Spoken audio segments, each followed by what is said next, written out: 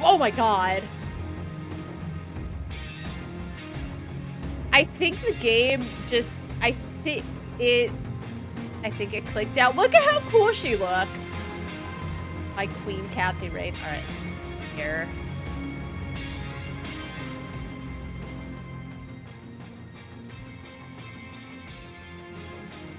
I think that's okay. Keep subtitles displayed until mouse is clicked. We'll actually turn that on. I think what that means is, like, sometimes games, they'll just, like, the characters will keep talking. And I believe what this means is, like, they'll say a line and then wait for me to keep going. Especially because I'm gonna be yapping about whatever they're on about. So I need them to go, right? I assume you can pause if you don't. I remember in, like, Judgment, I had a lot to say, so they'd let you pause, but we'll see. We'll see. All right, I think that's... Awesome. I want to keep a look before I close out of here. Oh, music, come back. There we go. Yeah, I think that's fine. All right, let's go. New game. We highly recommend playing Kathy Rain before Kathy Rain 2. Do you want to see a recap of Kathy Rain Director's Cut? You know what? Let's check it. I remember what happened. Her grandpa died. And I think it was something, it was very odd, and she went to go investigate let's look at the recap. In 1995, my grandfather died in Conwell Springs, my hometown. You sure did. I returned for the funeral after being away since childhood. Yeah, like her mom took her or something. She lived with her grandparents and then her mom took her. Oh! I learned that my grandpa had been investigating strange occurrences surrounding a mysterious presence in the forest. However, something happened to him in the woods, putting him in a vegetative state for over a decade. That's right. That's right. As I said, I, like, remember all the important bits, but, like, the little things, like he was in a vegetative state. Yeah, it was something like, I think his grandma said he went to go do something, and then he came back completely different, and, like, she had no idea what happened. To solve this mystery, I teamed up with Eileen Summers, my college roommate. A Christian nerd and a biker badass. It was a match made in heaven. Oh my god. I liked, what did her name was? Eileen? So, there was a part in the first game where Kathy is, like, having flashbacks. She had gotten pregnant. I think she was, like, 16 or something. And she had gotten pregnant. She did not feel she was ready for a child, and she couldn't...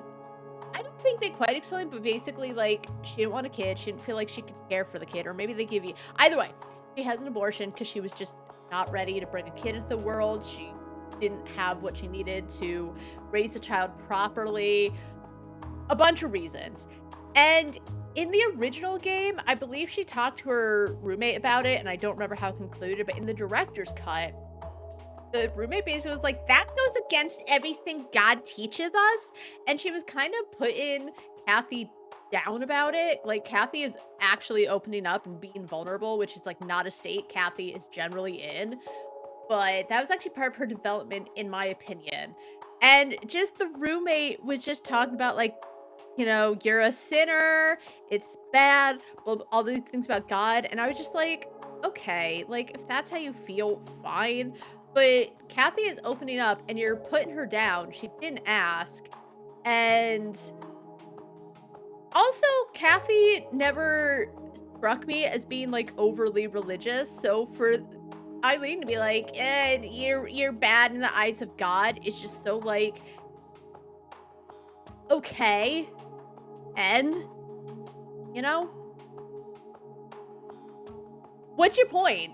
You're not gonna change her. It pissed me off, and it made me actively dislike the character because, like, that was her response immediately as Kathy's opening up about what's troubling her, especially at a time she was already having all these troubles surrounding like her grandfather and the disappearances. Like, oh, just a whole bunch was gathering on Kathy, and I did not like the roommate after that. So I know there are people like that, but it just it just really annoyed me that that was the response from Eileen. Anyway. A local church turned out to harbor a secret cult worshipping the malevolence in the woods, referring to it as the Old God. An endangered hallucinogenic flower, the red scythe, was somehow connected to the Old God's power. Yeah. Oh, this As we came closer guy! to the truth, a servant of the Old God made himself known in dreams and visions, the Crimson One, a scheming trickster. I forgot about the Crimson One. Things came to a head when the priest of the corrupt church, Isaac Price, abducted Eileen, intending to offer her to the Old God. I managed to track them down and have Isaac thrown in jail, but Eileen was in a catatonic state and was about to suffer the same fate as my grandfather. Also, this is Lenny. In the first game, he worked at the police station. He was kind of the desk guy. And he draws up his courage to ask Kathy out, and I don't know if she's like disinterested and just kind of says yes out of nervousness, or if she's so shocked that anyone was like interested that she didn't know how to respond. He was very sweet. I liked him a lot.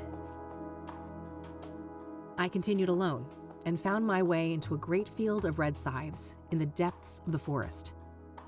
Greeted by the Crimson One, I descended into the Old God's bizarre realm, a place straddling the line between the physical and the otherworldly. The powers of that place tried to break me. My past trauma was manifested and turned against me, including my shadow, an evil doppelganger. Yeah, so this all, by the way, that I believe was a vision of her mother. Her mother, as I said, when she was young, like they lived with Kathy's grandparents, and then I don't remember what happened, but her mom just left and took Kathy with her. The powers of that place? Okay, shut up. I didn't know if they would explain, but this has like something to do with her mom, but I don't remember what exactly, which is why we're doing the recap. I defeated these foes and emerged back into the real world. As I left Conwell Woods, I set the flowers ablaze to eradicate the evil at its root. In my absence, Isaac Price took the coward's way out in his jail cell. Damn. It's an odd thing where it's a recap, but it almost doesn't... I guess a recap isn't gonna go into the nitty-gritty, right? But it like doesn't get into what exactly they were doing. Oh, it's the old gods and they were doing bad things, and so I went in and I defeated them. When I returned, Eileen had awoken. She was safe. It was time for us both to go back home. Yeah, so that's what happened. It was an okay recap. I wish I had gone a little bit more into depth, but a recap's a recap. So yeah, something about the old gods. There was an evil priest who was abducting people. There was also like stuff about her dad that never showed up in these recaps. Like he was part of a biker gang, or he hung out with bikers or something, because she like has a big love of motorcycles. I forgot how that all tied in, but I think it did. Anyway, that's just the recap. Something happened 9 years ago. Although 95, and now it's 90.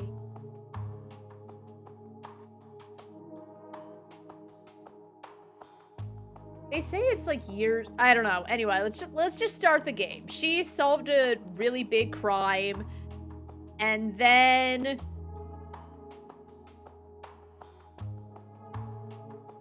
she decided to become a detective. Let's start the game.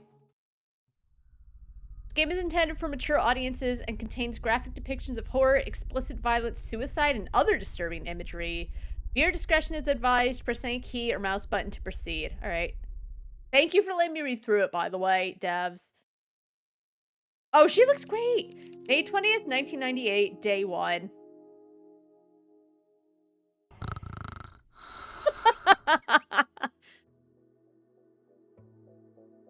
It's our cat.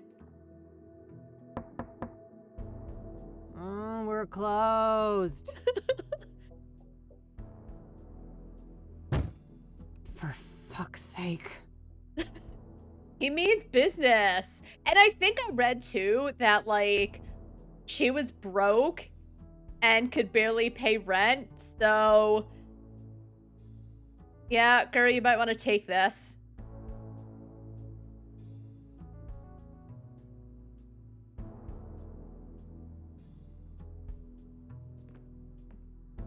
Nice boots. Hey, kid. Hey. Hey, kid. Oh, Lucas. Hi, Lucas. Gee, what happened to you? Looks like somebody's been through the ringer. The ringer.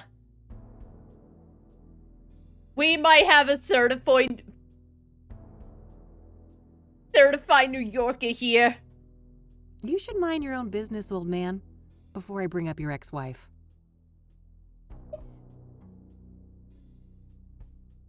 I mean, on one hand, that is true. Even if you look like... I don't know how close they are.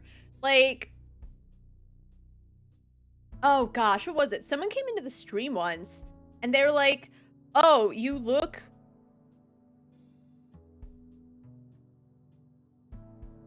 Something about how I looked, and like, they were new to the stream.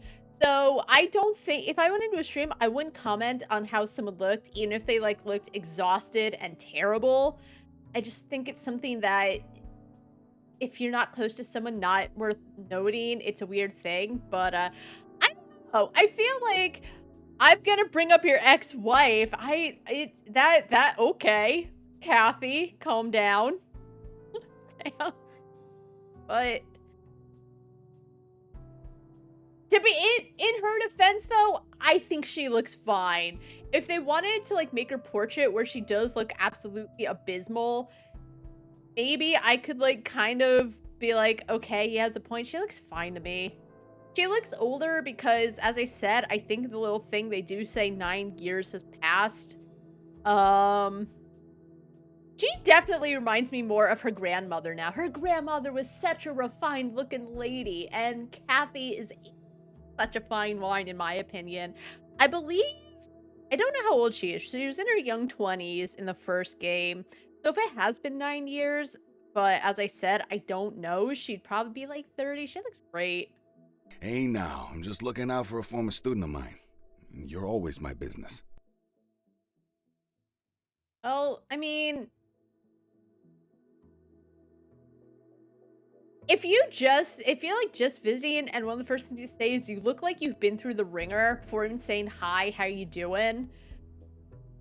Maybe don't. Oh, I bet I am.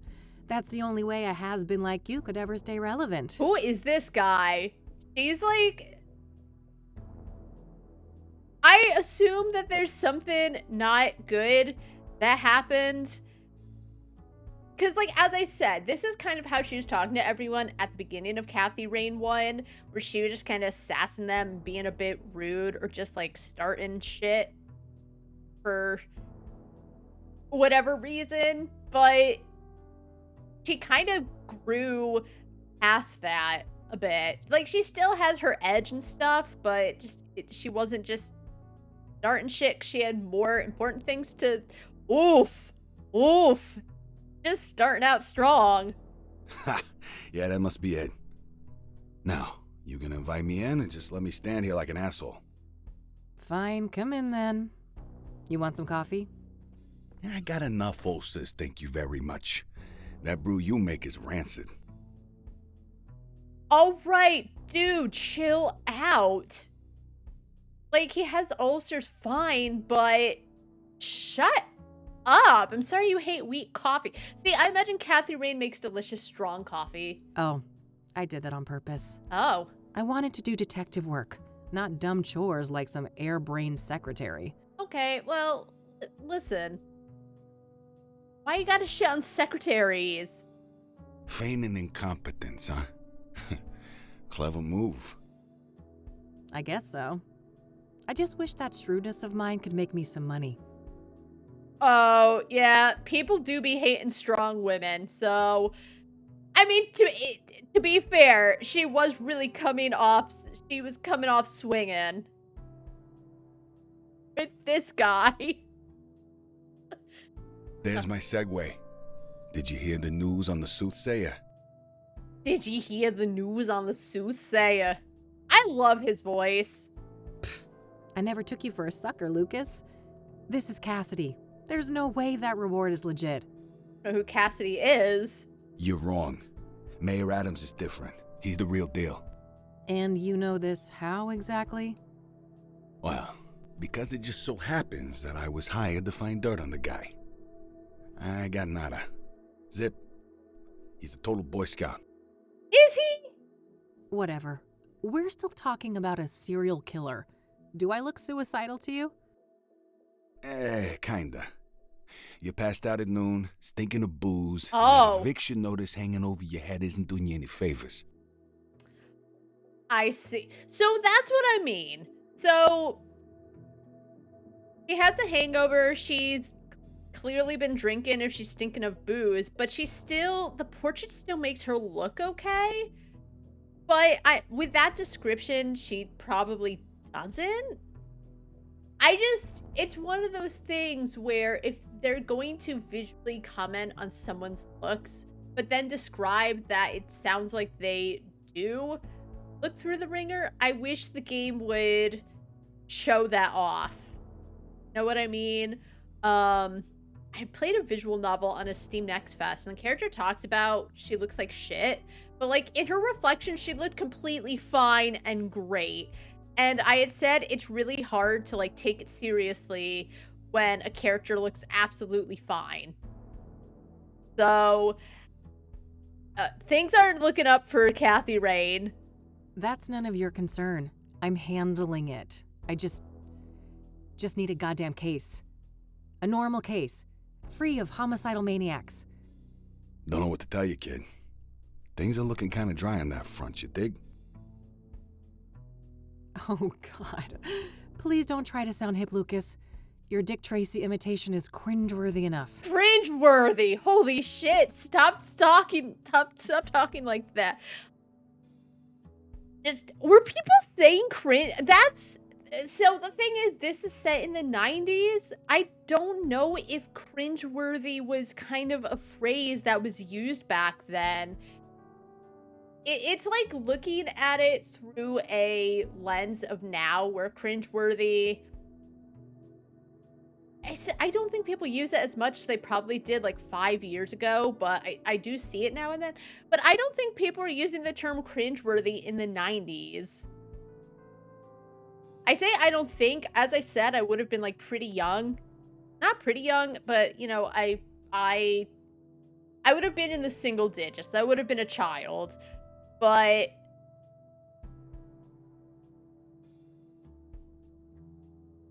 anyway, this is such a small critique. I wouldn't take points off for it, but like it's one of those things where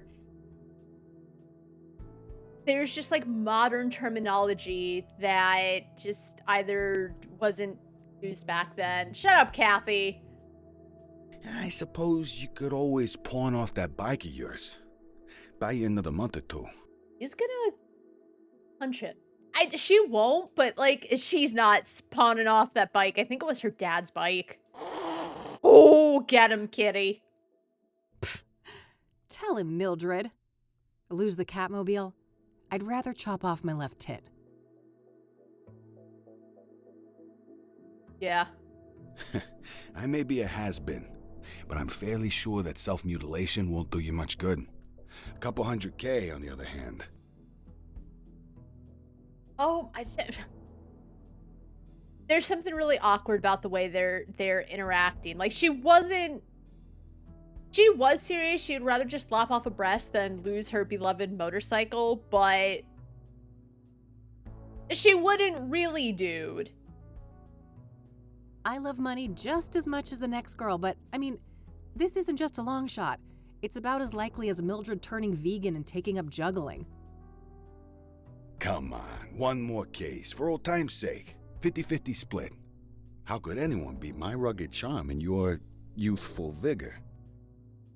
Also, rugged charm. I don't think he's charming at all. He came in, first thing he did was say, "You look like shit," which, you know, they know each other, so it's still rude, but it's less rude than if, like, a stranger comments about it. But yeah, he's not charming at all. Lucas, we both know you're about as charming as a clown at a funeral. And the last time I saw my vigor was 3 tequila bottles ago. Yeah, she's definitely not doing great. All right. I know what I'm beat. I'll drop it. Look, thanks for the tip. I might actually take a shot at that bounty, but you need to accept that we're not a team anymore. Oh, I wonder if what happened is they teamed up, but he tried to take the lead and just had her do, like... She says something about, like, airheaded secretarial work, so I imagine he just mostly had her stay at a desk and look things up, but not actually do as much, so she decided to, like, get out and do her own thing. We had a good run, but I have my own thing going. Look, see? My name is on the frosted glass and everything. I can respect that. You're not allergic to a little quid pro quo from time to time, though, are you? Now, that I can do. That's how the world works anyway. It's all just an endless circle jerk of quid pro fucking quo. I don't quite see things that way, but my door is always open if you'd like to discuss the case. Sure. May the best woman win. Get him! You telling me I'd look good in a dress?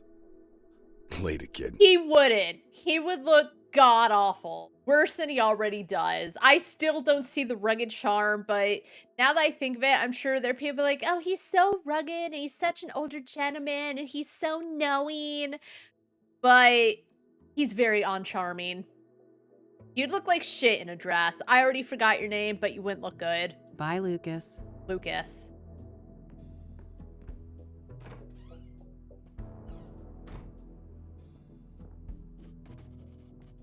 The Soothsayer. Well, it's not like I have anything better to do. I should have information on the Soothsayer somewhere in this room. Alright. Display interactive. Let's go pet the cat. Who's the best fluff ball? Aww. Oh! Mildred. Couldn't agree more. Alright. So remember in the demo, I think the first bit was, like, voice acted, but then after that it wasn't, and I was like, oh, I think they just probably didn't put it in because it's a demo, so I'm glad everything's fully voice acted. Letty. Oh, look at her! Alright, let's go to the living area. Oh my god, there's so much you can interact with. Alright, let's see. I believe he... This might be useful. Yeah, I was gonna say, I believe you grab that and it becomes useful for something later. Keeps me in perfect timing. Shut up. I say that. I do like puns. Every biker worth her salt has got a box like this somewhere. I think everyone has a junk box. Helmets. Extra helmets. Eileen used to wear one of them when well, back when things were different. Did they fall out? As I said, even though Eileen gave her a lot of shit about having an abortion, oh my gosh.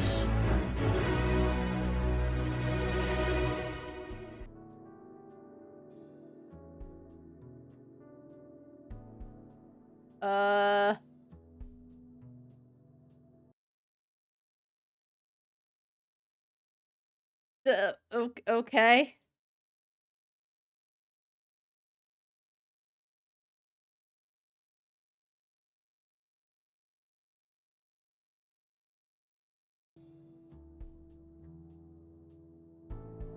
What was I on about? Yeah, so, like, in the end, they seemed like they got along and they were so happy to work together, but, oof. Useful things for when the Catmobile needs a tune-up. Back when things were different. We'll likely run into that later. Nah, I'll live with my current face. Right, dirty dishes. No time to do the stupid dishes. I've got a case to solve. Standard electric oven. All right, I better not open that. Wouldn't want the mold to spread. My walk-in closet. It's a real mess in there. I better not open the door, or I'd risk spilling all sorts of shit out here. How's it hanging, Lampy? Lampy?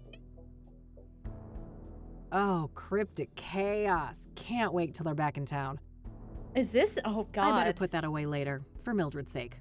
That little rascal has proven that, yes, cats can get drunk. All right. It happens. Loki was a little booze hound when he was a puppy.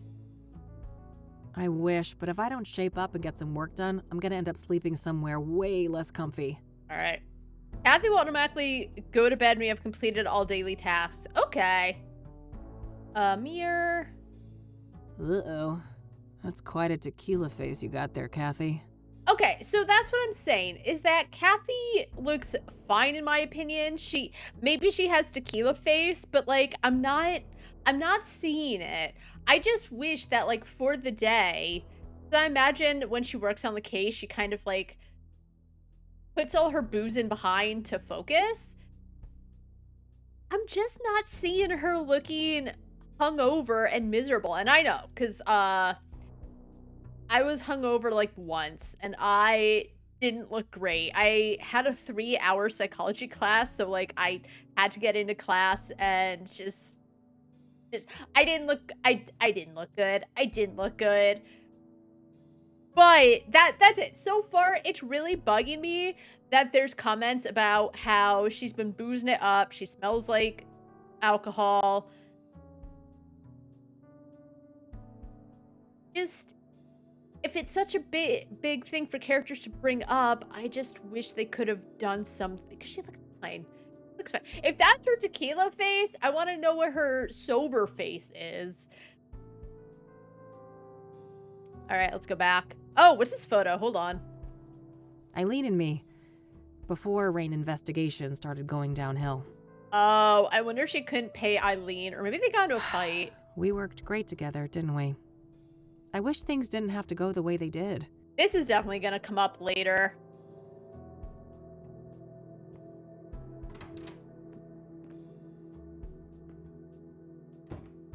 All right, let's see. Ooh, let's look at the unpaid What bills. bills?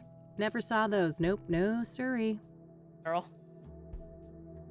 The city we're in, Oh. unfortunately. All right, the city of Cassidy. Been a minute to see a point-and-click adventure. Kathy Rain is top tier. I don't love point-and-click adventures because a lot of times I feel like they turn into like pixel hunts. And it's hard to see. But I'm a big fan if they're done right.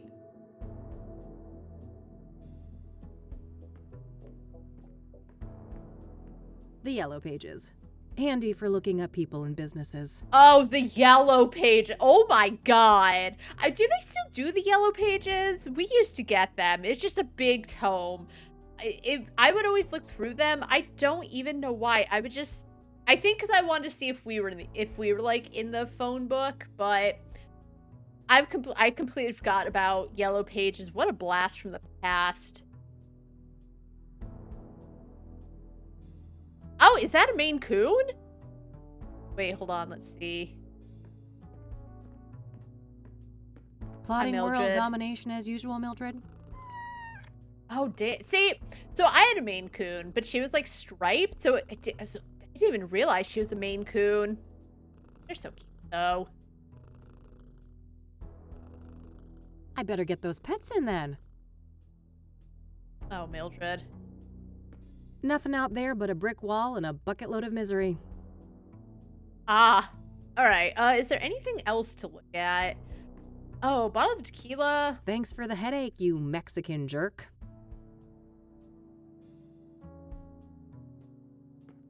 You're the one who drank it all, Kathy.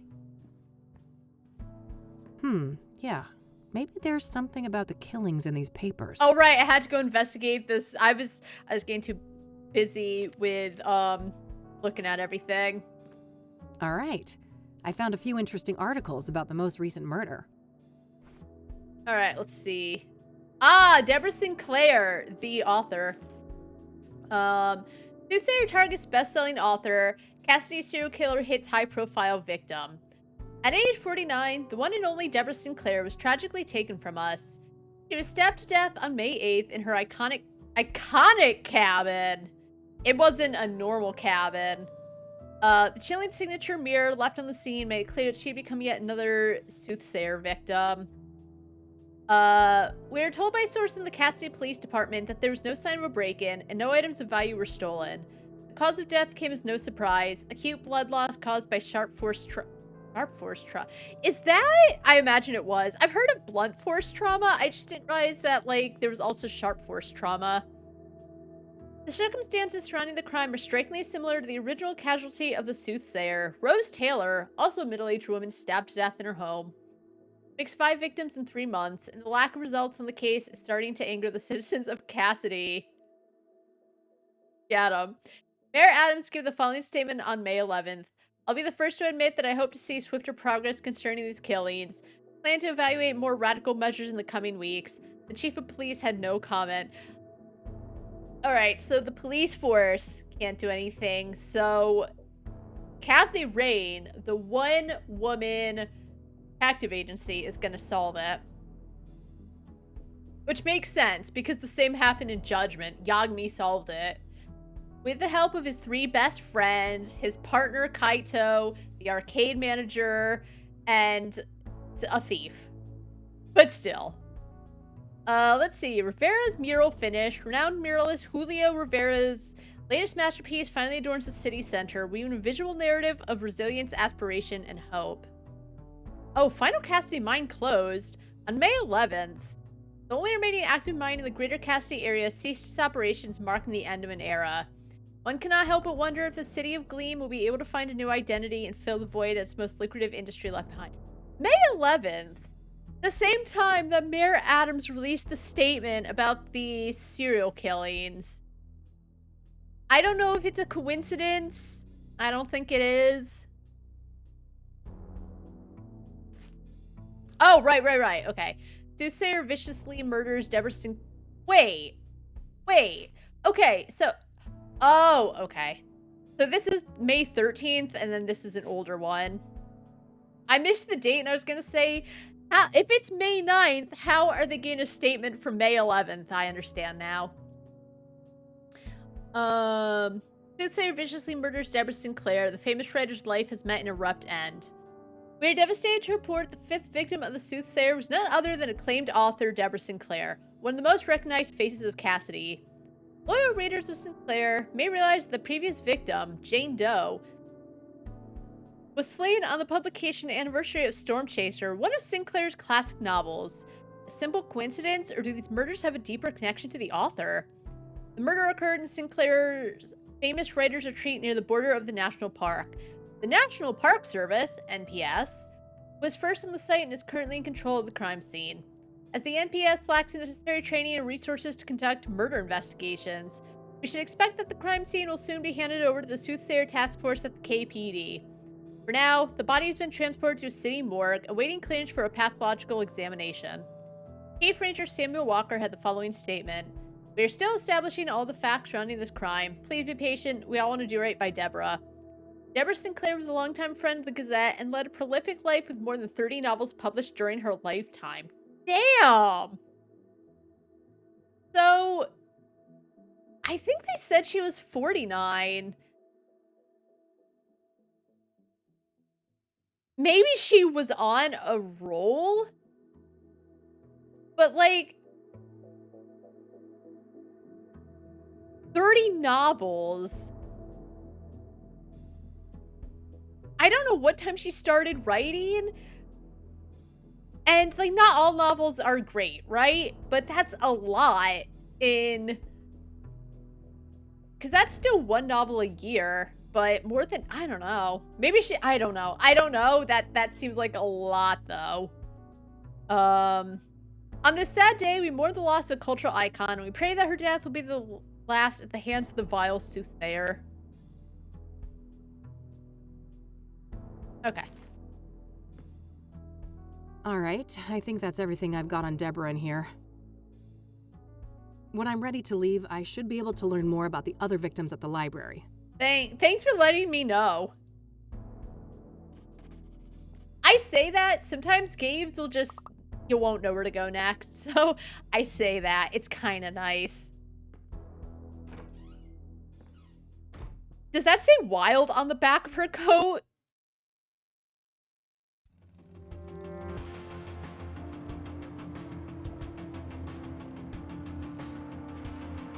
Alright, city library.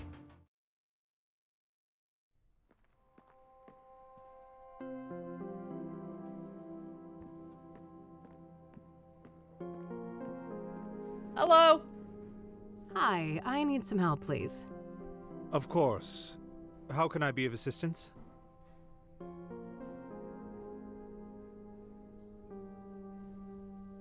Sorry, I just have taken.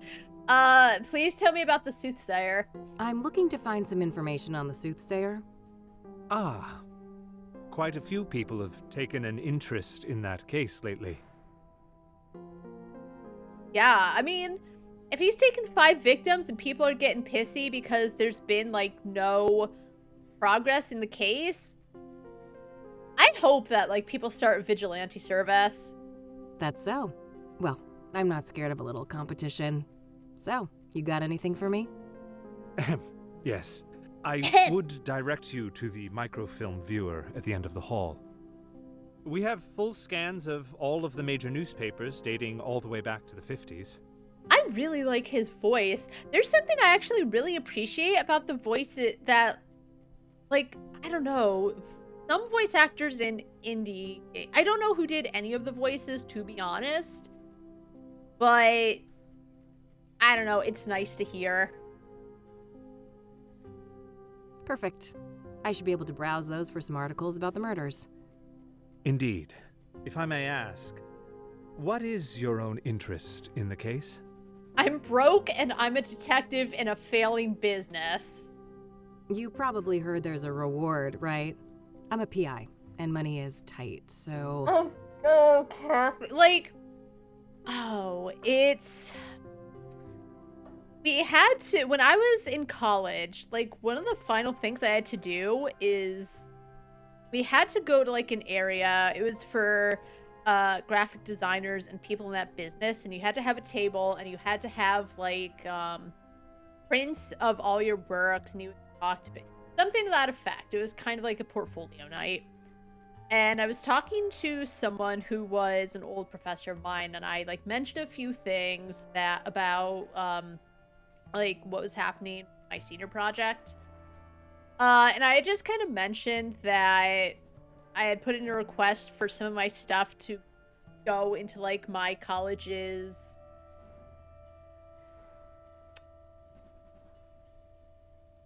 I forgot what it called, but they would, like, display the senior project, and I got rejected for it. And I told him about that, and what he said was, when you're talking to certain people, like, there's some things you don't necessarily have to mention.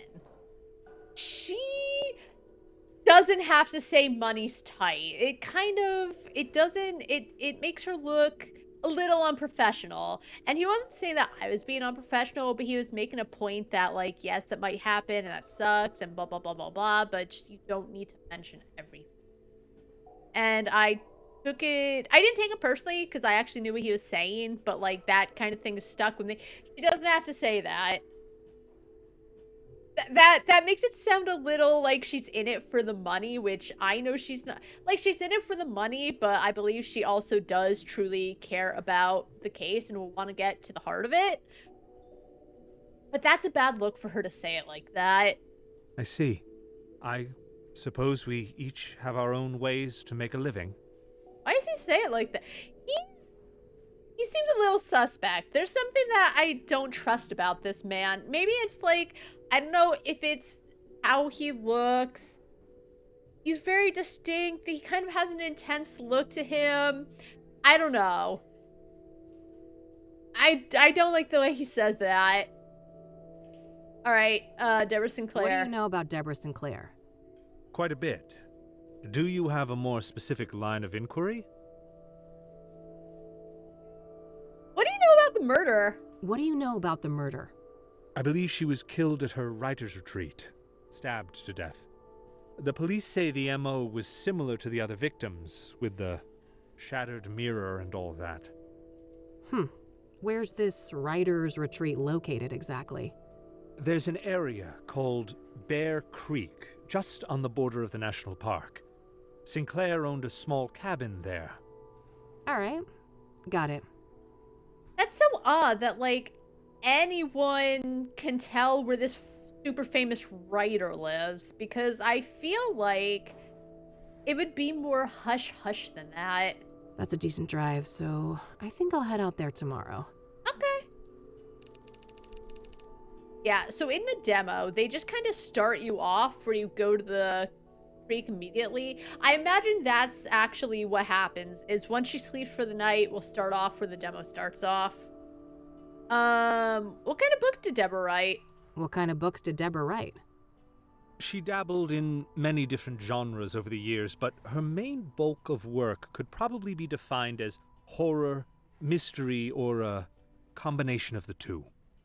Afflicted, Dead Ends Meet, and the Jenny Payne trilogy are some of her most well-known titles. Oh, I think the trilogy, there's something about it that becomes one of the answers, because, like, the president of Deborah Sinclair's fan club doesn't let me into the house until I can answer questions. Huh, okay. Was she working on a new book when she died? I believe so, yes. But I don't have any details to share. All right, was she a popular author? Was Deborah a popular author? Oh, yes. Even before her death. Afterwards, her popularity has reached astronomical levels.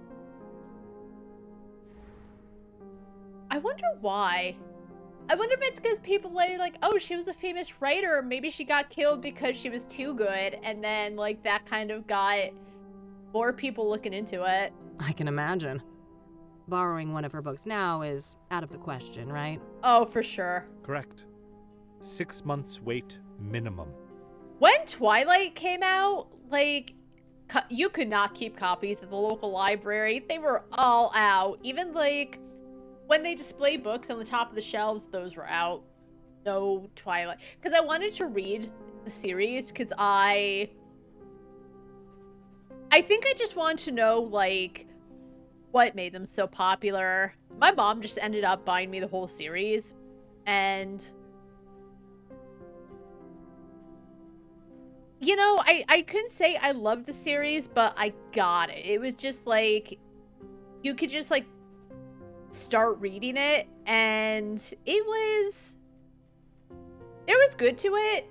Like, I loved some of the characters, but I couldn't say I cared at the same time. But it definitely it kept my attention. Yeah, I figured. What do you know about Deborah's private life? How would he know? He's just a librarian. You know, this was the 90s too, so like social media wasn't around. So you didn't like have as much of an insight. So what would he know? What do you know about Deborah's private life? She had quite an interesting life. Adopted as a child, and her adoptive father, Sebastian Willis Sinclair, Oh, Sebastian, was an accomplished author in his own right. Deborah's birth mother was a young homeless woman, and her father was a Native American. Deborah spent much of her life trying to track down her biological father, unsuccessfully. Oh. Perhaps in some part due to her roots. Deborah's books have often contained subject matter inspired by Native American religion. She was childless and unmarried when she passed away. Rumors say she was gay, but God knows tabloids are quick to jump to conclusions. I don't think she ever clarified that matter to the public. I said this during the demo, how this was the 90s, so if she was a lesbian, she wouldn't, I don't think she would just be telling the public that, because that would definitely affect her career. If you are curious to learn more, I would highly recommend her acclaimed autobiography, Unbound. Not that we have it in the library. Oh, I might check that out. Thanks for the information. Alright. Is there anything I can show him? I don't think so. Wait, hold on. I don't see a reason to show him those. Okay. Thanks. Very well. Thank you. Actually, oh, that's right! She, like, walks so slow. Actually, she walks fine, but I wish she would go with a little haste.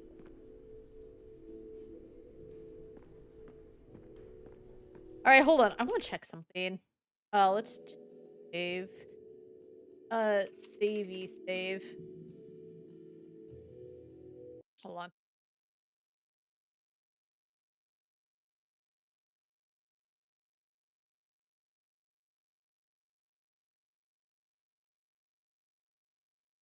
Oh, it's the year 1998. Okay, I don't know why I kept thinking it was, like, many years later. Or 9 years later. Oh, no, you know what? I think... it's because the developer kept saying how it's been 9 years since the original game, and for some reason that led to it's 9 years after the events of the original game. I understand. I made an oopsie, but yeah, it's 1998. 3 years after, I think. Alright, so yeah, that would still, I think, put her in her 20s. So... life is not kind after the first game. Oh, this doesn't matter because this will actually make more sense to do later when I have to do, look into her for getting into her cabin. So, apparently if there's a fire, I'm supposed to run through those gigantic double doors 10 feet away. Phew, I'm saved. A plaque with some prominent donors. Interestingly, Deborah Sinclair is listed here. Is that I mean, it is interesting, but if she was an author, I think authors would have absolute love and respect for libraries, especially if she was such a prolific writer and had like 30 novels. All right, anyway.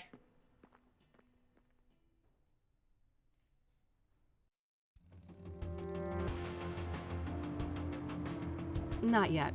I'll focus on research. Oh, so do I have to do more research? Can I go back and sleep? It did say she would automatically go to bed once I was done every day. Oh my god, the double click. The double click to get her to go.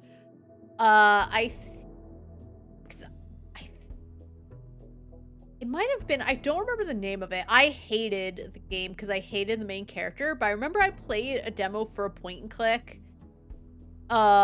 And I tried to like double click because in most games it just, if you're going to a new area, double clicking will speed you up. It didn't. He walked at the same slow ass pace and it really annoyed me. So thank goodness it's here. Wish, but if I don't shape up and get some work done... Okay, so I guess I have to keep going to the library. Or not keep going. Go to the library and do more research.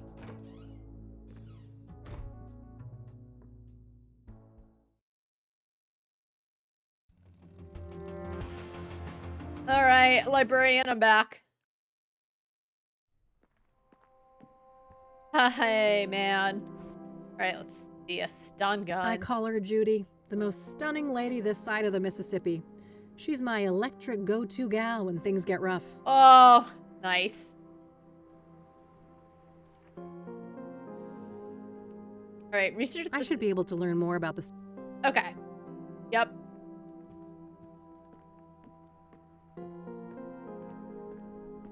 You can rent one of those if you lack a fixed address. Let's hope things don't come to that. Oh, Kathy. Oh, girl. Old lady. If I need a book, I should use it. I've never used it. Well, no. Sometimes I'd use the computer at my library, but... Shelves. Alright, let's see. Soothsayer. Alright. Layer. Oh.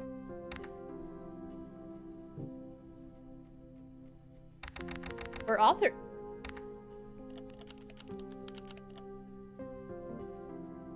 Alright, let's see. Deborah Sinclair, Storm Chaser, is an epic tale of a Native American warrior who sets out on a great quest to save his tribe from American settlers in the 1800s. Unbound by Deborah Sinclair and Stephen Collins. Deborah Sinclair's long-awaited autobiography outlines the author's tumultuous life and rise to worldwide prominence. The book takes the form of a series of interviews by Sinclair's longtime friend and colleague, Stephen Collins. Thorns of the Wild, three estranged friends are compelled to reunite in their hometown to confront the haunting memories of their childhood. New questions arise. Was the old gardener lady called Nettles truly a witch? What actually happened when the fourth member of their group, 8-year-old Johnny P., mysteriously disappeared? The truth is darker than any of them can imagine, and they will all come to learn the true reason why they were summoned there. Afflicted. Fiona Thunderheart, a Native American tribeswoman and daughter of the chief, is forced to hunt down and kill her own father after he becomes possessed by a Wendigo and threatens their whole village. Damn. Dead ends meet. A distant, lonely couple falls in love after meeting in a vivid shared dream. The pair becomes obsessed with reuniting in the real world, whilst opposed at every turn by Mr. Clock, a mysterious and ruthless adversary. Evermore. Hannah's dating life has been a whirlwind of charm and mystery. Every man she meets seems perfect, yet something is strangely askew. Beneath their different faces and personalities, there's an inexplicable familiarity that she can't seem to shake. As Hannah tries to piece together these patterns, she begins to question not only her choices, but the very nature of the men drawn to her. For the sake of mental clarity, David Walker leaves a successful business behind to retreat to a remote forest cabin. At first, the solitude is healing, but soon, strange instincts take hold. It is as if David's mind is being reshaped by something primal and deeply unfamiliar. Are these sensations the echoes of an ancestral memory, the onset of madness, or the influence of an unseen force? As the line between reality and delusion blurs, David starts to feel an undeniable magnetic pull to the local caves. The truths he uncovers there could lead him to a darkness older than humanity itself. Shut up! Alright. Didn't deserve that. Jenny Payne, a traveling magician and illusionist, solves crimes throughout America using deduction and trickery. The second chapter in Jenny Payne's saga brings her to Europe to investigate her family's mysterious and dark past. The stakes are higher than ever, with Jenny Payne locked up in jail and framed for murder. Can she escape, clear her name, and stop the murderer from killing again? Alright, this is a trilogy, but I will say, having read, like, the synopsis for all these books, those sound like the most boring books. Alright, let's see. Sebastian... I spelled it wrong. You would think I would know how to spell Sebastian. Saltpeter. At the end of World War II, Captain Ellis Harrow is sent to oversee Saltpeter Works, a remote munitions factory in the Scottish Highlands. Amid tense murmurs of sabotage and growing mistrust among the workers, a deadly explosion exposes a conspiracy that threatens not only the factory, but the entire Allied war effort. Saltpeter is an atmosphere thriller exploring loyalty, betrayal, and the price of survival in a world at war.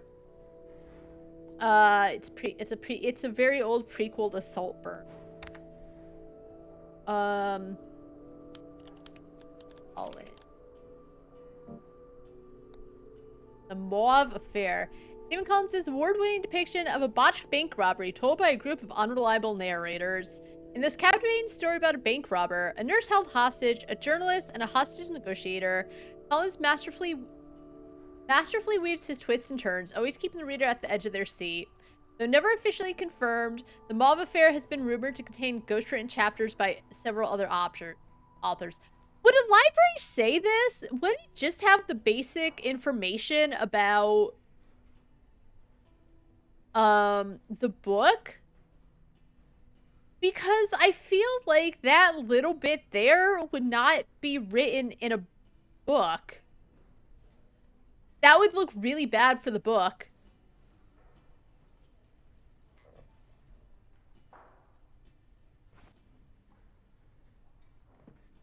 Oh, microfilm shelves. I think he... Microfilms containing images of scanned newspapers. They're organized by calendar date. Alright, let's see. Okay, let's see here. It would take ages to look through all the microfilms since the killings began, so maybe I can figure out on what date the murder prior to Deborah's occurred. Hopefully I can deduce the date of the previous murder from the articles I picked up at the office. When I have a good date written down, I can view the corresponding microfilm and look for useful information. All right, let's look at the newspaper. Let's see. So 5 victims in the last 3 months. So it was May 8th. So the killings would have started in February. No, because March, April, May would... March. Let's start March.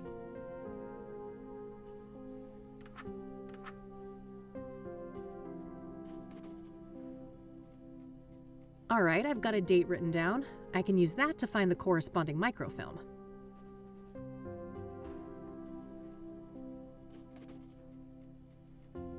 Okay, we can start March 8th and look from there. No, I don't think this date I've got written down is good. I can't waste time by checking every date. I should look for the date of the previous murder in the sequence before I browse the microfilms. Oh, I guess I could try May 9th.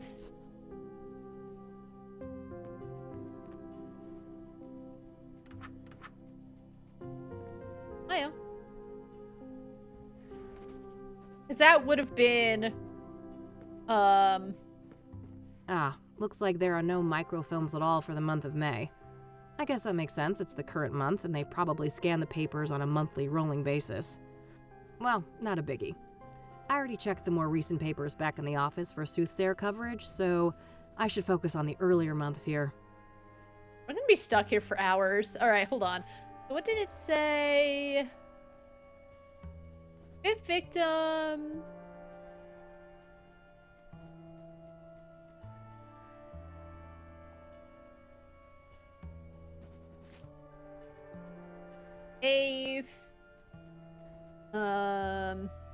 Are striking the similar to the original casualty of the Soothsayer, Rose Taylor, who ultimately drove and stabbed to death in her home. 5 victims in 3 months.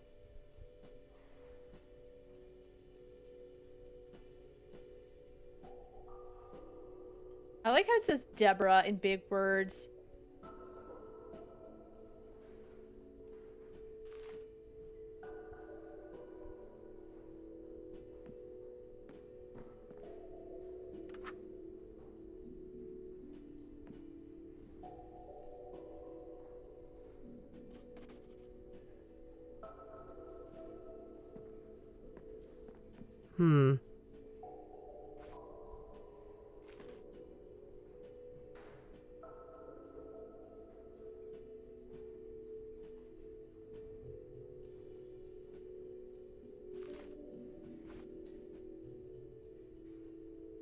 I should try to figure out when the previous murder happened and then search the microfilm starting...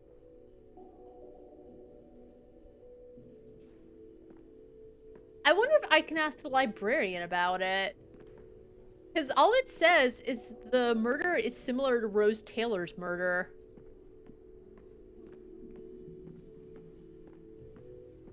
Maybe I can look her up on the computer. One more thing. Yes?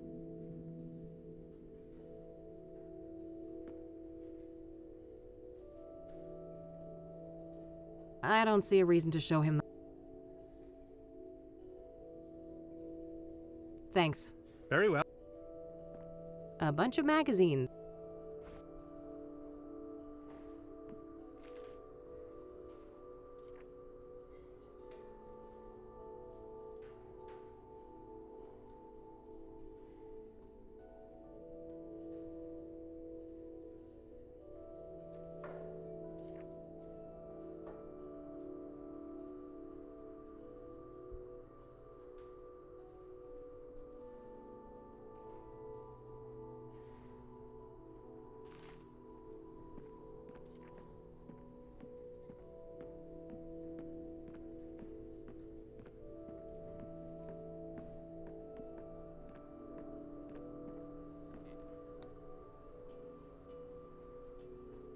Rose.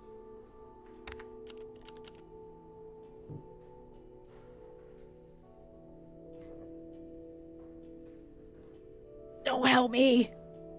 I tried to look at the second page. I couldn't find a lot, but I don't want help. Read the rules.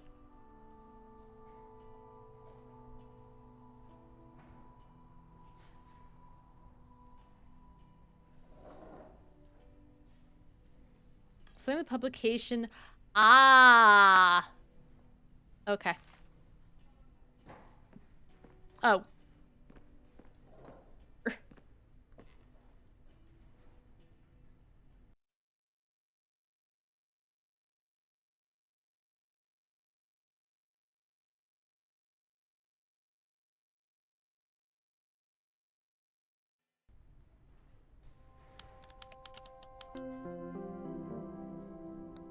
All right. Hey, the 420 was close.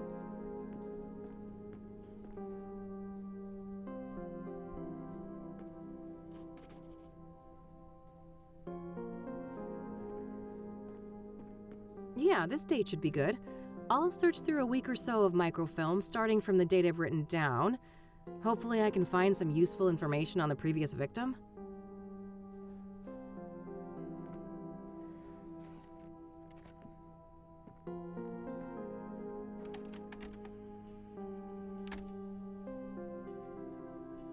Yes, there we go. I'll have these printed.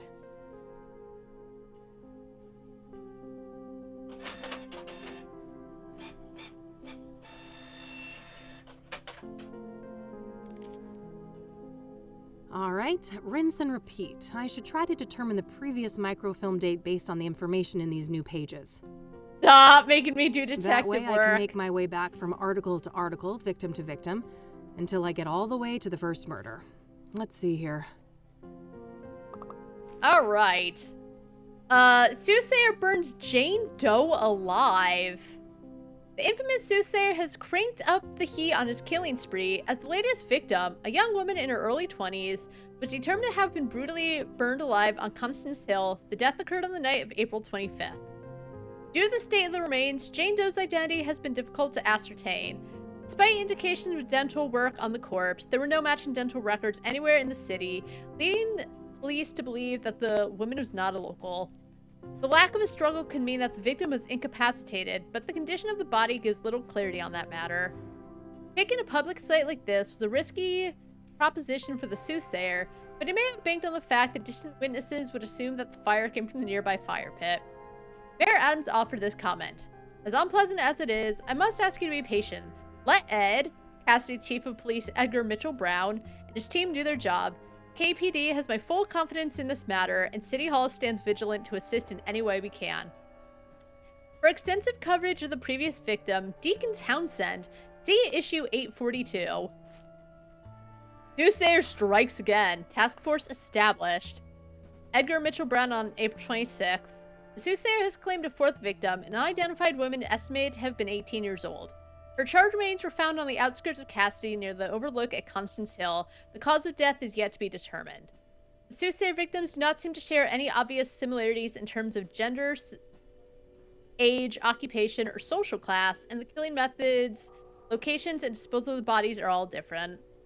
However, the killings have all occurred within the greater Cassidy area over a period of 3 months, which would indicate that the Soothsayer is somewhat local to the area. In related news, the Cassidy Chief of Police has recently announced that the investigation of these killings will be taken over by the newly created Soothsayer Task Force. So there was a whole task force made, and they don't have anything. Edgar Mitchell Brown said the following during press conference on April 26th. As of May 1st, the so-called Soothsayer slayings will be investigated by a dedicated task force of 8 senior detectives, handpicked from various divisions of the Cassidy Police Department. Rest assured that this elite group has every resource at their disposal. When asked whether or not the FBI would be involved, Mitchell Brown replied, "There's no federal jurisdiction in this case. I have no further comment. We'll take it. The Gazette has frequently criticized the Cassidy Police Department for their errors in the past, but credit where credit is due. This is a step in the right direction."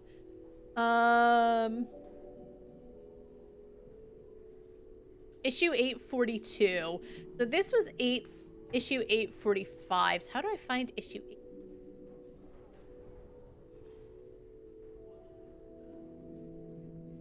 Your source of weekly news. Okay, so if it's every week, it would have been April 5th. Wait, 842. No, so it would have been 3 weeks ago. So April 8th.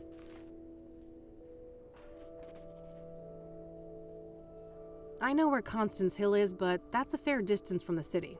Better save it for tomorrow. Okay. For now, I'll put Jane Doe on hold and see what I can find about the previous murder victim.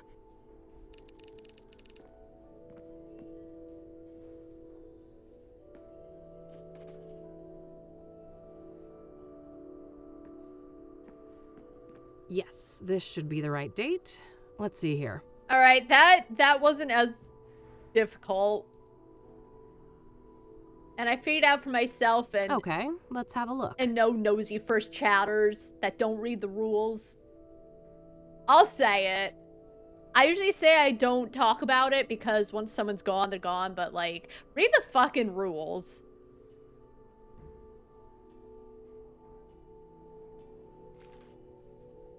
Anyway. We're sad to report... Oh, wait. Soothsayer stages suicide of prolific deacon.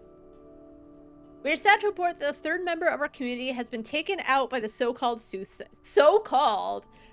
who appears to be Cassidy's first serial killer. Really? Their first serial killer? Interesting. There must be nothing going on at Cassidy. Victim's name is Benedict Townsend, age 51. Our sources say that his death occurred on April 3rd and that Townsend was likely murdered in a staged suicide by hanging. Townsend served as a deacon at the King of Kings Catholic Church, an old congregation dating back to the early 1900s. He was a beloved figure in the community, well known for his voluntary work. Reverend Hugh Winters, the pastor of the King of Kings, had the following to say: "My heart aches for Ben's soul and everything he had left to give to the world, but I take comfort in the fact that he is with the Lord now." Okay. "And for the person or persons who did this to my friend, know that there will be a reckoning. Murder is a sin most vile, and God sees all." The King of Kings remains open as the crime occurred in the adjacent rectory building. However, the rectory will remain under lock and key until properly consecrated. Oh, the chief of police's phone was hacked. Unidentified phone hackers, so-called freakers. Oh. Hijacked the phone line and prank called the chief of police last week, shouting obscenities and sexual innuendos. According to a statement by the chief, their motive appears to be retaliation for the police raid on the Cyber Shack internet cafe last month. Ooh, Deborah Sinclair's book is set for a Hollywood adaptation. Cassidy's own author Deborah Sinclair is making waves as her best-selling novel, Thorns of the Wild, is slated for a movie adaptation.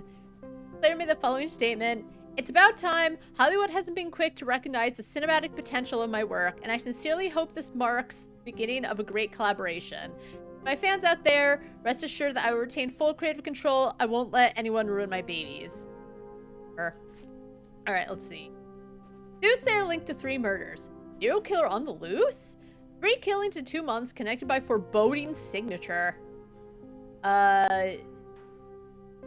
Deacon Benedict Townsend, age 51, was found dead early on April 4th in the rectory of the King of Kings Catholic Church. The cause of death was determined to be hanging, but suicide has been ruled out by the KPD. An anonymous police source had the following to say: "Somebody else is involved. The positioning of the body and other logistics don't add up if he was alone." The scenario is eerily similar to that of Eric Holloway, the postman who met his demise on that ominous full moon night last month. Because the calendar tells you about the moons. Nice. His death was initially treated as a suicide, but later revised homicide. Now, the Gazette brings you the exclusive scoop. Both of these killings, as well as the brutal stabbing of Nurse Rose Taylor back in February, are linked by an object left at the scene, a shattered obsidian mirror, colloquially referred to as a scrying mirror. I'm curious what the logistics are where they realized, oh, like someone killed him. I guess the newspaper wouldn't give that kind of information. I'm just curious. These mirrors have been used since ancient times to see the future or communicate with the spirit world. The Soothsayer responsible for these murders have a religious motive? Our source continues, it's a signature. This killer is no hack. He hasn't left any other forensic evidence that can be traced back to him, so the mirror has to be deliberate. Townsend was a well-liked figure in the community, known for his charity work, and a longtime member of the church. Cassidy Chief of Police Edgar Mitchell Brown gave the following comment. We are not classifying these homicides as serial offenses at this time, but trust that we have our finest on the case.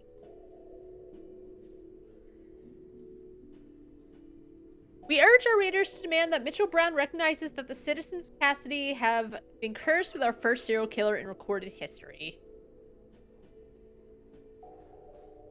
Alright, so last month's full moon. On the ominous full moon night last month. It was the full March of 98. We're getting closer. Okay, I'll make sure to look into that church later and maybe find the address. For now, let's move on to victim number 2.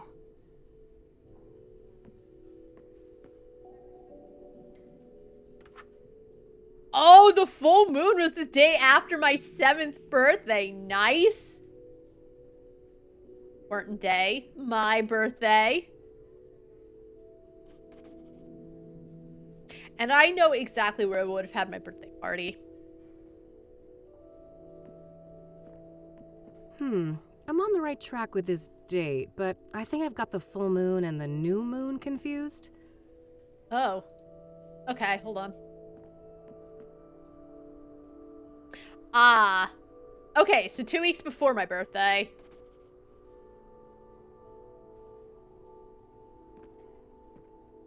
I don't know if they're both circles. This should be the right date. Let's see here. Also, if she doesn't know the dates, why is she giving me shit about the moons? I guess, to be honest, it is a good way to tell the player, okay, you're on the right track, but just this thing isn't right. No.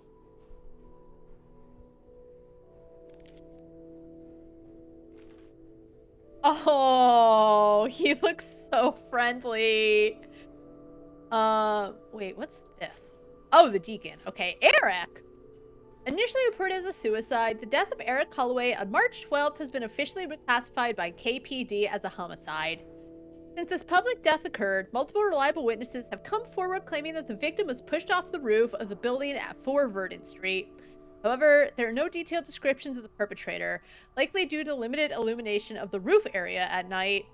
Holloway led a quiet and simple life, working as a mailman for the city, and is said to have been well liked by his peers. However, there are unverified reports of mental health problems related to the death of his fiancée last year.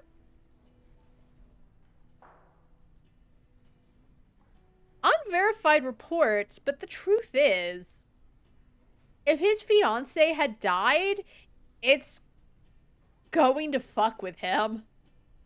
So, verified or not, it's gonna mess him up. Police sources told us that there are links to the brutal motel stabbing of Nurse Rose Taylor on Statehood Day. Don't know what that means, but the calendar's gonna let us know when Statehood Day was. But we're reluctant to share further details of an ongoing investigation. On Thursday, March 12th at roughly 8 p.m., Rimfall under the full moon. Thursday, March 12th at roughly 8 p.m., a 32-year-old man leapt from the roof of a 4-story building at Verdant Street, instantly killing himself on the pavement below, making a grisly spectacle for neighbors and bystanders alike. Friends and neighbors claim that the victim had struggled with the death of his girlfriend, but no suicide note had been recovered. Events like this reiterate that mental health and grief counseling should be a national concern, with more resources available for... I don't know why that... I was touching nothing. More research is available for vulnerable people in crisis. If you or anyone you know is having suicidal thoughts, you can reach the National Suicide Hotline at 555-922-922, which sounds like a fake number. Available 24/7. Alright, Statehood Day.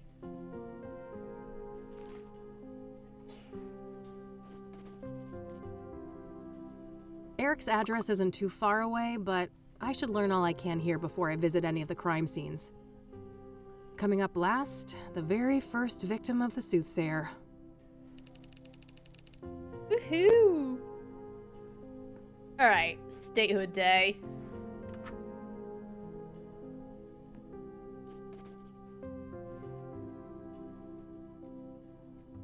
I will say, I do appreciate, even though it took me forever, even in the demo it took me forever, to get the information I needed, but I appreciate that it's a little more detective-y in this game. Yes, this should be the right date. Let's see here.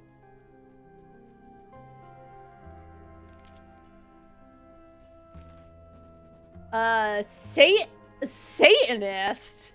Responsible for motel slaughter. Oh, okay, hold on, before we read that, a new K9 unit was added. The Cassidy Police Department has bolstered its crime-fighting efforts with an expansion of its K9 unit. The new team includes dogs trained in narcotics, detection, tracking, and public order tasks. These furry companions have become invaluable partners in our law enforcement endeavors, said Sergeant Maria Gonzalez, head of the K9 unit. The department demonstrated the new team's capabilities in a public event, highlighting their advanced training and strong bond with their handlers to an overall positive public reception. A brutal stabbing occurred at the Azure Sky Motel on February 5th, and our sources now say that there's an occult angle to the killing, with some sort of artifact left on the scene. The husband of the victim was briefly detained, but released a day later. Law enforcement claims that he remains a person of interest, however, and confirmed that the cause of death is multiple stab wounds to the chest. Oh, Cassidy's art funding. Oh my god, classicer mod. Shut up. View from outside the Azure Sky Motel. Alright, motel murder mortifies management. On February 7th, Rose Amanda Taylor, age 47, was found dead by Robert Tippett, the owner of the Azure Sky Motel. Taylor had been stabbed to death by an unknown perpetrator. Blood everywhere like a goddamn butcher room, Tippett says, wide-eyed, and continues to emphasize that the city is going to hell. You go ahead and print that. Why, though? Neighbors report hearing a commotion from the room, but that was apparently a regular occurrence, so no one went to investigate. Taylor is survived by her husband and 2 children, who have declined a request to be interviewed. The husband was briefly detained, but is no longer considered a suspect. If you have any information about the murder of Rose Taylor, please contact the Cassidy Police Department at 555-583-175. So a commotion from the room, but that was a regular Alright, I'm gonna move.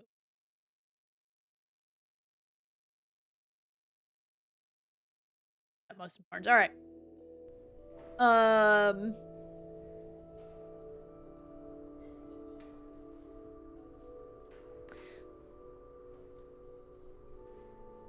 So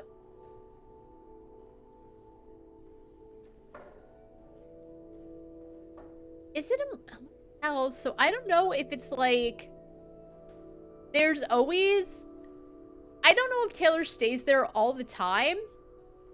But, oh, you know what? If she was staying at a motel, I wonder if something happened between the husband and her, and that's why he was, taken in, because they thought maybe he did it. Guess we'll find out. That's a lot of shit we've added to the notebook. All right, that should be everything on the microfilms. I think I'll continue to focus on gathering information today, and then head to each of the murder sites tomorrow. Alright, collect all the newspaper articles. If you need help with what to do next, try opening your notebook and query your active tasks.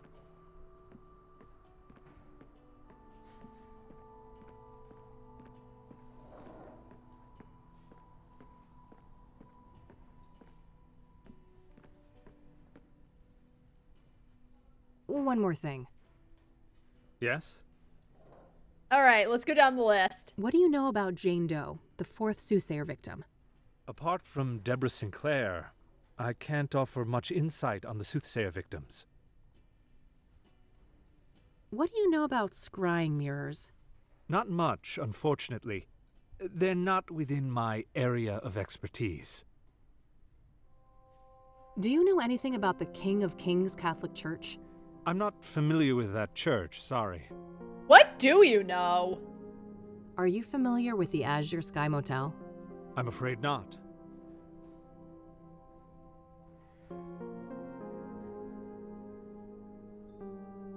The microfilms were a great help.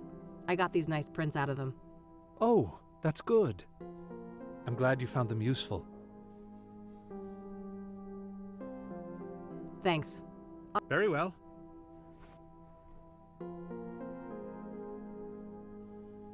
I think I'll look into that church next, the King of Kings. There was no mention of an address for it in the newspaper. Alright, maybe the library knows.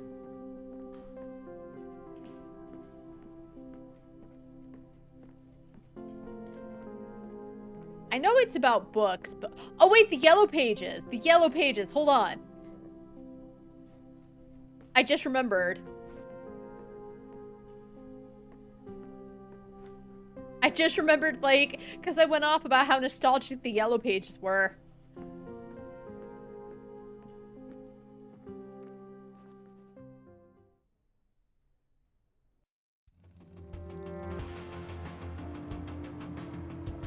Nope, that's the library. I think if you're at a location... Well... I was gonna say they should gray it out, but if you accidentally leave... Oopsies.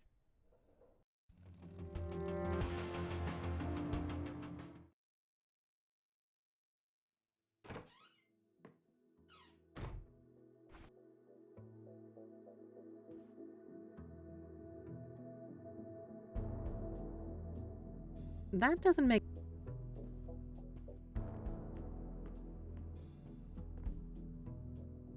King of Kings. Great. I've got the address to the church. I I'll did head over it. there tomorrow. I could figure that out. I think it's time to see what I can find about the Azure Sky Motel. It's likely in this phone book here.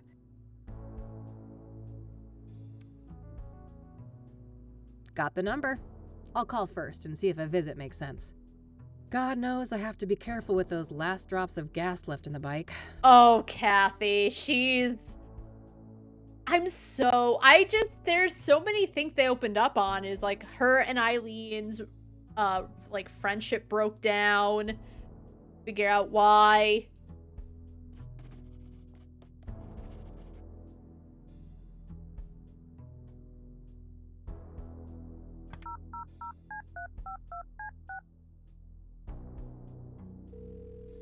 Thank you for calling the Azure Sky Motel, your oasis in Cassidy.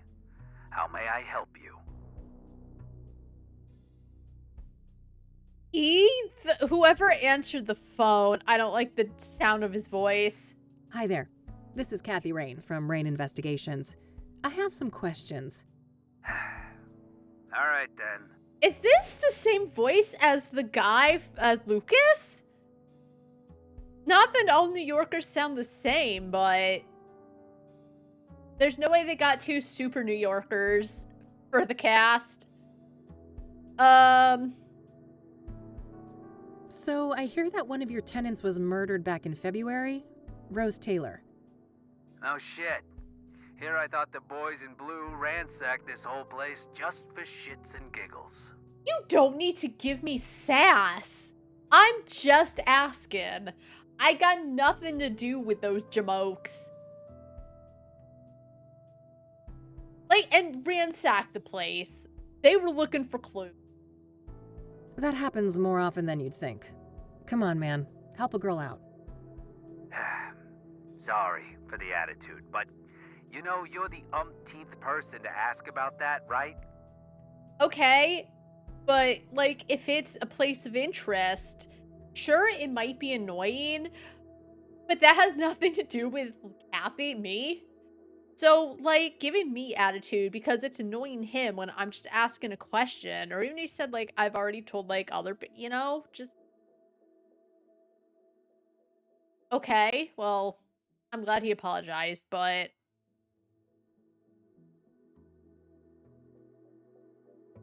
I get that, so how about we stick with the short version? Fine. No, I don't know anything that isn't in the papers.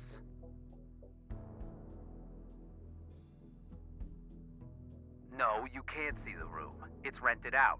And even if you did go in there, there's nothing that the cops or cleaners haven't removed since friggin' February. Understood. So what about the next of kin? She had a husband, right? Yeah, he came by later to pick up the personal effects.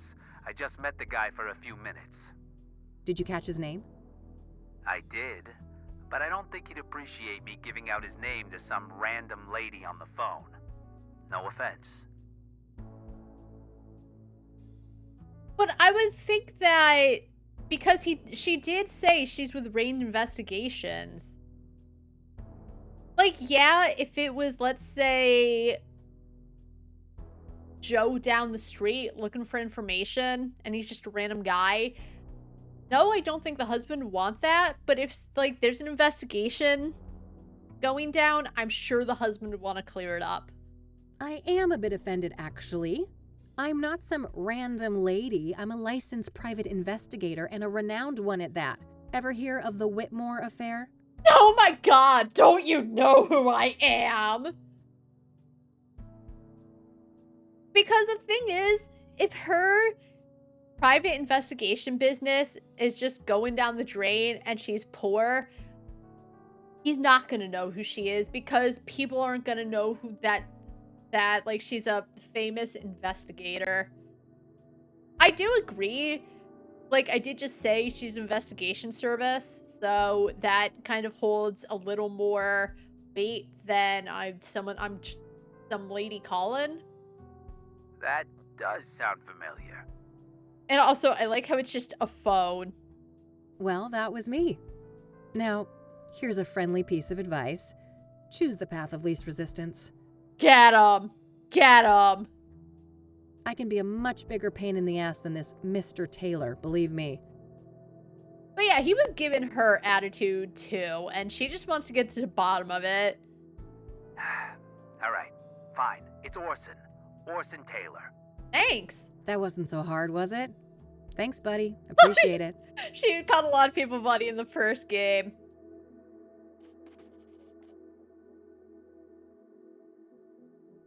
That's all, thanks.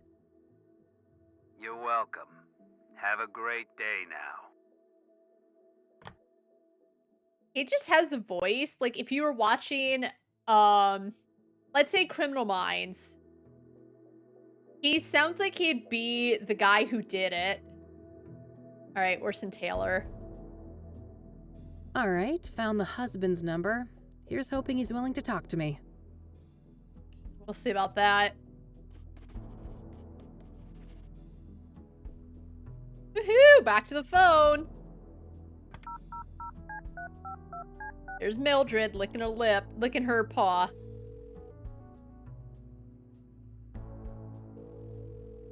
You've reached the Taylors. No one's home right now, but if you leave your details after the beep, I'll get back to you. Hi, Mr. Taylor. This is Kathy Rain, Laugh private and pass. investigator. I was wondering if I could Beep. ask you some questions. You can reach me at 555-142-062. Thanks in advance. Bye. I think I followed up on what I can today for each of the different victims. Okay. Just one thing left to do.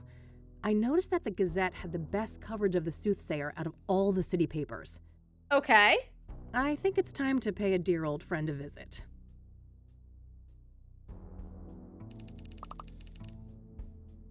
Okay. Old friend. We'll find out.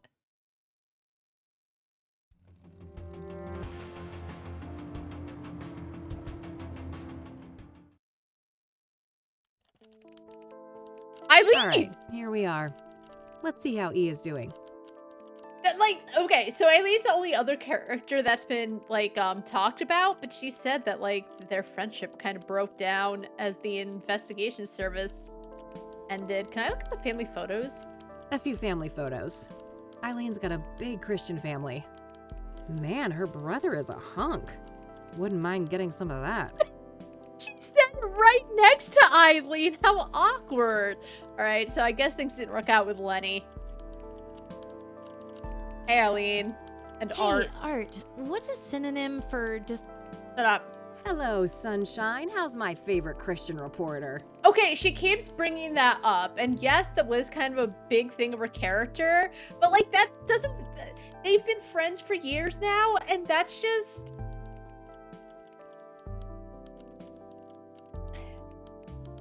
Why are you making her religion such a big deal? It's like, who's my favorite redheaded reporter? Who is my That's weird. That's weird. That she just constantly brings up Eileen is Christian. Oh, what do you want, Kathy? I'm on a deadline here.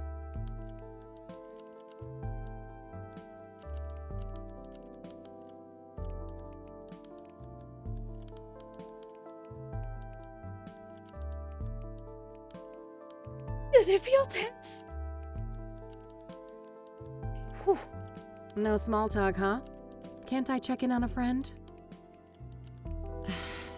I wish, but we both know you only show up when you need something. Oh, what happened? Because they were like great pals, Kathy Rain. Like, yes, I know I like called out how brutal she was when Kathy like admitted to her that she had had an abortion when she was a teenager, but despite that, they got along very well. So I'm so curious and I'm so excited to see like what caused the breakdown specifically. Ouch.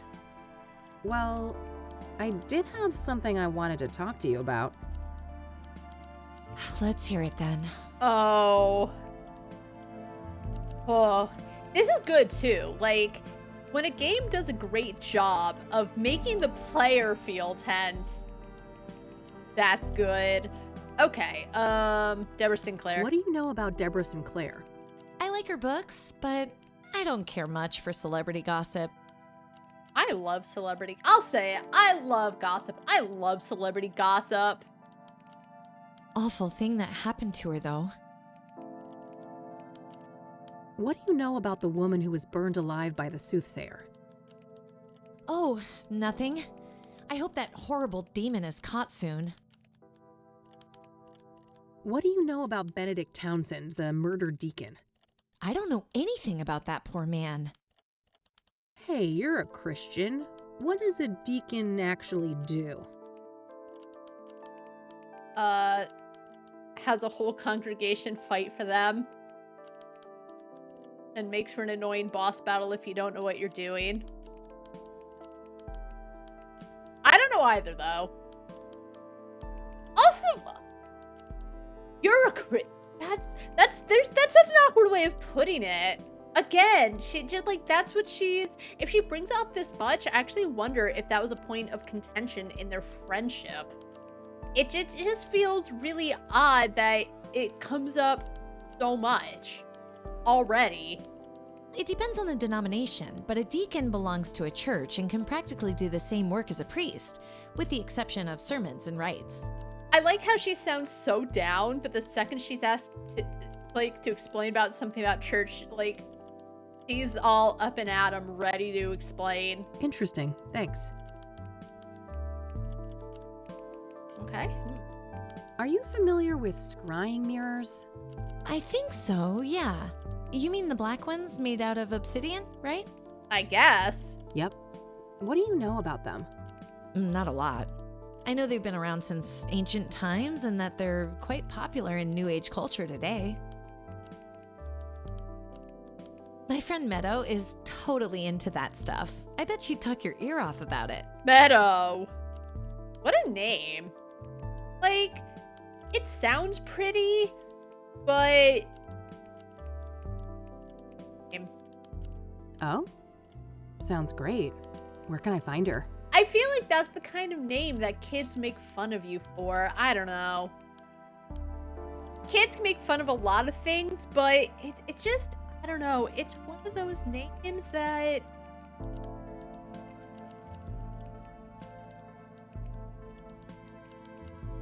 Oh, it feels like one of those things, like it almost seems like a mean name.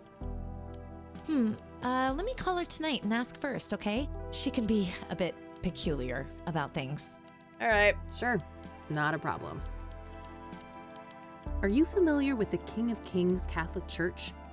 I'm not. My family, we're Protestants. Okay, well, I think you can know about a church even if you don't go to it. Do you know anything about Eric Holloway, one of the Soothsayer victims? Not really. I'm sure you know more about him than me. This lady doesn't know anything. What do you know about Rose Taylor? I should probably ask about the first Soothsayer Soothsayer, victim? actually. She worked as a nurse, I think. Other than that, I don't know much. All right, hold on. What do you know about the Soothsayer? The serial killer? But... oh no, it's that stupid reward, isn't it? See, her saying it feels a lot better than when Kathy's like, oh, I'm investigating because money is bad and there's a reward. You betcha. Money in the bank, baby. But that's also... And I guess she's talking to her friend who does know about her difficulties. But it really makes it seem like she's all on board for the money. So it almost gives... And that's why I don't think she should have mentioned that she was in it for the reward. Because then she doesn't seem as professional. And I know that she's going to put her all in for the case. Because I played the first game she was all in. It was like more about her grandpa and stuff. But still... So it gives this indication to other people that she isn't going to be taking it as seriously. Or her heart might not be in it. She's more focused on the money, which is why I think she should just kind of keep her mouth shut about it. Even if that is her intention. Oh, brother. I'd say this is a terrible idea, Kathy, but it's not like you listen to me anyway. Oh, come on, Eileen. Don't be like that. No, don't even go there. Do you know how many times I had to go to HR to get people to stop quoting that stupid song? What stupid song? Poor old Johnny Ray sounded sad upon the radio.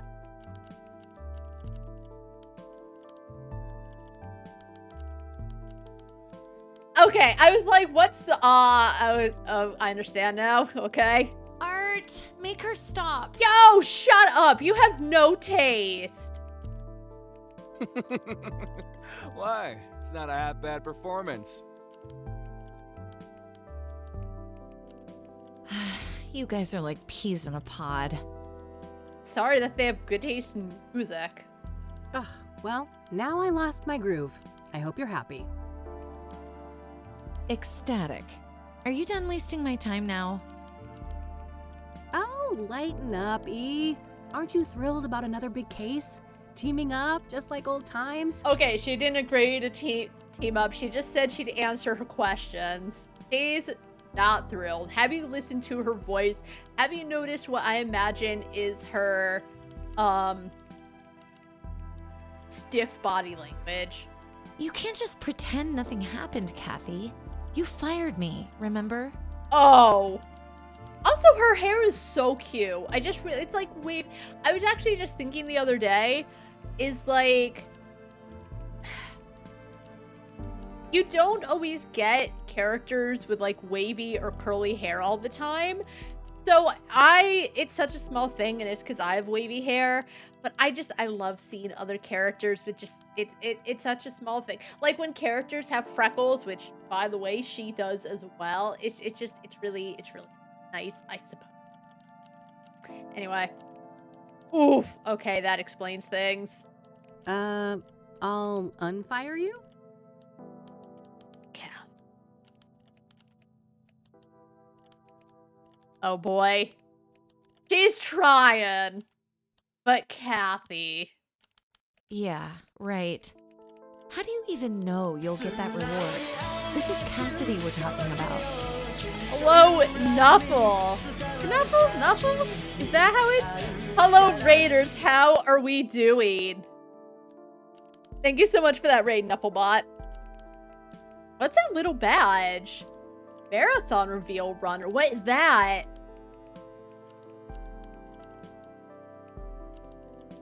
How are we doing? What were you playing, Knufflebot? Were you also playing Kathy Rain? And Knuffle? Okay, thank you. Sometimes, like, the K could be silent, so it's like, well, okay, Knuffle, but that's such a cute name. How are you enjoying it?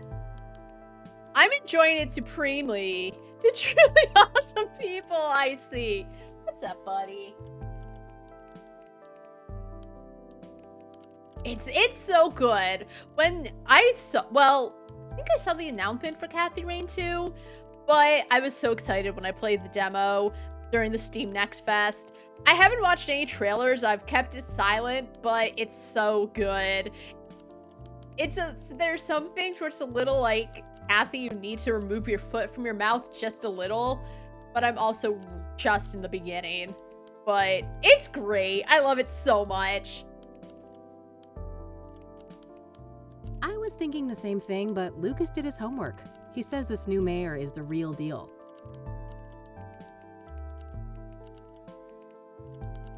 That silly old man. He just wants one last case with his protege before retirement, even if it means you'll get yourselves serial killed. What? Holy shit, how dare, no. It's all been perfect so far. Yeah, I like how it's a little more detective-y than the first one, and I liked the first one. The first one stumped me a bit, but it's just, it's so good. The art is good. I really like it's so far it's amazing. We'll see as time goes on, but I thought the first one was so good. I expect nothing less than perfection. But yeah, we'll get ourselves serial killed. That's such a good, funny way of putting it. You won't watch? Okay. Thank you so much for the raid, though. I get it. You don't want to get spoiled because you're also watching it. But thanks so much, either way. And I'm all here for it. For getting serial killed? Kathy. Of course you are. It's not like self-preservation is anywhere on your hierarchy of needs. Oh, I think it's a little deeper than just getting fired. Can't argue with that. So, speaking of my, needs, what do you know about Cassidy's most prolific murderer? She's not taking it, and she's like not taking any of it seriously. It clearly was a point of contention for Eileen, at least, and Kathy's just so nonchalant about it. Not much. You should ask Art. He's much more up to date on that stuff, being our crime correspondent and all. Okay, so maybe stop asking I'll her let about. you get back to your work. All right, see you later. What does she even do? Because when asked about all the other victims, she's like, I don't know anything about it. I don't know. Word space is acting up again. What was that stupid shortcut to reset the layouts? Control shift. Art Hopkins. Just the man I need to see. That's so. This better be good. There's something. He looks like he just smelled something nasty. And that hat is way too big for his head. It makes it look like he has a pointy head. Art, take the hat off. Alright, Soothsayer. What do you know about the Soothsayer?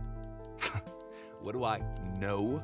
I made the Soothsayer. All Before right. me, he was the Mirror Murderer, the Cassidy Ripper, or whatever derivative moniker those dullards at the Times or the Sun can muster up.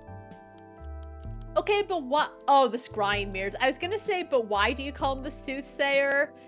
The Mirror Murderer is catchy, though. Like, Soothsayer gives him an air of almost... I guess at the point gives an air of mystery, but...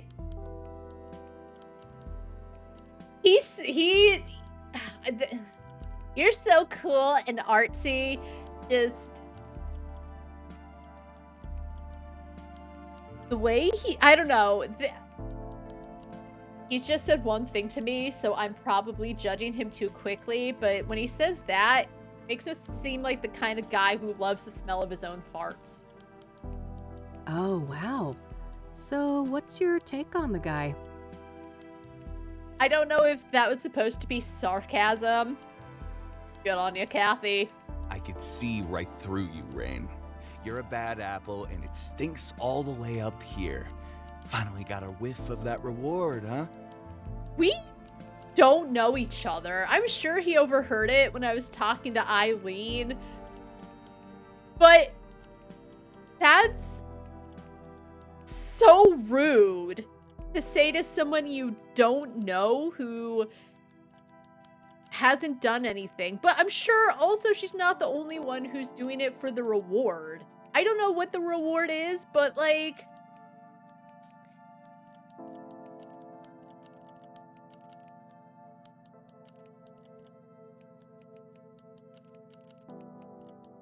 I do know that I said her going on about the reward to the librarian, for example, would actually look bad on her character. But... Can't blame a girl for trying. You've got your sights on that money too, huh? Girl! No, I can't blame her for trying because just, you know, the bills are stacking up. And she was giving lip to the guy at the motel because he was giving her lip. But...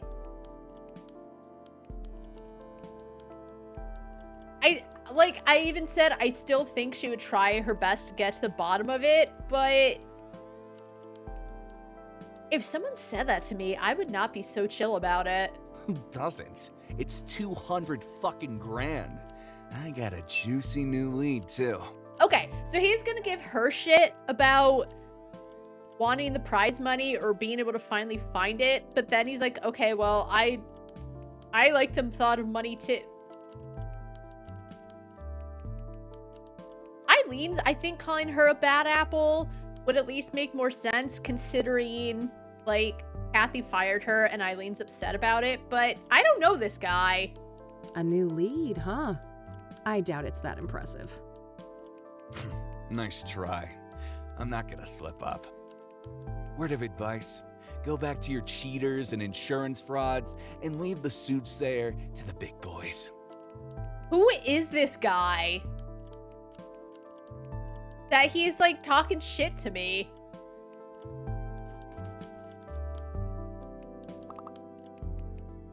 I don't need to ask him about that. I probably not.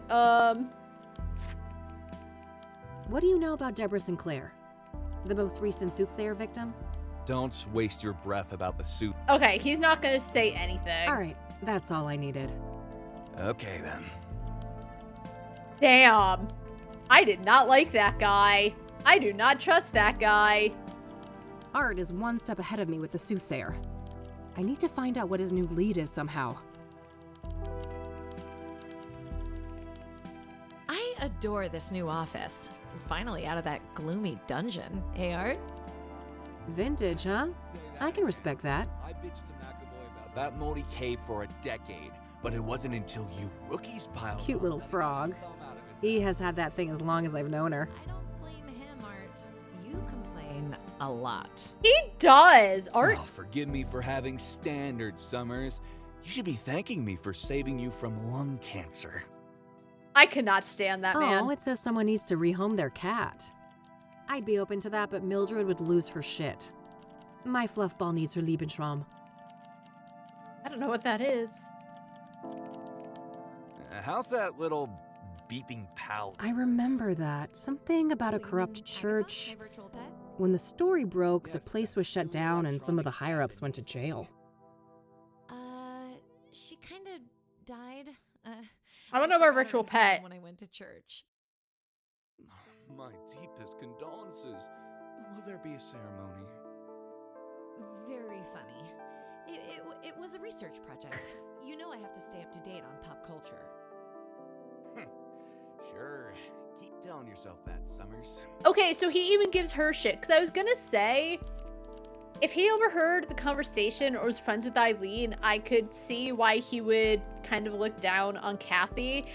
But he asked her about her virtual pet, and then he's just like making fun of her for it. I had so many virtual pets. Which if I ever wanted one, my mom always got me one. So they were great, and it's a little heartbreaking when they die. Okay.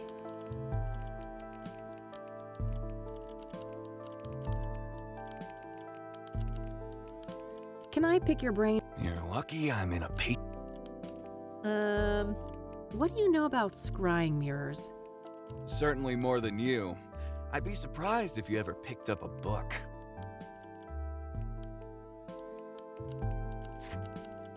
A new lead, huh? Alright, so he's not gonna slip up. All right, that. Okay. Ask Eileen about it, I wonder? Hey, E, one more thing. Yeah? What do you know about this new lead that Art supposedly picked up on the Soothsayer? Nothing. I don't work with him directly. Maybe you could find out? No, Kathy. I respect Art. I'm not gonna mess with his story. I don't think... I'll let you get back to your work. All right, see you later.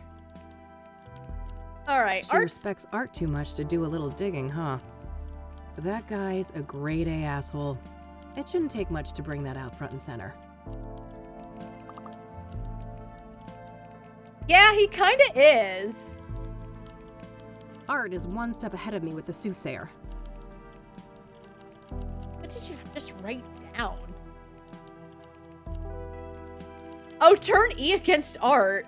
I gotta get Art on Eileen's bad side. Shouldn't be too hard, that guy's a major douche.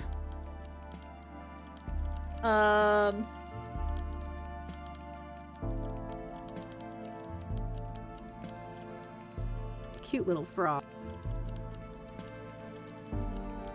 Can I pick your brain? You're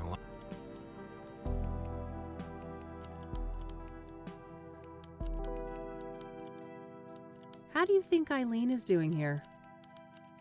I don't gossip about coworkers. Take that shit somewhere else. Alright. I don't want to ask him about... That's quite the story you've got framed up there on that wall. Oh, yes. One of my proudest accomplishments. And he's gonna tell me all about it. What made you decide to investigate the church? What made you decide to investigate the church? I had a family member in that parish. They told me some strange stories. Didn't take long for my reporter's instinct to kick in.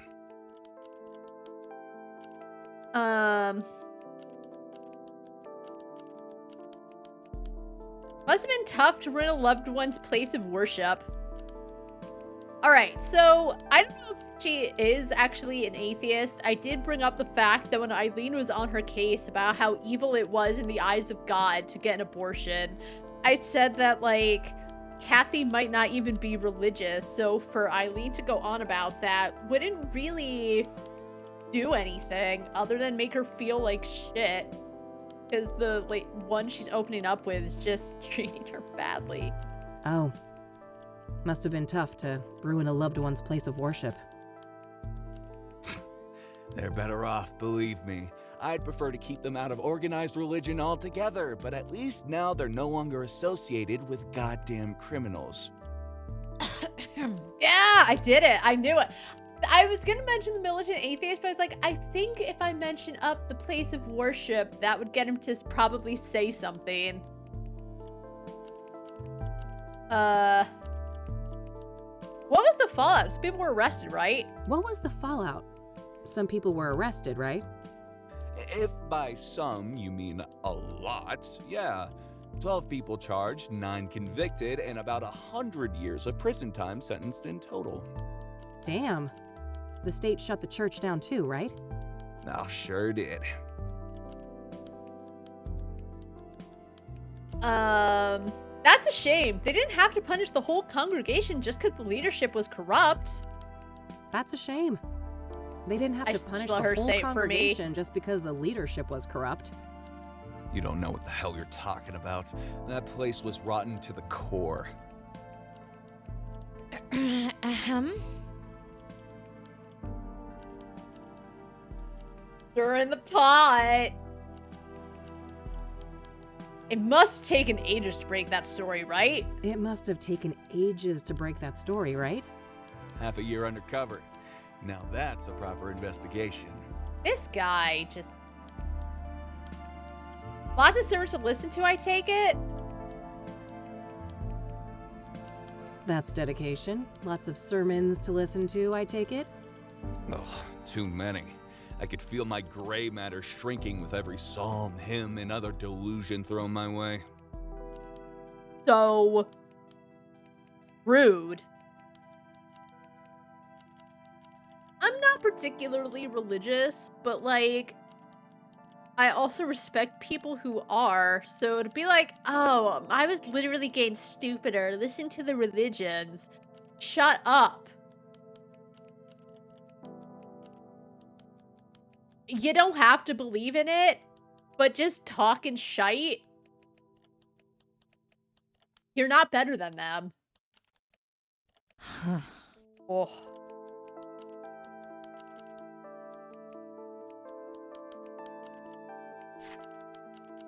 All right, that... Okay then. Oof. I don't think Art's Eileen's favorite person right now. Because I'm curious what you would say if I said, like, those really mean things about the congregation in the church, but that might lead him on more. But if I'm just asking innocuous questions, then just dig in his grave. All right, girl. Can you believe him? The nerve. Hey, E, one more... Yeah? Man, I'm itching to know what Art's new lead on the Soothsayer is. I bet, but I wouldn't know anything about that. Not that he's been my favorite person lately. You could still find out, right? Don't you want to ruffle that arrogant prick's feathers a bit? Oh, well... Pretty please. Okay, fine. I'll try, but no promises. You're the best. Either that or I'm just a slow learner. No, like, I don't know the situation behind being fired. It could be that, like, cases were drying up and Kathy just outright did not have the money to pay her anymore. So she let her go to let her do her own thing. But, I mean, as I said, I don't love how nonchalant Kathy's being about it. But I don't think Eileen just likes her so much. All right, I did it. It's getting late. I'm gonna get out of your hair before Art rats me out and calls security. Oh, he wouldn't do that. He's not as bad as you think, Kathy. You guys are actually quite alike. I mean, a little bit, but Art is just, as I said, he seems like someone who likes the smell of his own.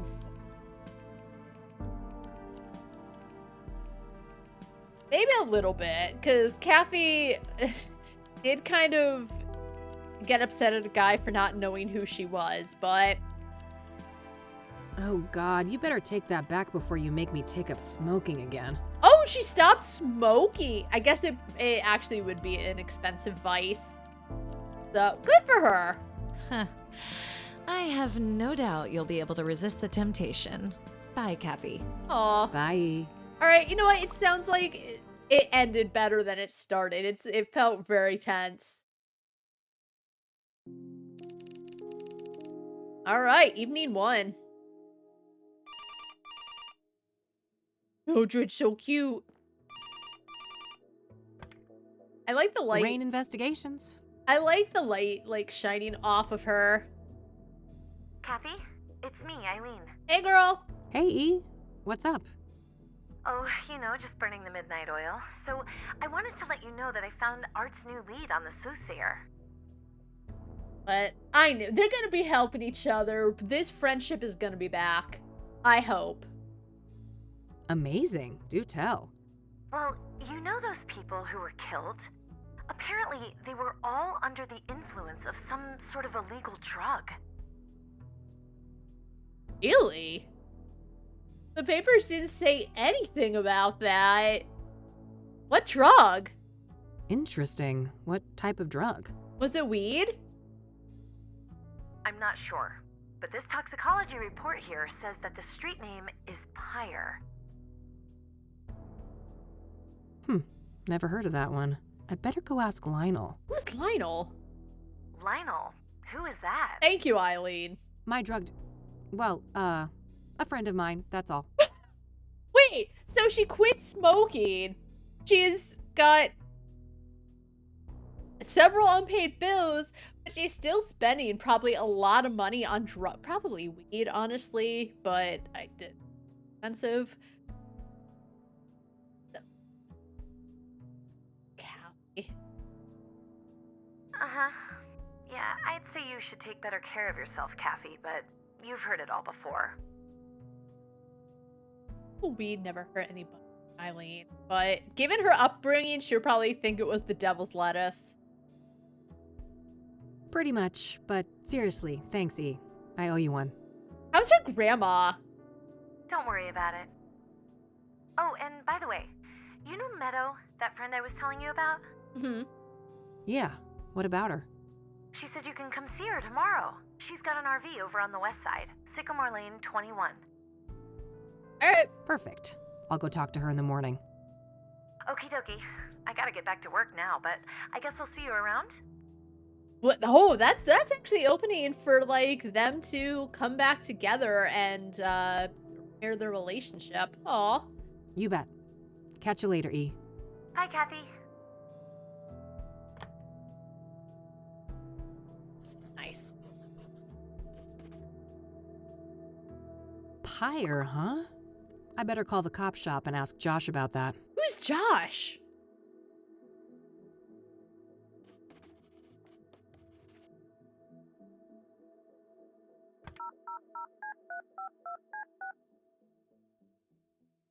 You've reached Detective Everett, Narcotics. I'm not available right now. Please leave a message after the beep. Hey, Josh, this is Kathy Rain. Been a while, huh? Let's meet and catch up. I have something I want to run by you. Hit me up at my work number, will ya? Okay, bye. All right, I guess that's that. Let's see if Lionel is at his usual spot.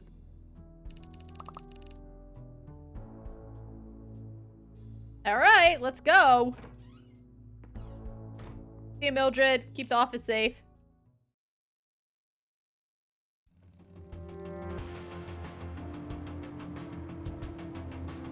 Oh, who is this mysterious guy? Oh, I wonder if I should... Alright. There was an achievement. It was in the first game. It might be in the second game where you have to just let her stay on her motorcycle for a couple of minutes. Hey, Lionel. Hey, what's up, Lionel? Hey, girlfriend. You here for the white stuff? Did he do cocaine?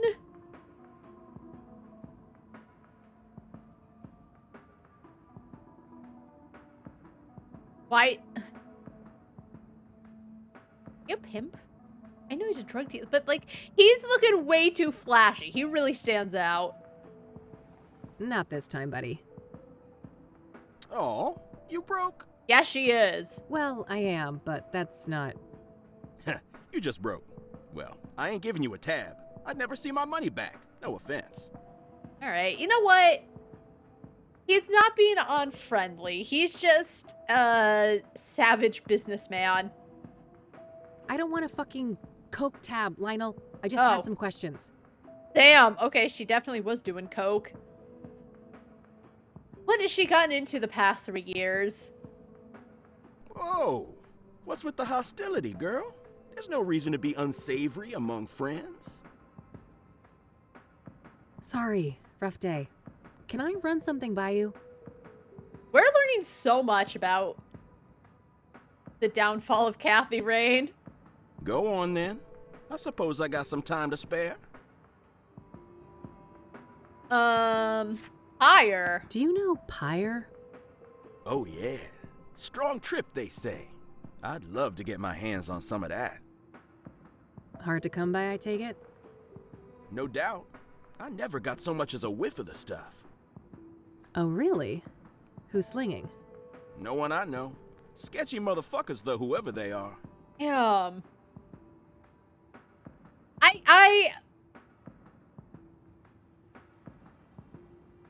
I don't know. I like his character. I think the choice of voice actor is actually quite perfect for him. And I don't know. This game's great so far. I'm really enjoying it. How so? Well, for one, you won't find them on the corner like us, regular hard-working Candymen. Candyman. Yeah, you're all salt of the earth. How do they conduct business then? No, don't talk shit to your drug dealer. Well, they pretty much don't. I'm not following.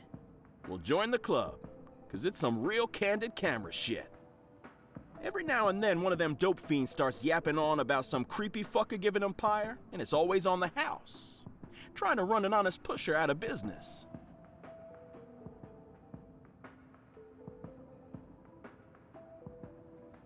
Oh, wonder if they give him a bit of pyre, and it's like super addictive, and they just like give them enough to get them on it, and then they can just sell it for a lot of money because the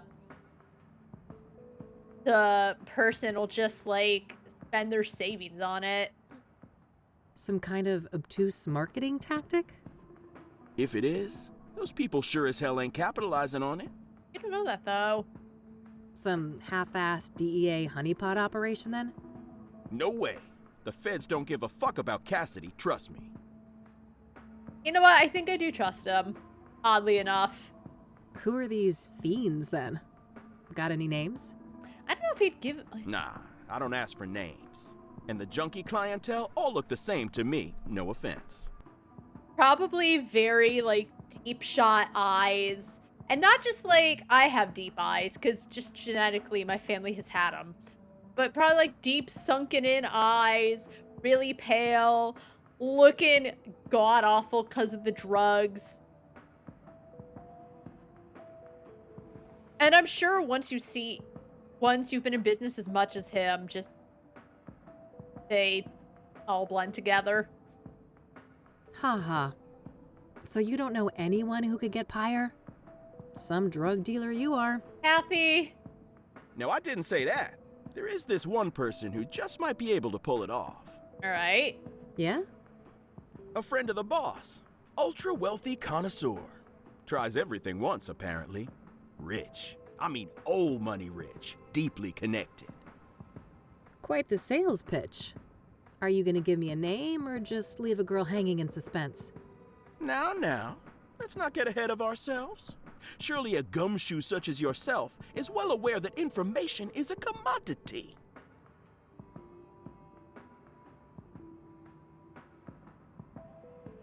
The commodity. Perfect. This, I will say, favorite voice in this game so far is this guy. Just, he sounds chill. But the emphasis he puts on his information being a commodity. Love it. I told you, I'm fucking broke, Lionel. Uh-oh. And I ain't deaf. We're talking a simple exchange. If you find out who's slinging pyre, you send the Love Lion a word. Oh, okay. Deal. Loaded guy's name, please. I got a little worried. A little worried it could go down a darker path. Though I guess they did say that, like, there was in their little thing at the start about, like, graphic imagery. But I got worried for Kathy for a second. But they actually seem very friendly. That doesn't always mean anything, though. So. It ain't a guy, strictly speaking. It's one of those, transsexual types. Prefers to go by the name Hannah Verdue. Verdue. Okay. French. Verdue, that rings a bell. Some French family, right? Mine owners? Oh, I guess we did read about the mine shutting down May 11th. You tell me. Sounds about right. Guess we're calling Hannah. So what do you know about Hannah Verdue?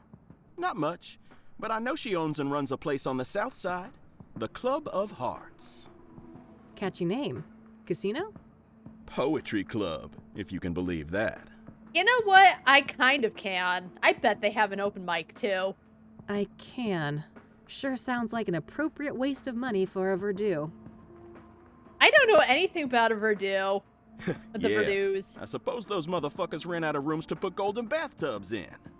Either that or mammoth wool rug suddenly went out of style. Alright, Club of Hearts. So that poetry club.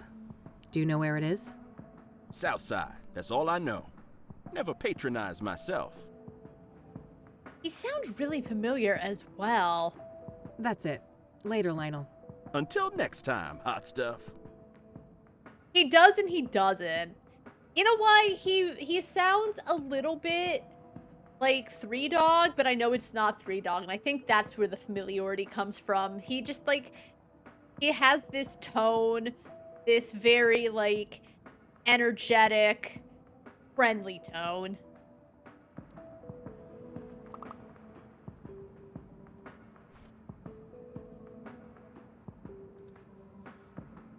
Alright, we gotta look up the club at the office.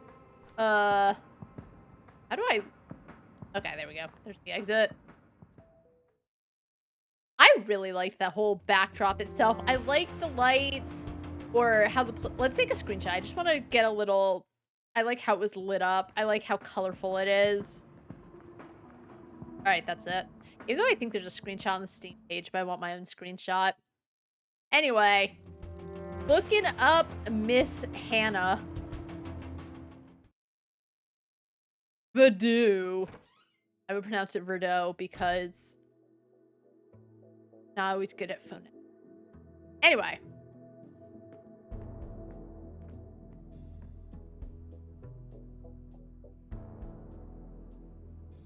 All right, found an address. This is so quick. They're not open until Friday night, though. Guess I'll have to wait a couple of days. I wonder if it's a weekend club.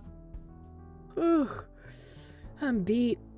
You want to hit the sack, girl? Look at her just having her full attention. Oh, what a cute little meow. Come on, then. Oh. Come on, Quitty.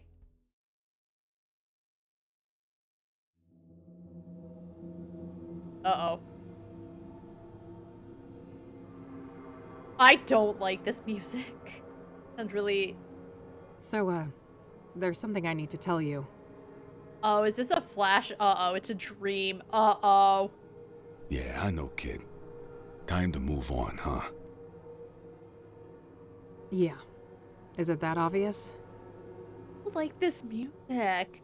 Like, no one ever likes telling their boss. Well, some might. But I think if you like your boss, it's hard to say, like, you want to move on and do other things. But this is foreboding, not like it's a sad occasion.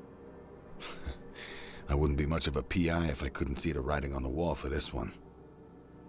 It was nice having you around, though, kid.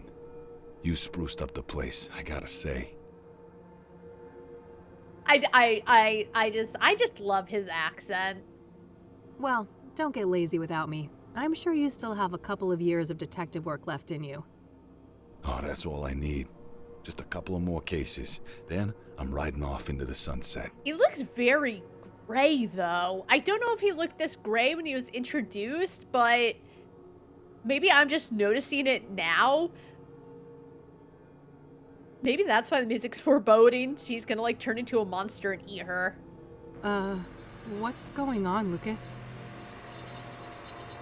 What do you mean?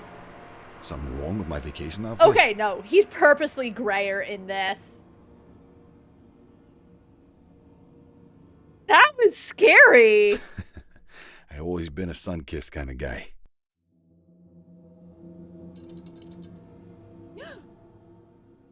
I thought they were gonna show something. Oh my god.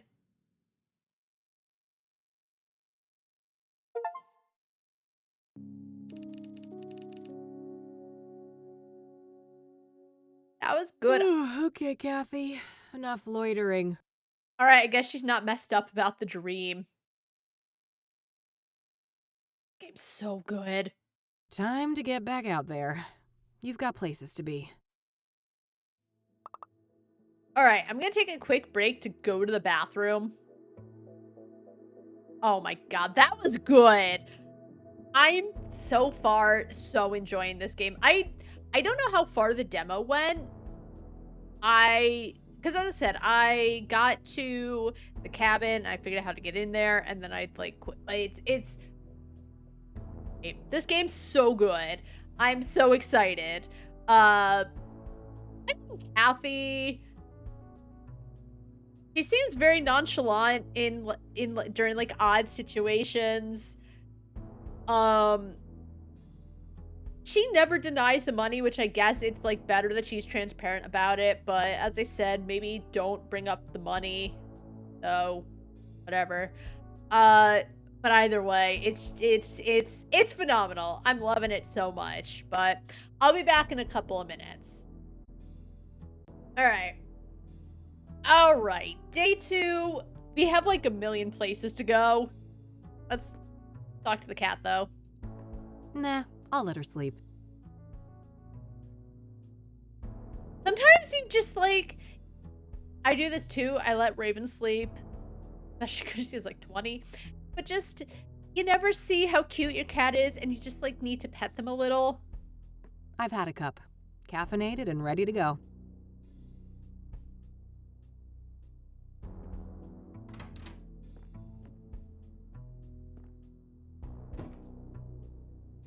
Just outdated casework.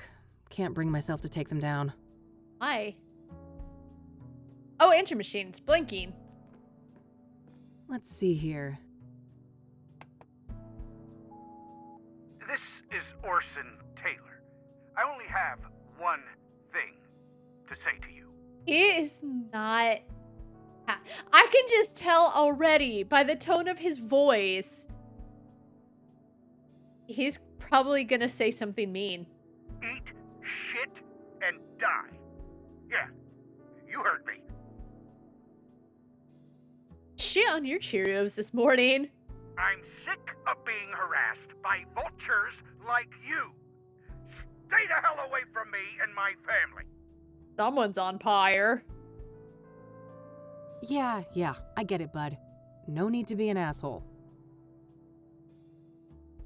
That is true. Like, I'm sure he is aggravated at the fact that, like, everyone's asking him. I think putting, like, the police saying that whoever solves the case will give you a lot of money definitely has the downside of everyone and their brother who's looking for money is going to be playing detective. So I'm sure just he's getting nonstop calls, right? I get that. But calling someone to just leave such an aggressive message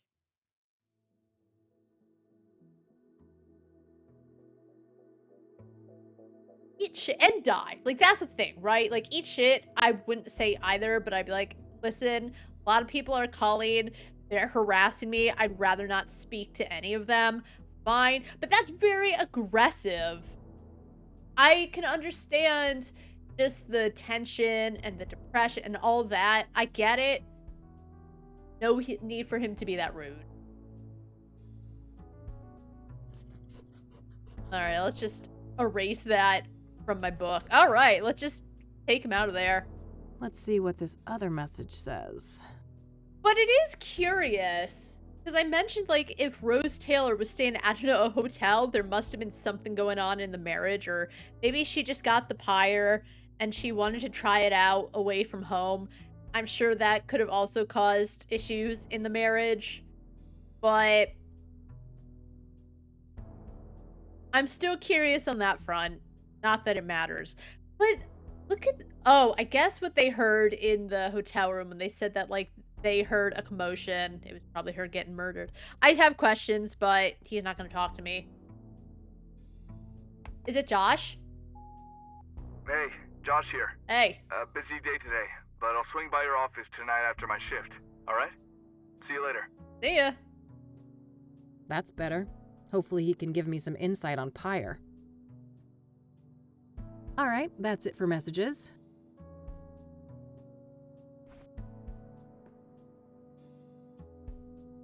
Alright. Ask Meadow about Mears. Investigate the church, Constant Hill, Verdon Street. Let's go for Deborah's cabin. Oh, and what's this? I actually just noticed it too. Pyre is the key. T. Damn. This T knows what I'm up to. The question is, are they friend or foe? Find out. Well, I'll worry about that later. Time to get out of here.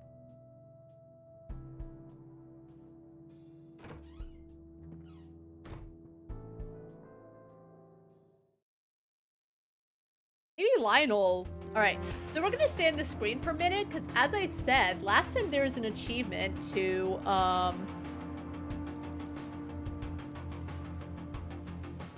let her just go for a couple of minutes. Also, this truck is always behind her. Maybe that's T.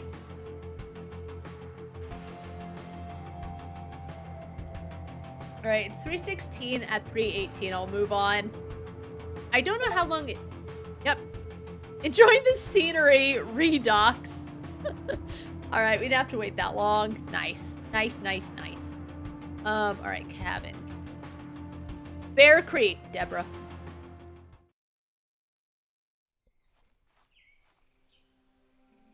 Hey, man. Oh, the lavender. That was like one of the answers, I believe, to his little questionnaire about the fan club. Hey there, buddy. Buddy? Welcome, visitor. You may place your tribute to our lost legend, Deborah Sinclair, on this rock. To your right. Oh. I don't know if we ever heard his voice in the demo. As I said, I think there was like a little voice acting at the beginning, and then everything else was just text. It's easy. He sounds like an 80s dad. Oh. Great. I'll get on with that in a minute. Who are you? Her biggest fan. I wear socks and sandals. It's a look that's gonna catch on and literally never go away. Name's Randy Malkins, president of the one and only SSS. For short. SSS? Sinclair Saga Squad, of course. From whence do you hail, fair lady? Oh, my fair... Shut up, you neckbeard. Fair lady. Did I forget to show that I have a fedora? That's... Who says that? Who calls someone, especially someone they don't know, fair lady? If I was talking to someone I didn't know and they called me fair lady... There's a couple of pieces of context that I think it could work for, but if I didn't know someone and they called me fair lady, I would not take them seriously. Oh, I live over in the city. Cassidy. Ha! I mean, which fan club do you belong to? Oh,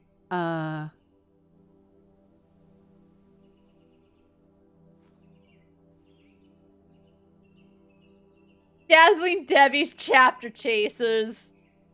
Dazzling Debbie's Chapter Chasers, of course. Obviously. Never heard of it. It must be local. You've never heard of the DDCC?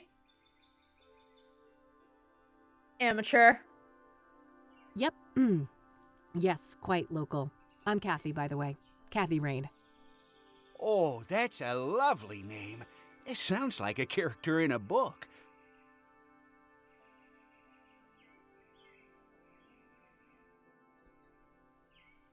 Maybe it's the voice acting, but just there's something about this guy, and like he's nice. I know it. Well, maybe he's not so nice, but like I think it's the fair lady and all that. I just don't trust him now.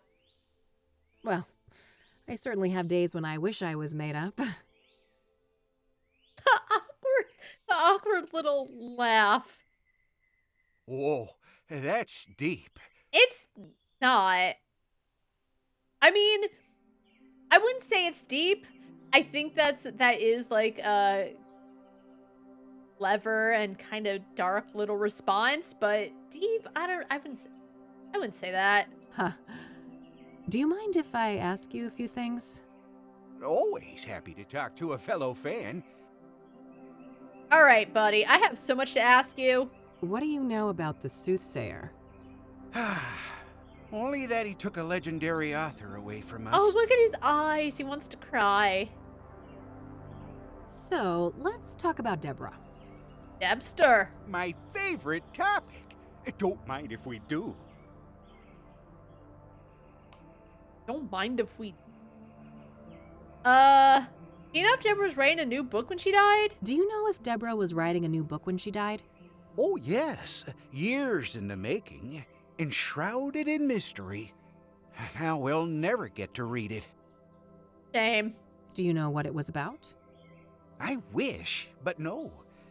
Deb was tight-lipped about that one. All she stated publicly is that it wasn't a sequel.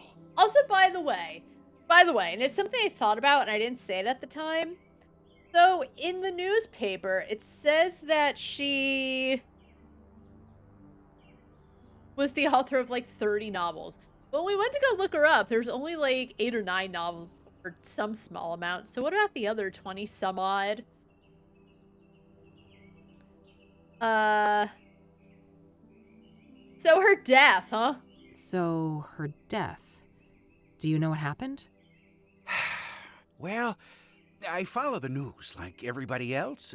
I didn't think much of the killings. These things happen. But never in a million years would I expect poor Deb to become a victim. These things happen. Do they, though? Because I guess he's saying in general, like, murders happen. I was gonna say, Cassidy apparently has never had a serial killer, but... So, do you know the sequence of events exactly? Supposedly, some maniac came out here and stabbed her, right in this cabin. No sign of a forced entry, so either the door was open or she let him in. Any idea of who would want to do that to her? Did she have any enemies? No, everybody loved Debbie. Whoever did this is a twisted, sick person. It's so odd, I guess, that he calls her Debbie. I do know that sometimes, like, if there's, let's say, a fan club or someone's, like, really devoted and is a big fan, like, sometimes a celebrity will not befriend them, but, like, meet up with them, perhaps. So I wonder if Deborah had, like, heard of him and maybe they met up or she was nice to him. But that, it feels like he's a big fan, and because he was such a big fan and apparently the president of Sinclair's whatever,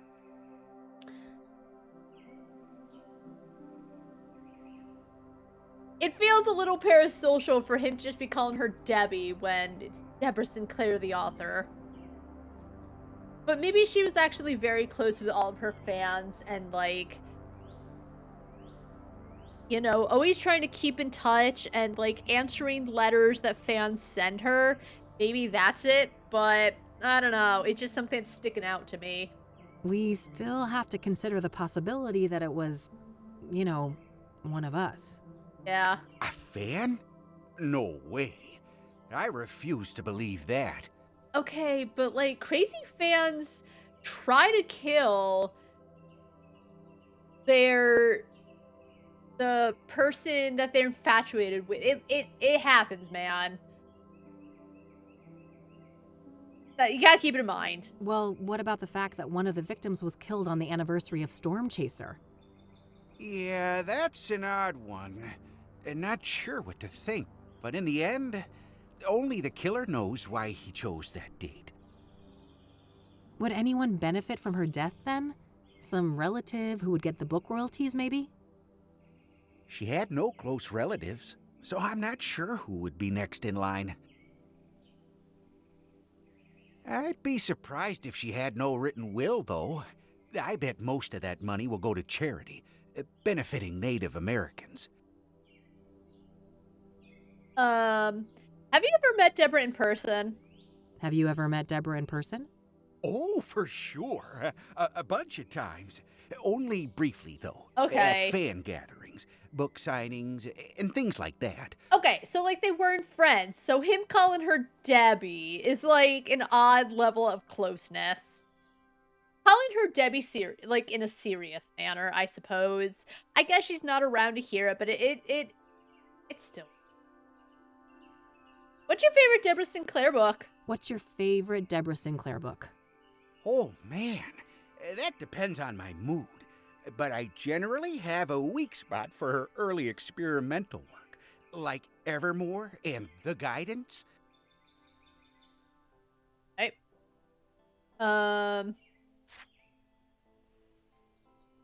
Have you heard of a drug called Pyre? Nope. Never heard of that. Nope.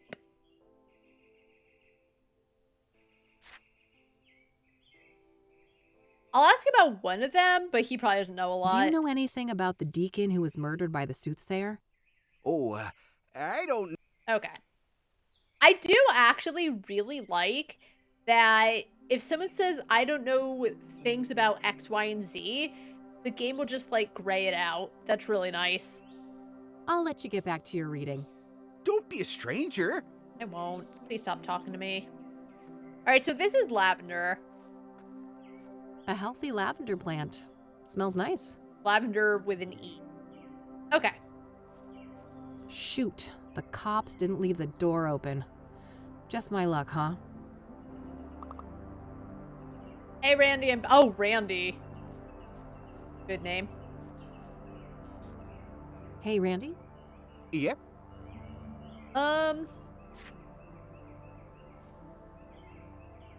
So it would be pretty interesting to have a look inside the cabin, huh? Oh, I have definitely entertained the thought. Who wouldn't want a closer look inside the famous cabin of Deborah Sinclair? I don't like the way he puts that. So why not? There's no one else here. I won't tell if you won't. That's so? I'm not sure your intentions are pure. Maybe if I knew you were a true fan of Deborah Sinclair. I know if you are good enough to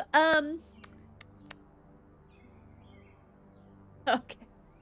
I lost my train of thought when I started doing that. I don't know if I trust your pure intentions for milady, Deborah Sinclair. I need to test you and fit you. Oh, but I am. I told you. I'm a longtime member of Dazzling Debbie's Chapter Chasers. You know, the old DDCC. That's just what I said. Holy shit. I can't believe we share a brain cell. Uh-huh. Then I guess you wouldn't mind answering a few questions about our favorite author. Now, would ya? Of course not. That would be easy peasy for an avid fan like me. You don't have a good poker face, Kathy. I'm glad. Let me just dig out this old beaut for you then. Behold, the official SSS membership application form. Thanks. A written quiz? Are you fucking serious? You chicken.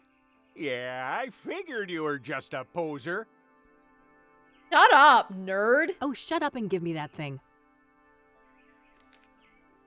There you are. Let me know when you're ready to hand it in. Yeah. All right, let's see. I'll let you get back to you. Don't be... I guess I need to read up on Deborah. There's probably some useful information at the library. Yep, this definitely had me stumped for way too long. All right, let's see. Deborah Ghost wrote a chapter for a friend of hers in what novel? Oh, God.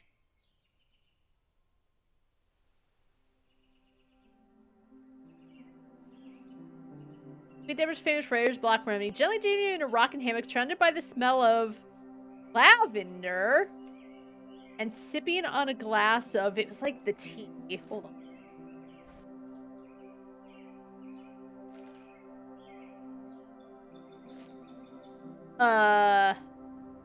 Yaupon tea.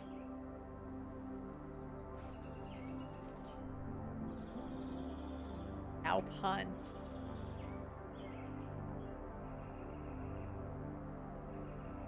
I think it was the Azure Murders, but I'll double check. Well, alternate pseudonym or pen name has Deborah Sinclair occasionally into adoptive father? Maybe Deborah. I'll double check Deborah Willis Sinclair, but all right.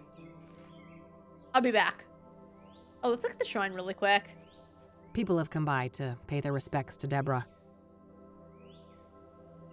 Oh, how do I... Cassidy.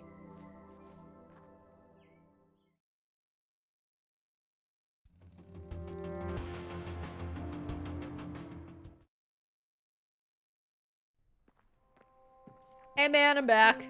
Oh, let's let me make my slow walk over to the computer. I wish you could double click and she would just run automatically. I forgot what game I played where you could do that if you just double clicked wherever the character would run. It's usually not a problem, it's just, this is a long corridor. Oh, wait, hold on. Okay, so between, what book? In between installments of the Jenny Payne series, Deborah wrote 2 other books. What do those books have in common? Oh, I think the answer was like Native Americans. I'll double check, but I think that's it.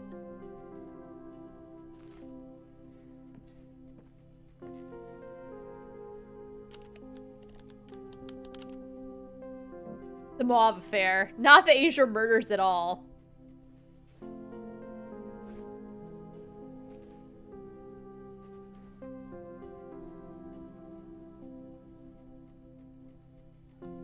See, I'm figuring out this quicker because I had already done it a few months prior.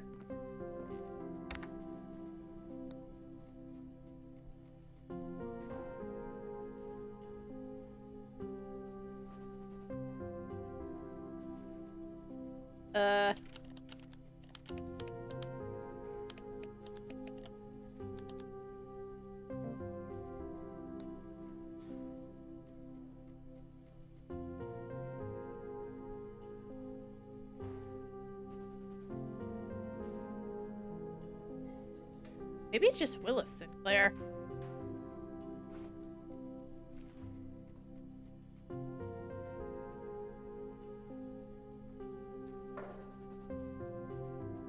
Alright, we'll put this in and I'll double check the,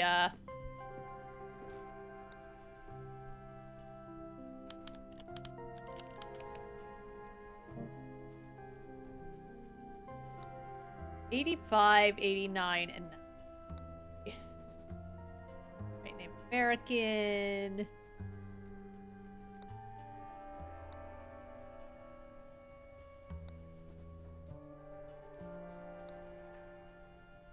Yeah.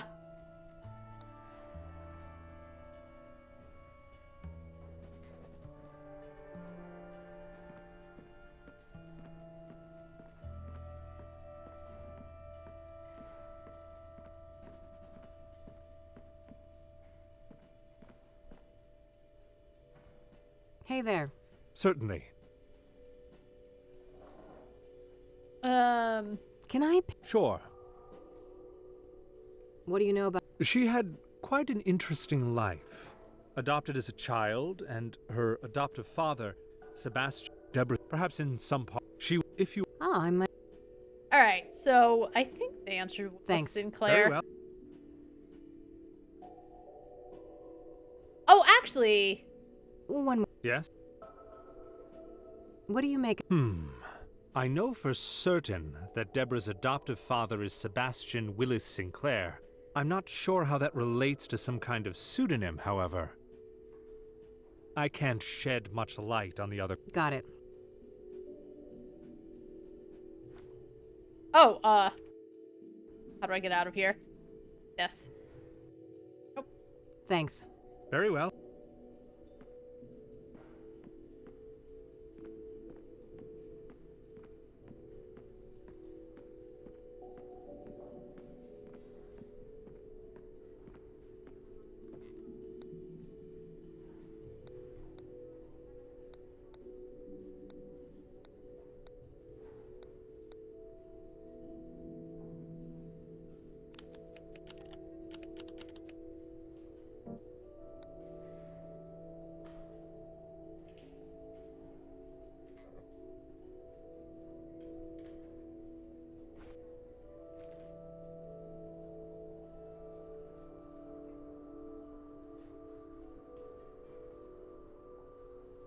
Willis Sinclair, and maybe that'll be it.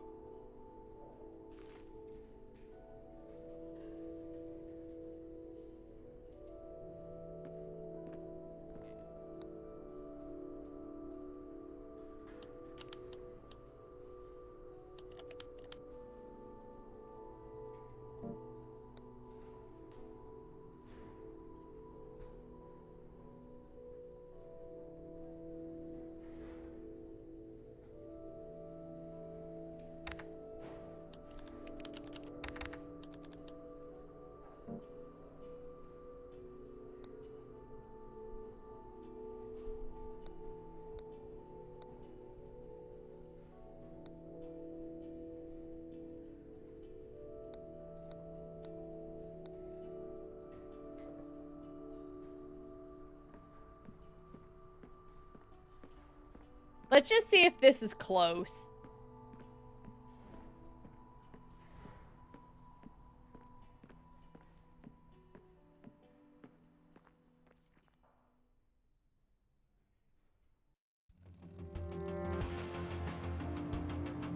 Bear Creek.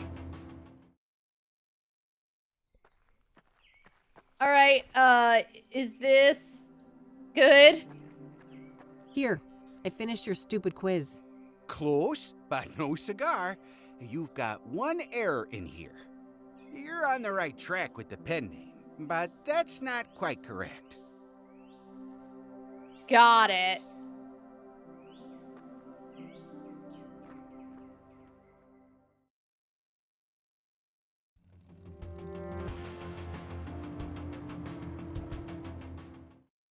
Got it. So if you just look up, so they say use a surname, but when I say Willis Sinclair, it's like,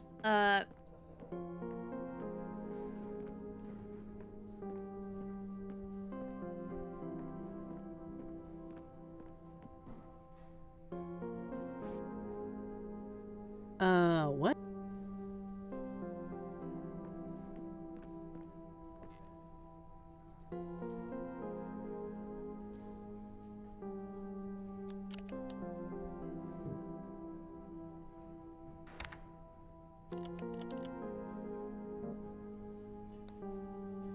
D. Willis. In the rugged Wild West, Clara Morgan, a fiercely independent woman with a troubled history, seeks refuge in a remote small town. There, she crosses paths with Jake Turner, a brooding and enigmatic gunslinger with a haunted past of his own. Drawn together by a shared desire for freedom, the two embark on a perilous adventure, discovering a love that transcends the wild frontier. All right, D. Willis.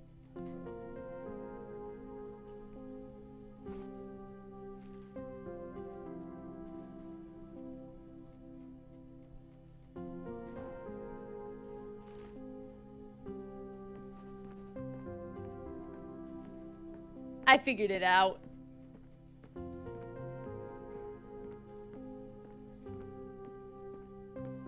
I almost put Debbie like Willis Sinclair, but close enough.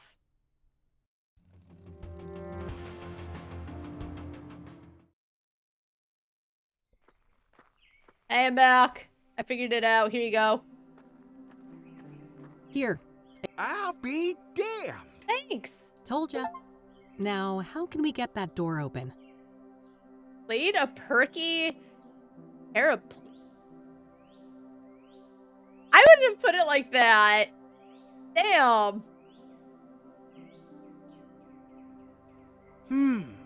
Well, a spare key could be around here somewhere.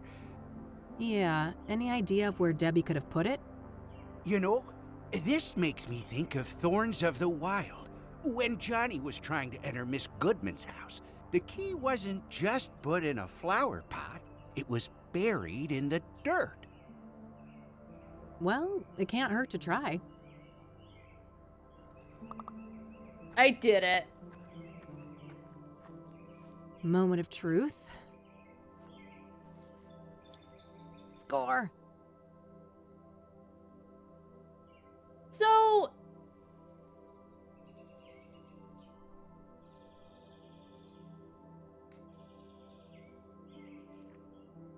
I wonder if the killer would have suspected the same thing. All right, let's go in. Shoot, the cops. Do I really need to use the key? Just use the key if you have it.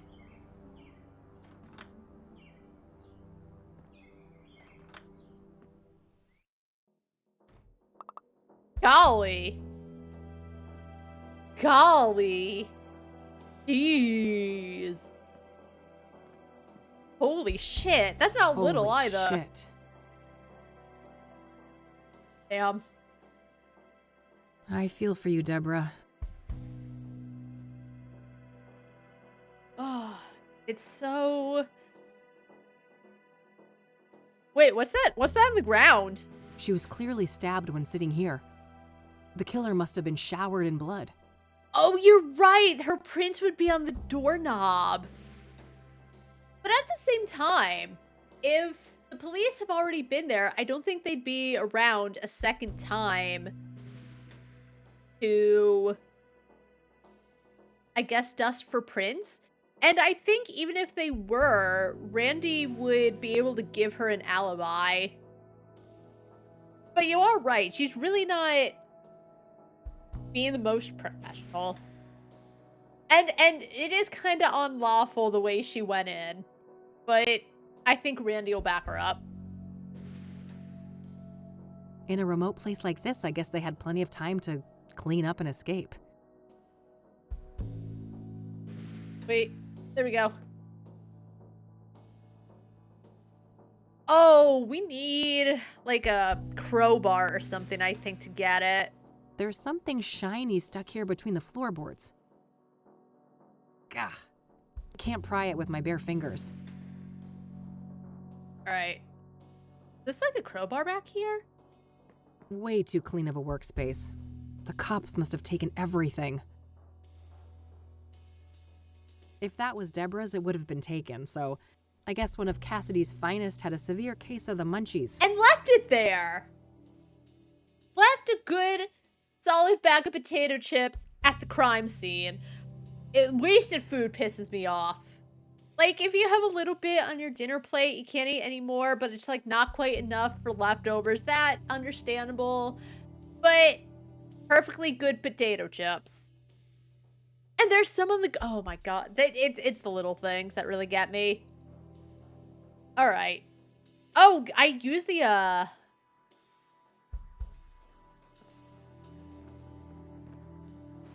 Alright, I've got plenty of powder on the brush now. Alright. An author with a book collection. What a shocker. You don't need to Just some sass me. old, dusty decorations. I suppose the police didn't want to bother with bagging all of that. I would really hope there's just nothing there, because that would sound really lazy, but cops are lazy too. Golly. Nothing out of the ordinary except the obvious lack of kitchen knives. Guess the cops followed procedure on that one.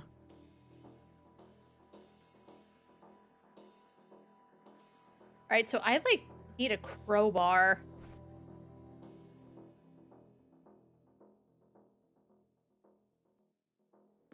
Nice little fireplace. This cabin might be quite cozy if it wasn't for the, bloodbath. I wonder if she'd have a crowbar, like, back at the office. I can't even see my reflection. The mirror is all smudged with fingerprint powder.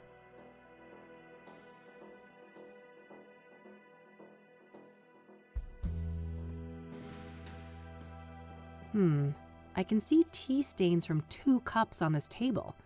Did Deborah have a drink with her killer? Not yet. Oh my god. So I saw those and I thought it was just part of the table. Why didn't she use coasters? A classy lady like Deborah not using coasters for her wooden table. When we were kids, we'd have like our milk glasses on the ends of the table. And my mom got coasters because she's like, I do not want stains on our coffee table or any table really. So, you know, it sticks with ya. And my mom wasn't like mad. She wanted a nice coffee table, but she wasn't mad. All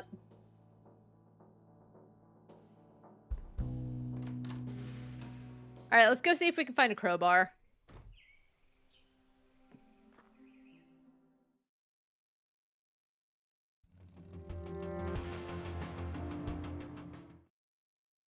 There's no way she doesn't have one.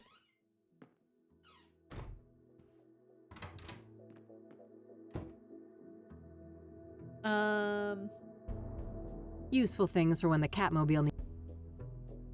Yeah, so you got a crowbar? Oh, what's the postcard? A postcard left by Jimmy Cochran, that strange old geezer I met at a mental institution a few years ago. He was discharged a year after we met, and for some reason, he seems to think I had something to do with it.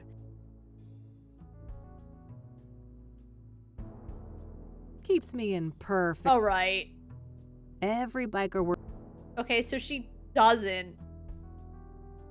I wish, but if I don't shape up and get some work done... Oh, and what about being comfy? I wish, but if I don't shape up... Right. It's a photo I took of the West End Bridge here in the city back in the day. Teenage Kathy had one of those artsy photographer phases. Nothing wrong with that. Plenty of places to see out there today. I shouldn't need to bring that. There's storage. Maybe later. The red one goes better with this set. Manhunt. I prefer their old material, but their latest album wasn't half bad.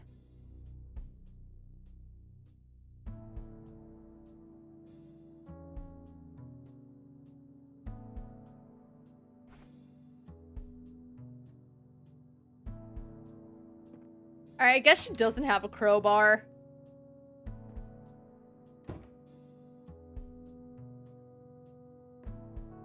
That cranky drawer is stuck good. I know Eileen had some magic trick to get it open. Too bad she's not around. Mildred's abode.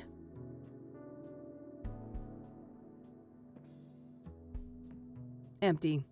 All this gumshoe has left upon is her dignity. Alright, so she, Oh, can I put the powder on the thing and maybe... Oh.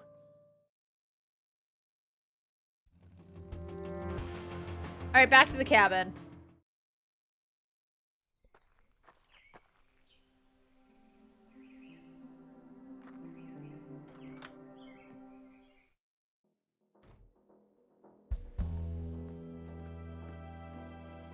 It definitely looks like there's a crowbar on the desk. Too thick. I'll need something small and thin to pry it a loose. lockpick? Oh my god, okay. Whoa. It's an obsidian shard.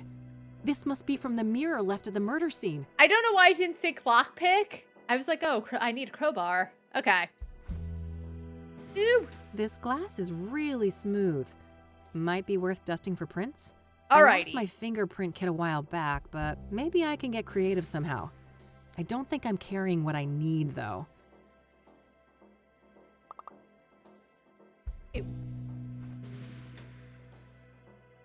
We're carrying exactly what we There's need. an actual print.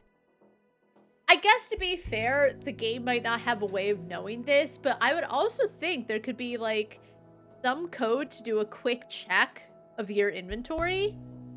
Because the reason I grabbed the makeup brush again is because the demo had this part of the game, and I happened to grab it because I was clicking around at the beginning. Whatever. The shard is powdered with a clearly visible fingerprint. I'll need some way to extract it. Oh. I wonder if that's what she meant by she might not have what she needs in her inventory. Oh. I don't know how to extract. I don't think that would accomplish. Not right now. I don't know how to extract fingerprints. I better find some way to dust.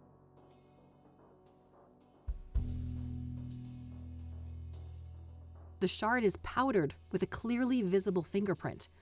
I'll need some way.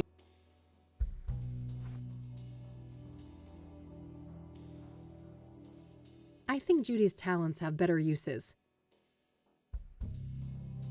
Oh, I'm all about starting fires, but maybe not there.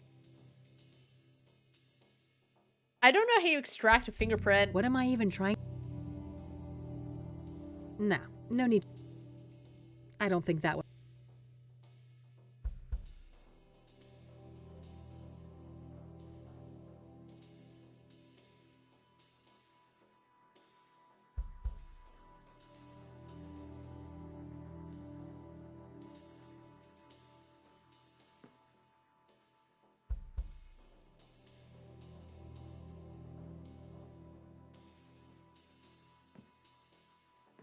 I can see marks in the dust on the lower shelf, so the police probably took some items from here.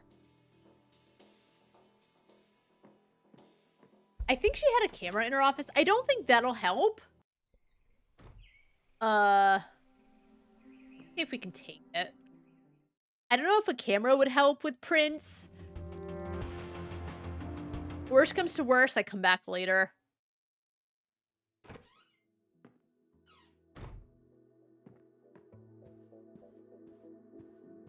I should grab this in case I need to snap some. Okay, I didn't grab the camera.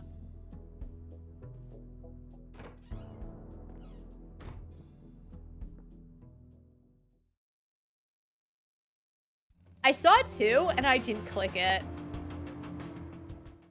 Oh well. Oh, Christmas lights. Maybe they're just no, because they were all they look very Christmassy, I suppose. That doesn't need a photo. Oh. I'll come back. Need more powder. Looks like forensics left a little.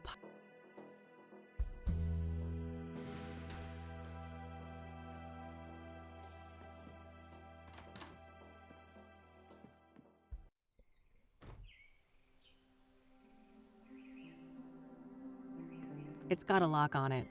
Guess Deborah didn't want people snooping through her mail. Those must create some cozy ambiance at night. I'll be back.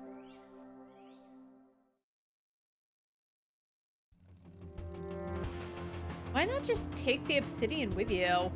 Let's go to King of Kings. We'll go back there later.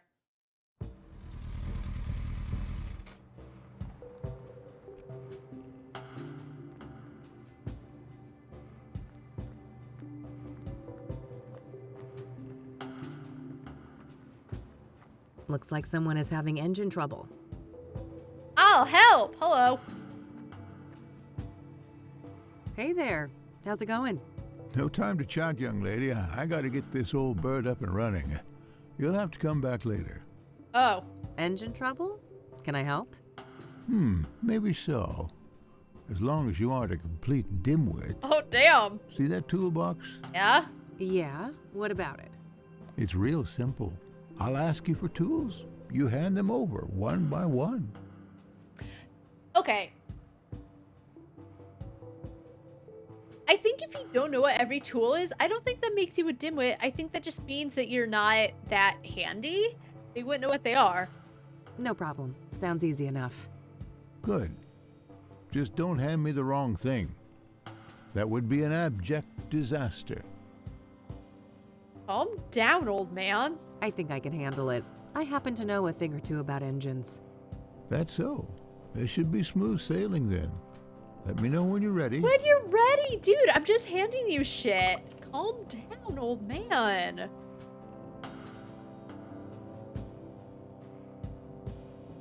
Okay, so it does autosave every... Okay, let's do this. All right, I'm ready. What do you need? Hand over the medium-sized wrench, will ya? Not the rusty one.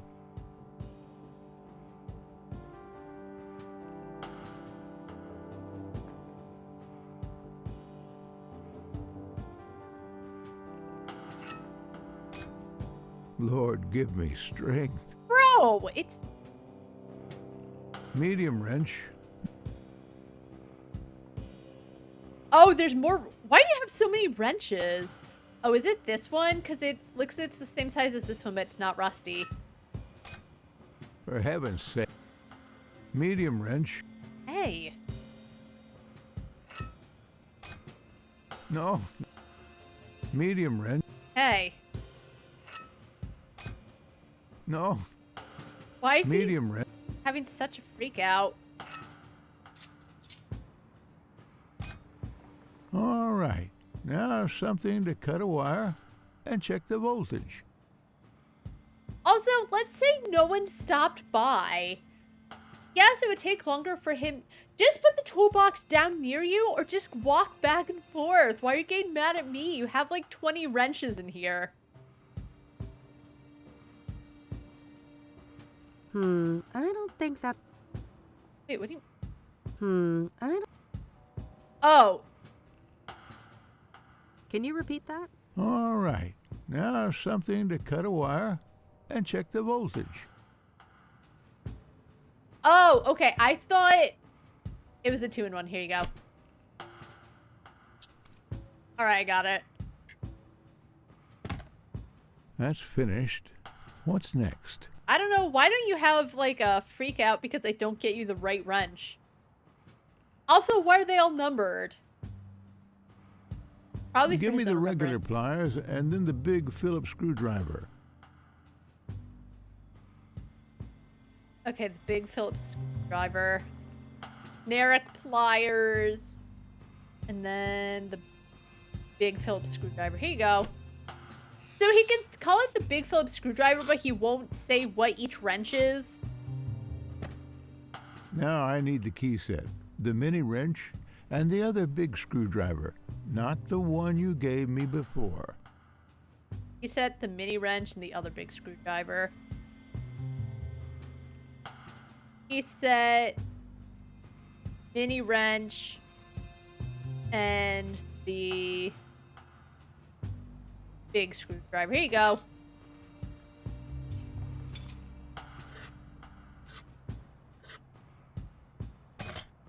All right, good.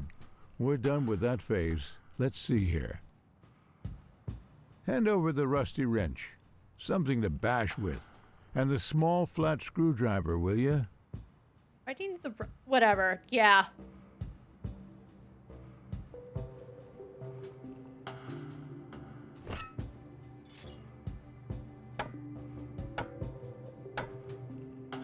Oh, this music's kind of nice, though. I got a 6-inch bolt here, a real oily little thing. First, I need something to clean it with, and then a tool to grip it properly.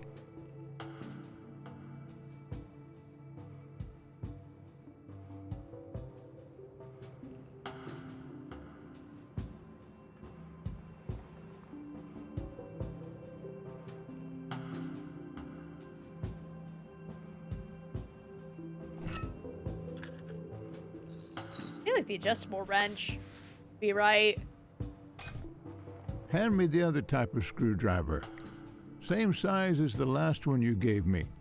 Also, I need a wrench 2 sizes smaller than the last fixed-size wrench. Oh my god. Bro, just say what they are. It's like people who order from Good Pizza, Great Pizza, and they have like these very like out of the way ways to tell me what pizza they wanted. Alright, so that would be the small Phillips screwdriver. And a wrench 2 sizes smaller than the last fixed size wrench. I think was one. I can be adjusted. This is the only wrench I don't think we've used, so I guess we use that one. Lord, give me. Son of a gun, that made me lose my train of thought. Well, isn't that just... Are you Rusty for real? wrench, something to bash with, and the small flat screwdriver. Why? You know what I mean? Like...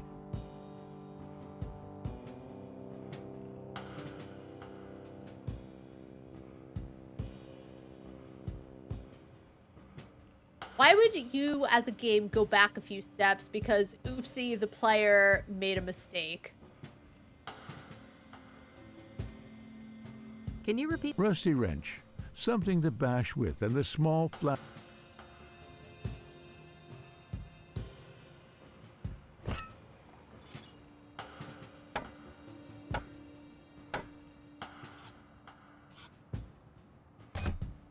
I got a 6-inch bolt here, a real oily little...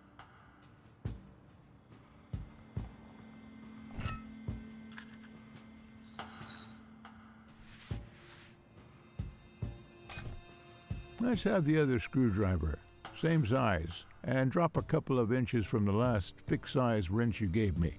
Oh, that's what the numbers are for. That doesn't feel obvious. Because he said, I think he said... He didn't say that last time.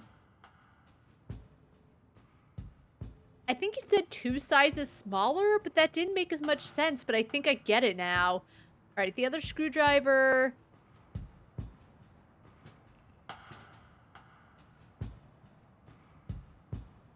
Obvious.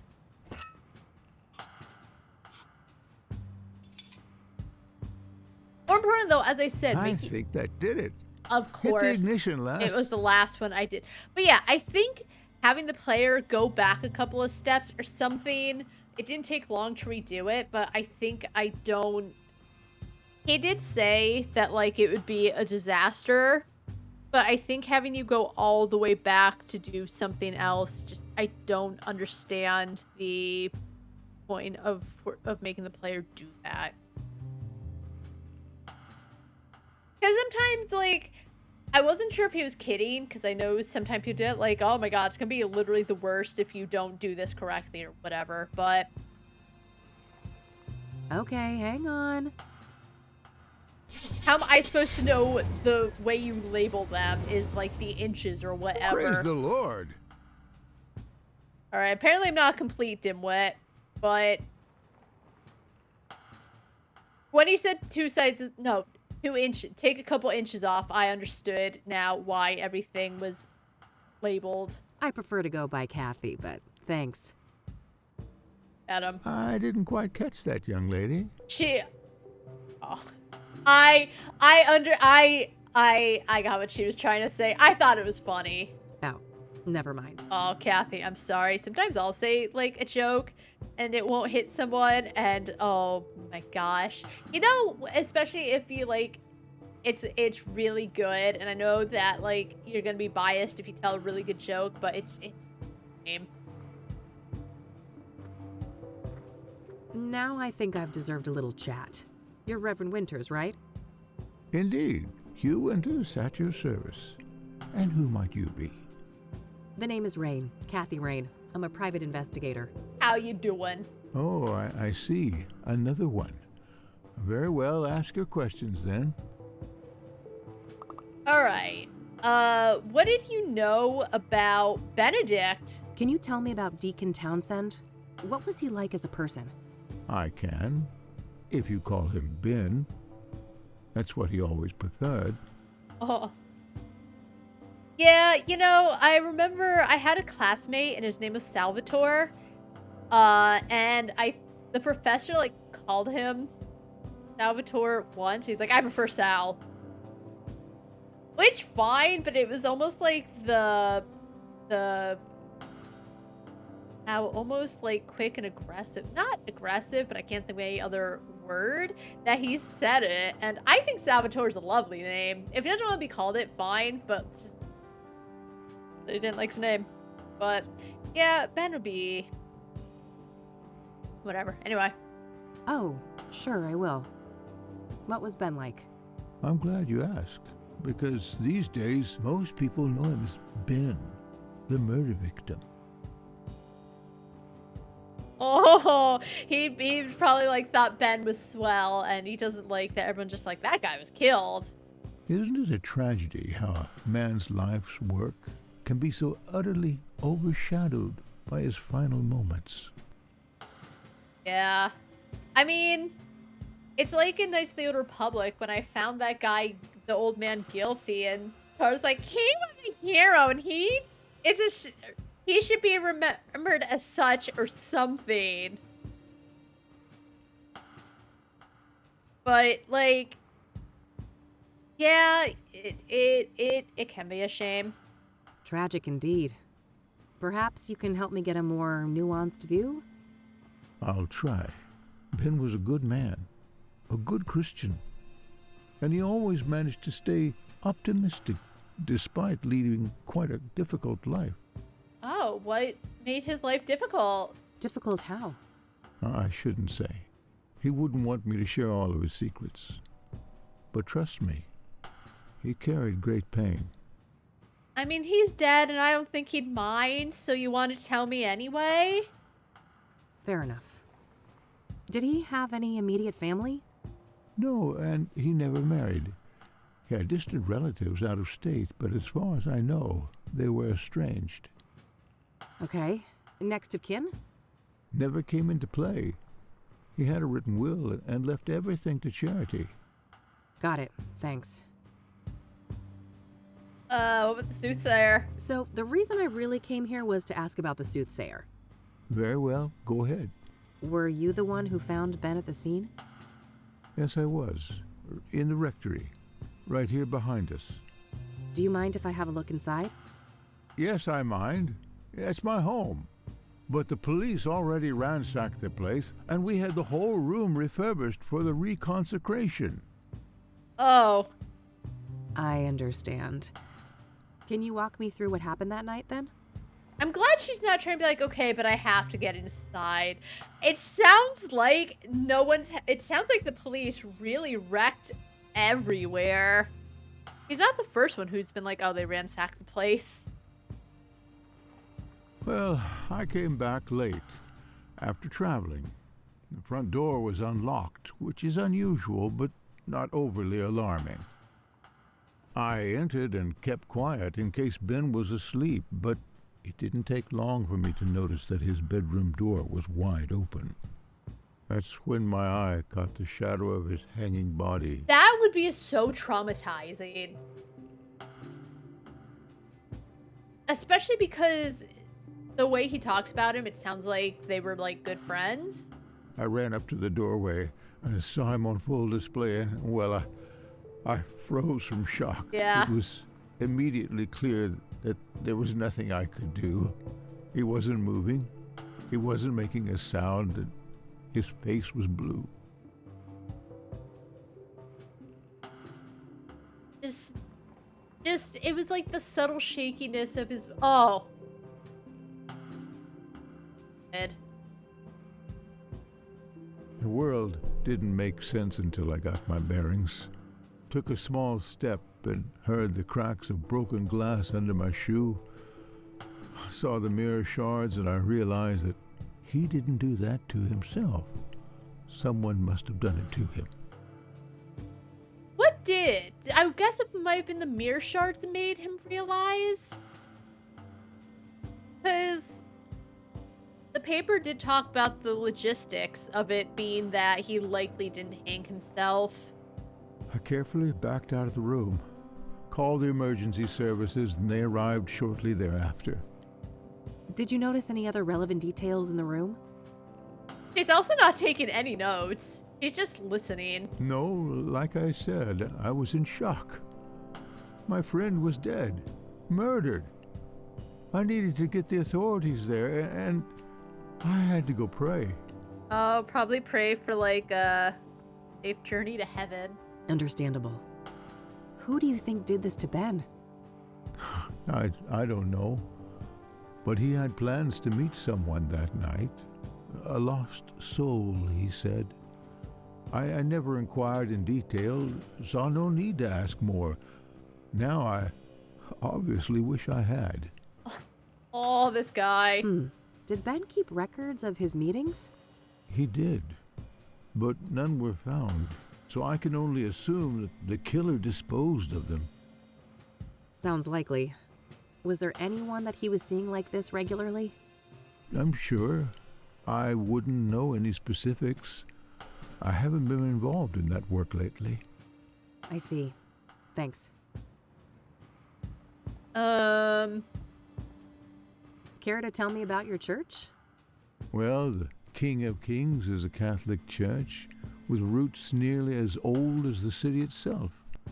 These days, we're a fairly small congregation, around 200 active parishioners. That's not pretty big. I don't know how big congregations can be. That sounds like a lot, though. I see. So, how long have you been a priest here? Coming up on 30 years now. Damn. Oh, wow, that's a long time. I suppose so, yes. But I've been nothing but content here. Until the murder, that is. Things will never be the same. So sad. Yeah, I can imagine.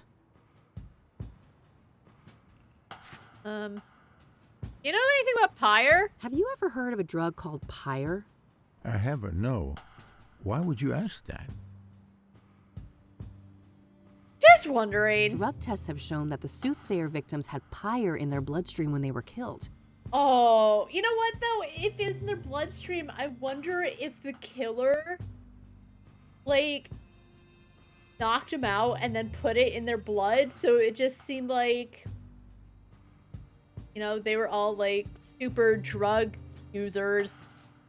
That's preposterous. Ben wouldn't go near anything like that. He didn't even drink coffee. I was just wondering. Covertly drugged then, maybe? Yeah. Or coerced? Yep. Something along those lines. The Ben I knew would never voluntarily abuse narcotics.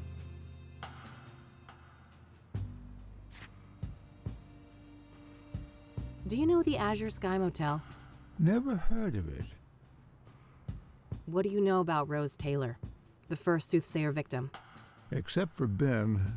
Okay, he doesn't know anything. What do you know about scrying mirrors? Well, they're pagan instruments used for millennia. It would seem to me they have some ritualistic purpose for the Soothsayer. Yeah, I'm curious why he leaves mirrors around. Oh, maybe like it's some deeper meaning, like he knows the true past and they can't stand to look at their reflections and see monsters on the inside. They're not looking up within themselves. That's what I'm gonna put it to. What makes you say that? Couldn't they just be a signature or a decoy even? Although the scrying mirror is probably different from a mirror, but... No, I was there. That room, it was a place of sacrifice. Uh-oh. The view of my departed friend was a monstrous display. I shall never forget it.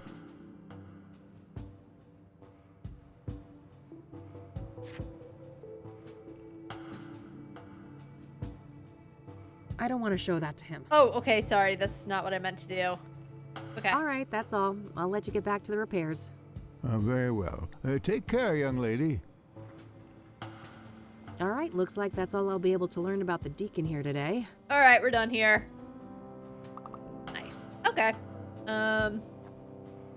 Let's not get any crazy ideas. Yeah. He doesn't want me in there. He's pissed at the police.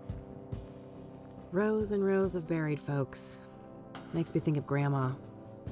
I'm glad I got a chance to reconnect with her a few years ago. Oh no! Oh, Grandma died. She was lovely. I did kind of wonder, but I was just like hoping that she didn't. Oh! She was a lovely lady. Rest in peace, Grandma. I forgot her name.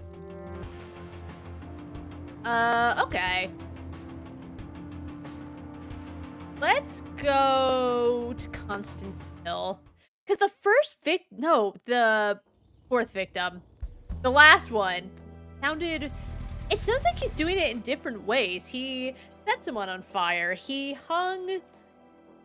Here we are, Constance Hill. This better be worth the trip. Ben. I forgot about the others, but... Alright, binoculars. Oh, neat. I can see my office building from here. Also WTF, and then... Super!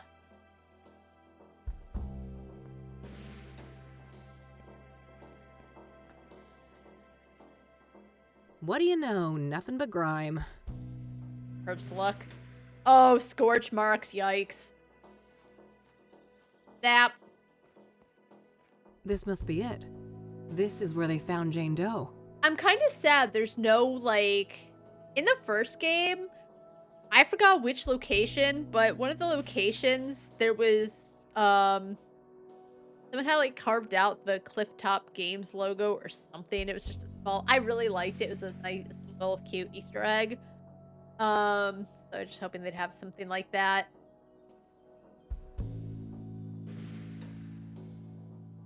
No obvious clues. I'm not sure what I was expecting, but I guess there isn't much to find in this place.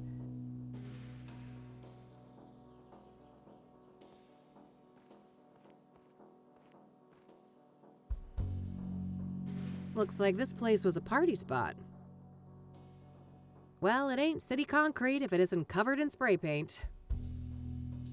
What about this bottle cap? Brett?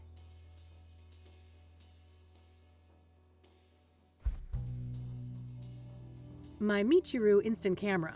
It's loaded with plenty of film.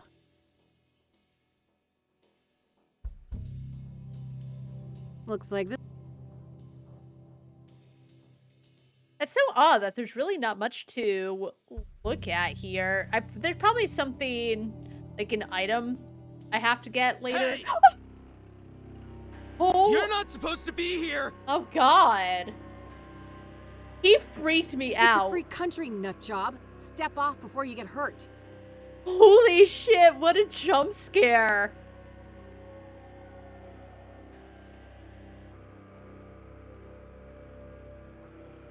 I'm gonna use my taser on this man. He looks like he's ready to stab her. Holy shit. How are you doing? Oh my god. I didn't even think of it. It was like, oh, there's not much to investigate. There must be some... Holy...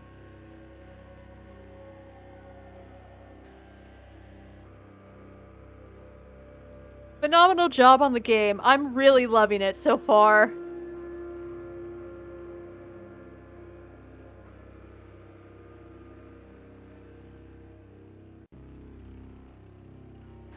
Congratulations on the release. I'm recovering.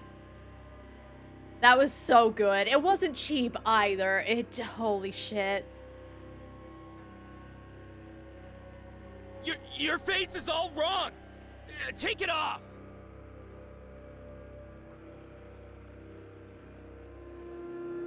Thank you.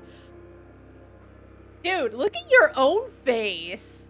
Also, he has like the crimson chin.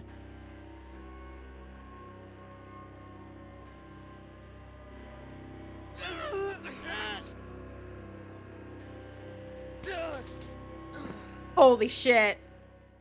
Christ. Cassidy junkies never disappoint. So, if you don't tase him in time, does it just wait for you, or does he, like, take her out at some point?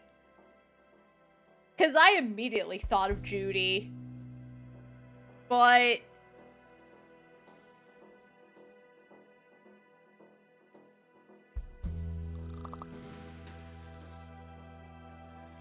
I'm not getting near that nutcase again. But, like, he might have some pyre on him.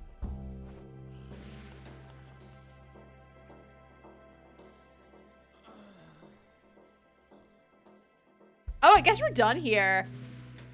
Okay. I figured, I'm like, there's no way they would just, like,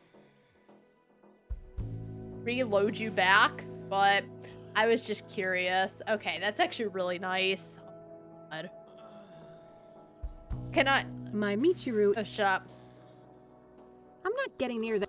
Alright, what if we set him on fire? I'm not getting... Alright, she doesn't want to. Okay, I think we're done here. The City of Gleam in all its glory. Alright, see you, man.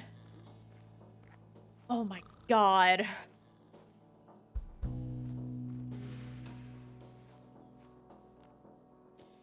Should have checked him for pyre, but I do understand why she wouldn't want to, like, touch him or go near him. Oh, that's right, Meadow. I still don't know how to get... I don't understand how to get Prince off the obsidian. I feel like all the no, because I guess if he didn't grab the makeup brush, he would have had to go back to... Maybe there's something else at the office I need. I don't know anything. The only thing I know about this kind of detective work is what I learned from either Phoenix Wright or the Judgment series. Alright, let's see. Book. I don't think the laminator will help. It's a plastic laminator. A machine used to encase paper and other thin objects in transparent plastic. I mainly use it for fake IDs. Oh. No, I don't think there'd be any... Worry. You removed... Thank you, Vorak. How you doing? Nah, no fun alone and sober. I've never played darts. In real life. I've played a bunch of it in Yakuza.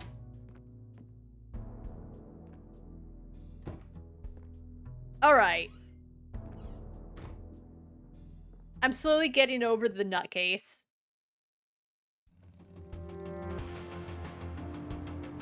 Alright, I guess we'll go look into Eric and his dead fiance. Whoa.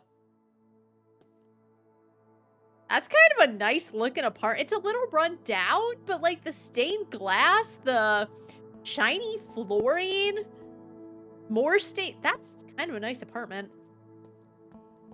A missing cat, roommate wanted, junk for sale. Oh, and a Rachel complaining about neighbors blasting satanic death cult metal music. Oh. I gotta meet this neighbor and maybe bring my boombox for good measure. Oh, Kathy, you're so edgy. But honestly, though, I don't think a bulletin board is gonna do anything. I think she probably needs to call the landlord. Eric Holloway. Oh. Hey, I found him. Nothing but overdue bills. I don't think that's worth tampering with. Here. Hooked on Jesus, huh? Guess they'd get along with Eileen. Oh, right. Can you leave her alone about the fact that she's Christian? That's what I mean. It's commented on a lot. Not a lot, but... like, just because you're religious doesn't mean you'll automatically get along with other religious people. Happy? Calm down. Eric's apartment under lock and seal. Alright, let's go to the roof.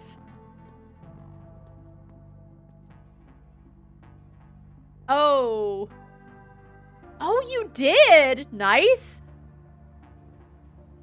I don't know why. I'm never sure Is Clifftop Games like a solo dev with helpers? Because I never know, honestly. What did you do for the game?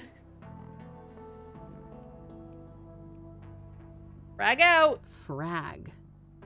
Boy, this person gets around. I've seen their work all over town. I think I'll save my climbing quota for later. We have a core team of 3, including you. Okay. I imagined. I was just curious. You did the programming. Ooh. Ooh. Programmed very well, by the way. I very much appreciate that you programmed it. So if you ask, and I'm telling you this because I mentioned it before, if you ask someone about one of the victims and they say, I don't know anything about anything, it grays out the rest of the victims, just as a reminder, like, they don't know anything. It's really nice. It's really small, and it's a nice small thing that you didn't have to do, but I really appreciate it. God, I wish my apartment building had working AC. Been nagging my landlord for months about it. But like, they think matters. It does matter a lot, to be honest. Yeah, it's quality of life. Very much preemptively at K Reviews to ask about in general. Well, thank you. Because, I think some quality of life stuff gets taken out of the way. Or not taken out of the way, but some games try to go more for, like, immersion than some stuff that might be a little nicer for the player. So it's just really nice. It's really nice when you're thinking of the player and what small things will just help them out and save them a little bit of time. Sorry, there was a really loud motorcycle. Okay. More graffiti. Oh, is this? It's Eric. Oh, right, because he jumped from the roof. Hello, Eric. Well, sorry you had to die like this. He didn't jump. He was probably pushed. Tons of spent candles. After dark, this little shrine must have looked quite nice under candlelight. All dried up. No surprise, it's been months since the murder. Oh, condolence notes. It's all generic condolences. Except this note here. It says, sorry you died, Lamau. I miss you. It should have been us.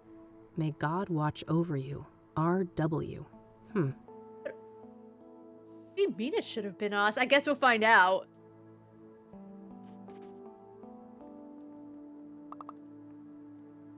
I assume that means we're done here. No, I still have more investigating. Alright, identify RW. There should be some way to identify this RW person. I better look around the apartment building for clues. It's also really nice to just be able to, like, click on everything and have Kathy help you out in terms of what do I do. Because I will say, I do love point and clicks, but just sometimes I can get easily stumped. So anything to help the player out is really nice. Alright. RW. Oh, Rachel maybe? Because there was a lady named Rachel. Is there a name on it? A missing cow. Oh, and a Rachel. I gotta meet this neighbor. Oh, I guess there will be nothing about RW. Alright, check the name. Rachel Wang. Found, yep, it was, called it Rachel, I knew. I didn't just Rachel. It was her. Oh, that's RW. Rachel must be the one who wrote that note on the roof. I'm a detective. I played a bunch of Phoenix Wright when I was a teenager. I played the Judgment and Lost Judgment twice. I'm basically a detective. Case closed.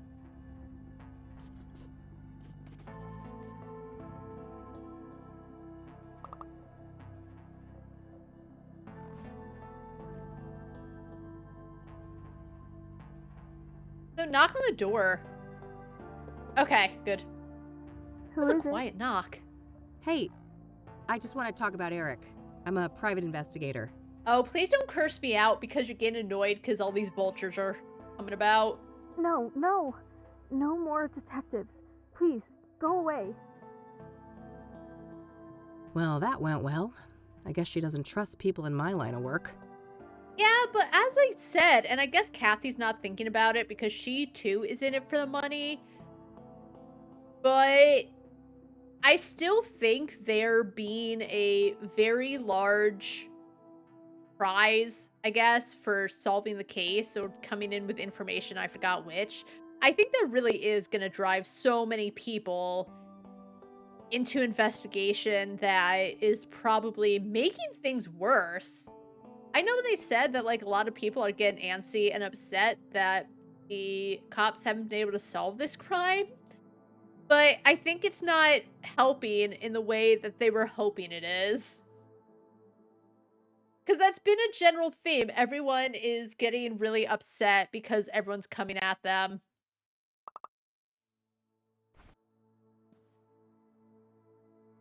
I should try to learn everything I can about Eric. Oh, earn Rachel's trust. It seems that Rachel doesn't trust PIs. Maybe. Oh, I probably need Eileen for this.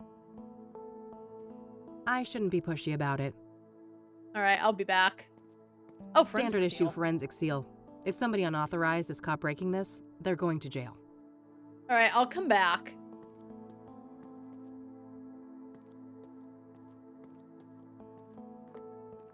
I'll come back. We have a couple things I need to come back for in different, or a couple different things. Oh, can we get Eileen? Eileen might be able to help. Hey, girl. Hey, hey. Hey, Kathy. What's up?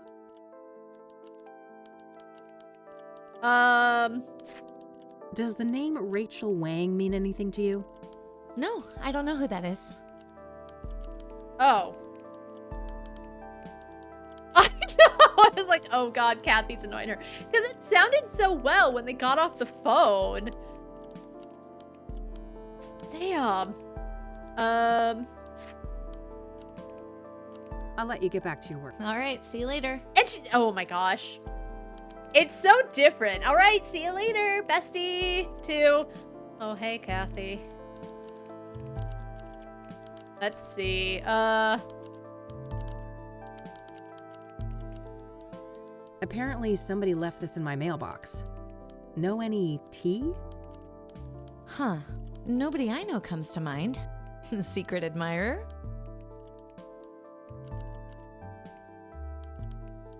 Well, it ain't Lenny.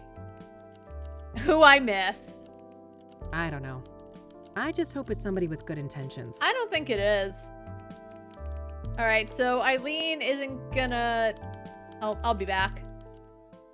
I'll come back to it. I'll come back to it. Alright, so there's Constance, there's Verdant.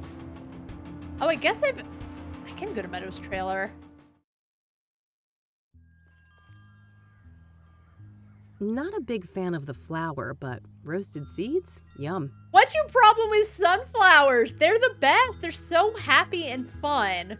If it wasn't for the atrocious backdrop, those could have actually provided some cozy ambiance. How dare she? She was my queen, but now she's just a peasant.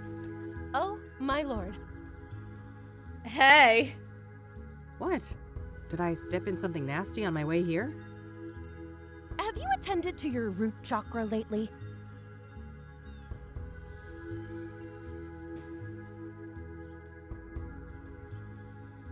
No, I have not. Stop. I can't say I've been keeping tabs on that one. Oh, you're such a treasure. Oh, how do I put this? Oh, that's it. She sounded so patronizing. Your root chakra is dog shit. It's a really crappy chakra. Chakra? I always thought it was pronounced chakra. Everyone is just off the bat so rude to her. I don't understand. And she has to keep on like a straight face because she's just trying to get through an investigation. I would turn my ass around and leave if someone just, first of all, if someone just I did not know was asking me about my root chakra. And then if they're like, oh, well, it sucks. Fuck you. I would leave. What's her problem? I thought you were supposed to be a hippie. Shouldn't they be, like, really nice? If I was a doctor and we were talking about your knee or shoulder, I would suggest just cutting it off. Just cut it right off. It's that bad.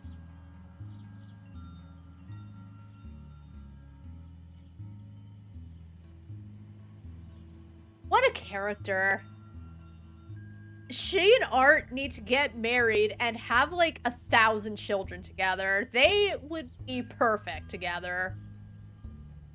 Tell me how you really feel. Oh, I'm fine. Thanks for asking. My chakras are in balance. From my toes all the way to the top of my noggin. You call them chakras? I don't think they're in balance. That's just peachy. Look, Eileen told you I was coming, right? Maybe I've actually been pronouncing it wrong, to be honest. I'm saying that, but I've probably been pronouncing chakras wrong my whole life, but yeah, just right off the bat, they're already just digging deep, and Kathy's done nothing wrong. I did think that she was acting too nonchalant with Eileen when Eileen mentioned, like, you know, you fired me, but they are my OTP. Art in heaven. Meadow. Holy shit, not heaven. They're gonna go to heaven if they keep pissing me off. Oh, you're her! Oh, that's marvelous! Oh, wow. Okay. Okay, so, didn't know I was Kathy Rain. Just thought I was someone coming visiting. I don't know, but somehow that makes it worse than, oh, you're Eileen friend. Okay. What the heck is going on? I'm sorry, but I can't have such blatant discord in my home. Take this pendant, love. Don't patronize me.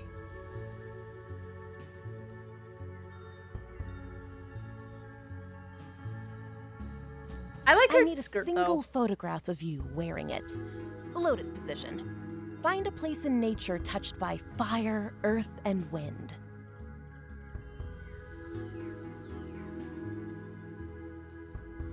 This is how I know Kathy has made progress, because I feel like if they had met in the last game, like before everything happened, Kathy would like flip her off and curse her out and just like leave.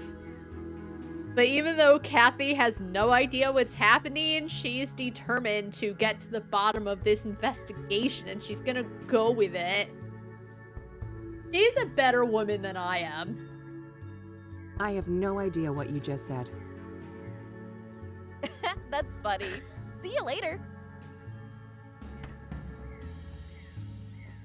What a weirdo. If I want her help, I guess I need to find a spot to take that photo. Fire, earth, wind. First of all, it's earth, wind, and fire.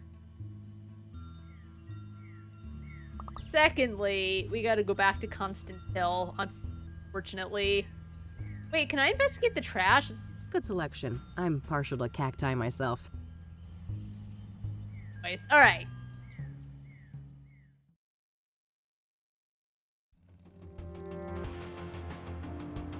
I hope that weirdo is not still there. Passed out though. Yeah, I guess he got tased. All right, earth, wind, and fire.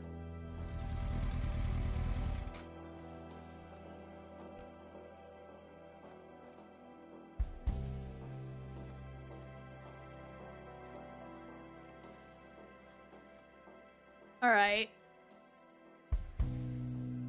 What? No, not on Cassidy. Oh, I can't use it on her? There we go. Oh my gosh. Okay. I've got earth and fire present here, but I didn't quite catch the wind. Oh, do I need... Oh, wait. That was wind for a second.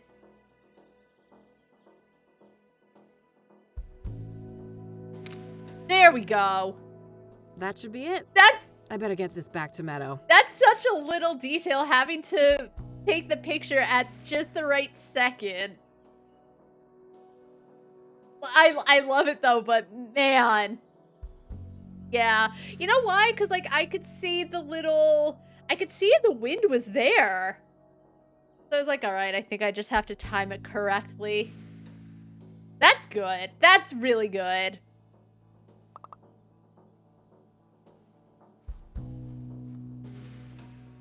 The city of Oh, yeah, shut up.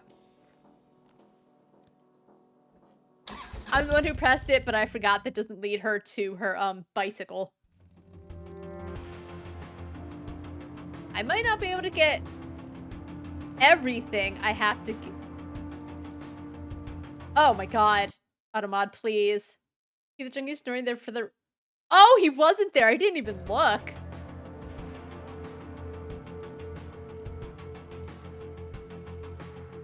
I feel like my heart's still, like, beating a little from that junkie.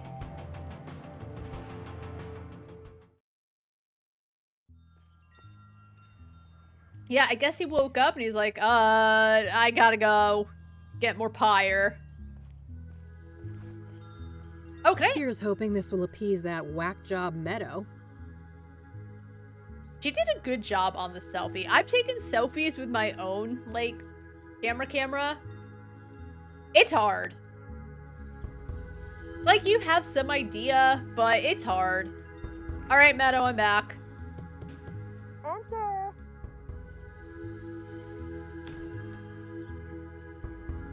Wow, look at you. You're positively glowing. Thanks. Thanks, I guess. I took that picture you wanted. Oh, that's okay. I can see that your chakra is well taken care of. Oh, aren't you supposed to have scars, though? That is true. She had an amateur photographer, but it at least evolved into, like, being a better photographer. Oh my god. What scar? Scars? What are you on about? I've got plenty of emotional ones, if that counts. Hey. Oh, never mind. I must be confusing you with someone else. Have a seat, love. I don't know you. Stop calling me love.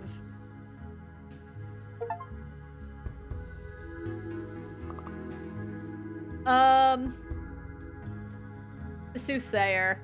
Oh, scrying mirrors. So, Eileen tells me you know a thing or two about scrying mirrors? You could say that. I am a practicing clairvoyant. What do you want to know? I like the incense. What can a scrying mirror be used for? What can a scrying mirror be used for?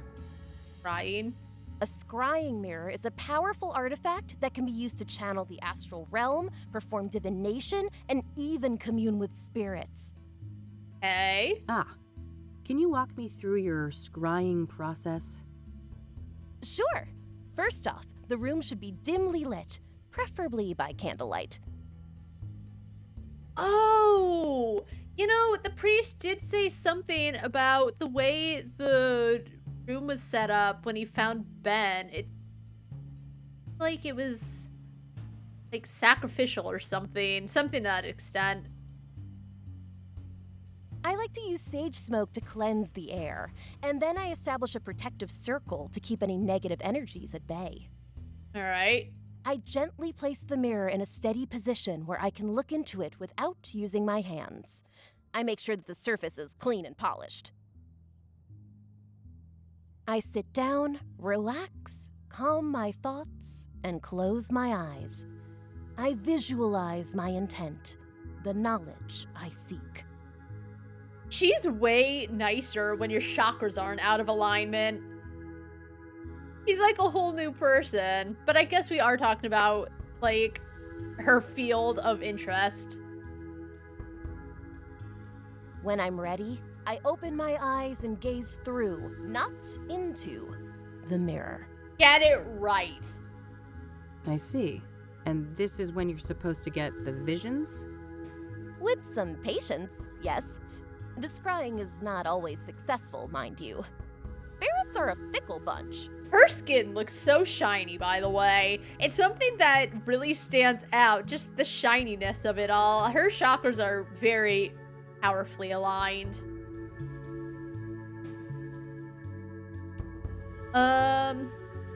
Why is obsidian used in traditional scrying mirrors? Why is obsidian used in traditional scrying mirrors? Because of its rich mystical potency, of course. Obsidian is strongly And it grounded takes you in the another astral plane, which makes world. it ideal not only as a vessel for divination, but also for protecting the scryer and cleansing any negative energies.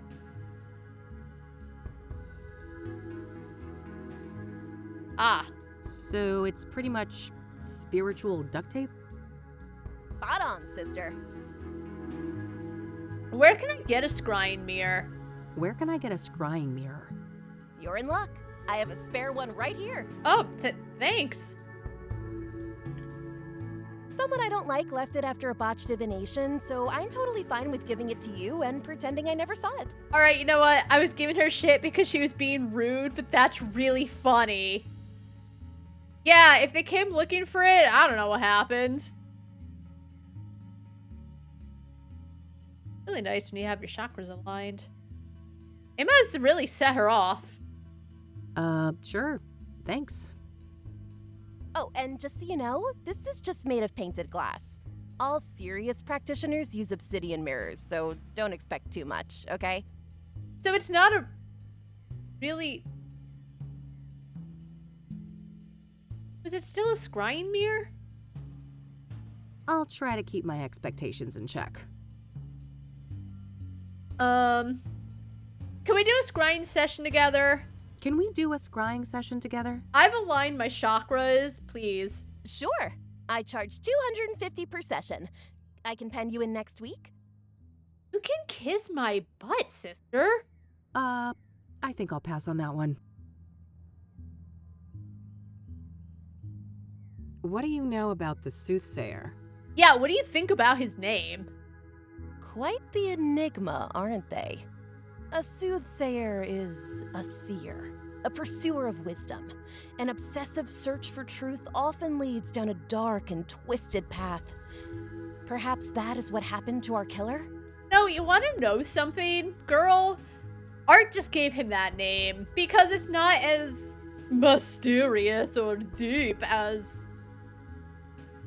I forgot what the other names were, but I don't think he thought about it as much as Meadow's thinking of it right now. I think her interpretation gives more weight to the name.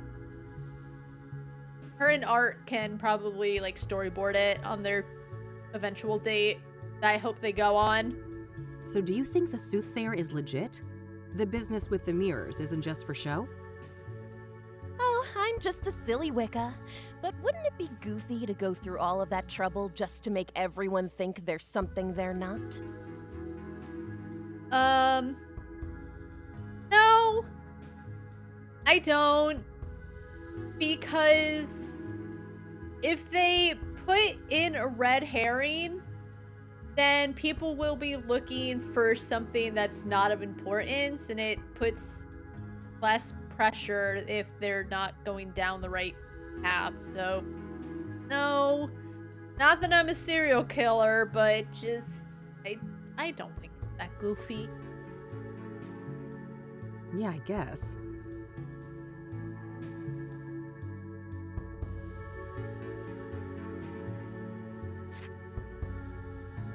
I don't want to ask her. I see on this poster of yours that you're familiar with the Club of Hearts. Oh, I didn't even notice. Yep. It's one of my favorite spots in the city. Yeah? What's so great about it? Oh, everything. The vibe, the poetry, the people. Yeah, that does sound up her alley. Sounds interesting. I'm planning to check the place out tomorrow. Oh, that's super neat. I'm sure it'll do wonders for your chakras. They're still pretty crappy, you know. Yo, I didn't ask. Yeah, I bet they are. Do you know who Hannah Verdu is? Of course. She's the one and only queen of the Club of Hearts. Yeah? Are you two friendly? Oh no, I'm just a mere patron at her club. I would be surprised if she knew I existed. Have you heard of a drug called pyre? Nope. Good old shrooms are my kind of high. Good on you, sis. I can see that. Not a fan of psychedelics myself. I was so surprised when she was like, talked about going to tap. This gal's got a truckload of emotional baggage. Way too much fuel for bad trips. Yeah, I was so shocked. She's like, oh god, I do cocaine. Golly.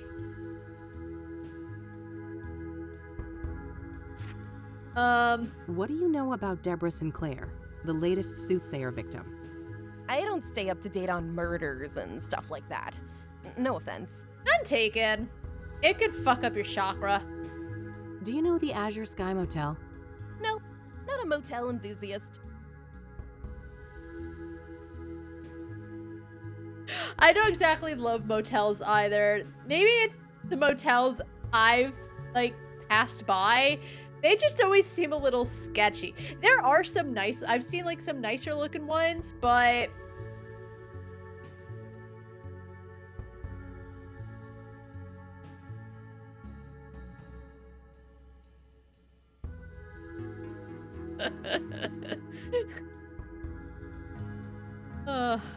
Are you familiar with the King of Kings Catholic Church? Yeah, motels are kind of...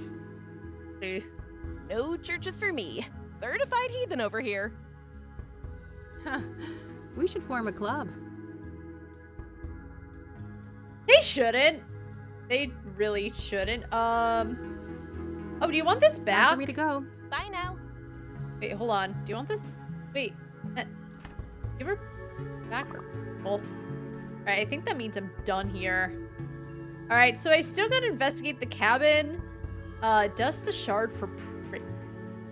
Oh, I've gotta dust it. I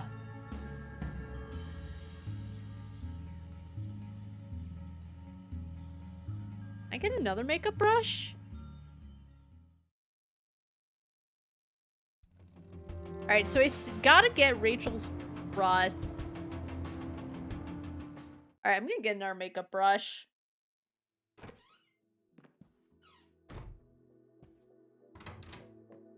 I think. Nah, Alright, never mind. Well, good enough to be seen in public, I guess. No, you look great, Kathy. Dust for prints. What do I got? It's the cheap scrying mirror that Meadow gave me. The mirror surface consists of painted glass. Still have this cabin key. I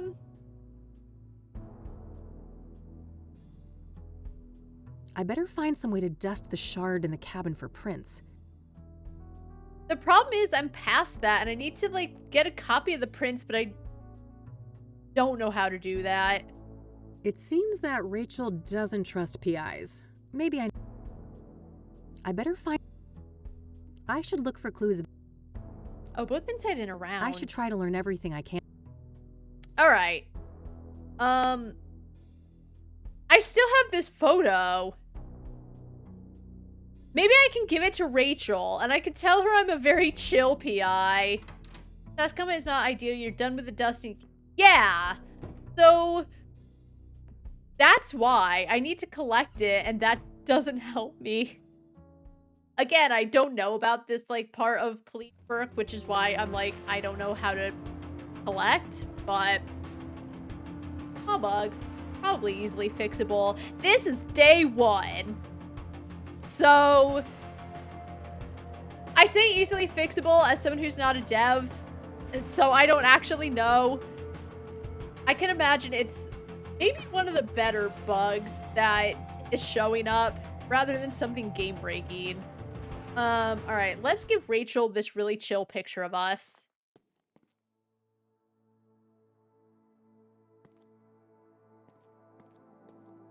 A missing cat. Oh. And apparently Rachel Wang is complaining about a neighbor blasting satanic death cult. If only she knew what my... Wait, there was a radio in my apartment. No, actually, that might not make her come out if I grab the radio and... We're gonna see if I can grab the radio, though. We're just gonna annoy her. Poor lady. She said it should have been us, which... messed up. My radio, with a built-in cassette player. Alright, we can't do anything with it.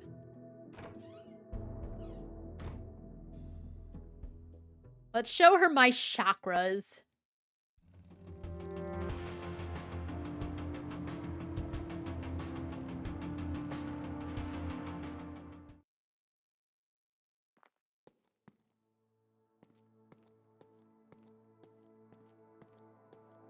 Oh, tokens of remembrance.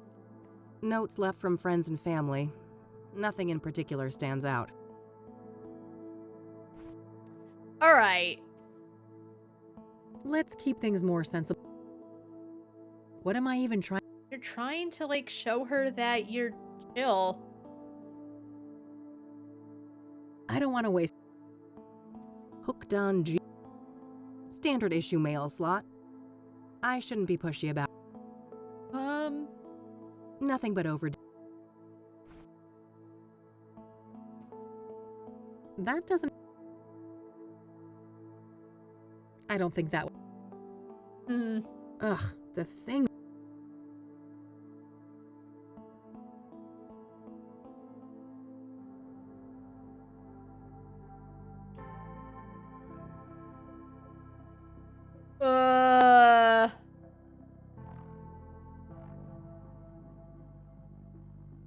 It seems that Rachel doesn't trust PIs.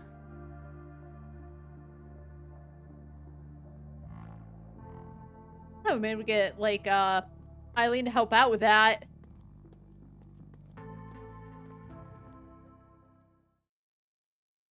Maybe I can get the priest to help me. Hold on.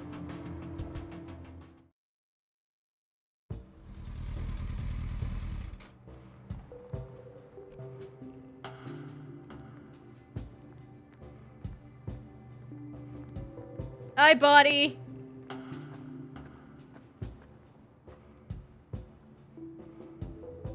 I have more... By all means. Does the name Rachel Wang mean anything to you? I'm afraid not, my child. Damn it. Darn. All right, that's all. Very well.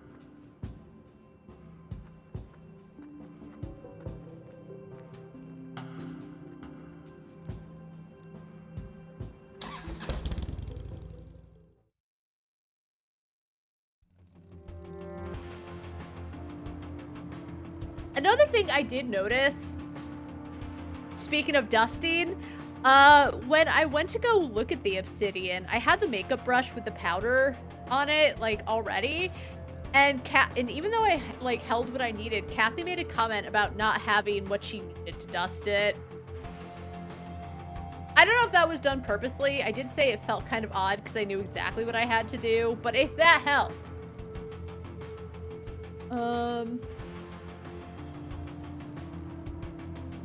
I wonder if anyone's downtown. Nah, I'm broke. And they're... bulky looking thing. Guess... Rockports and other cheap brands. I'm certainly not gonna waste my precious relapse on shitty smokes. Okay. Nothing here. So I wonder...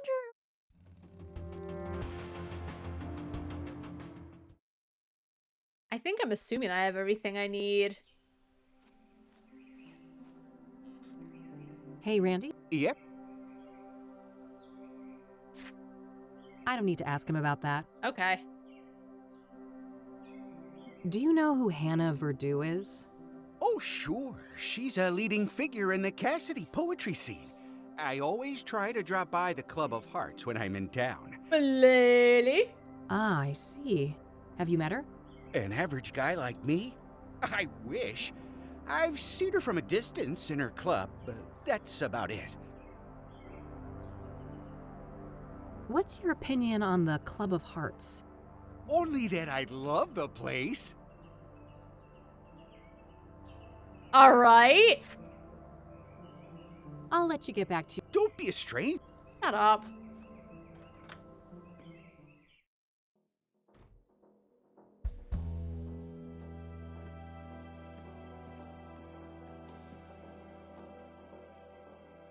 The shard is powdered with a clearly visible fingerprint. I'll need some way to extract it. I don't know if I need like a certain kind of paper. That doesn't make... what? That doesn't... I can't... That does... Nah, no need to write.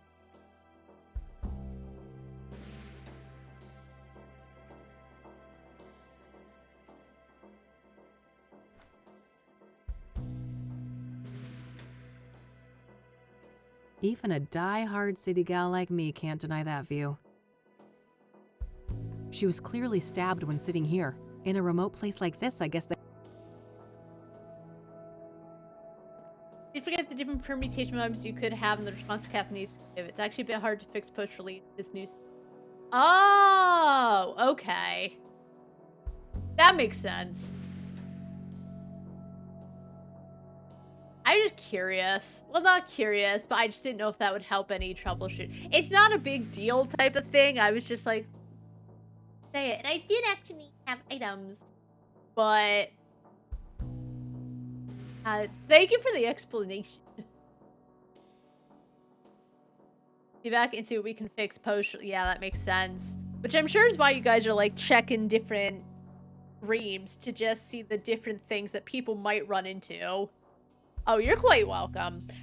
I haven't run anything game breaking, which is nice. Just like little things. Track the print when you click on the shard. Yeah, I don't. Under the right I don't know how she'd extract. I don't know how to extract prints.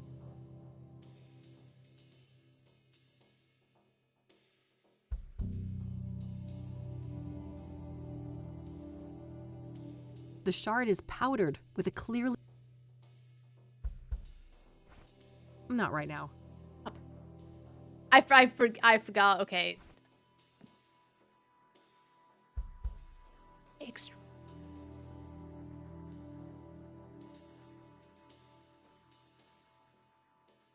Like, I guess with ink. Wait, no, maybe. I feel like I'm missing something. It's the cheap scrying mirror. That doesn't need a photo. Looks like forensics left a little pile of...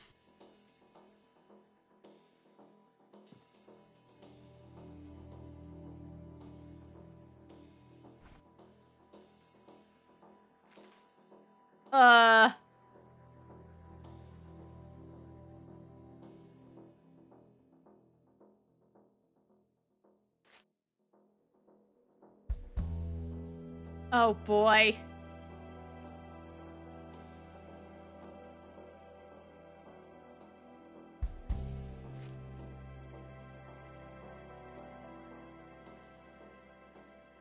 Oh God.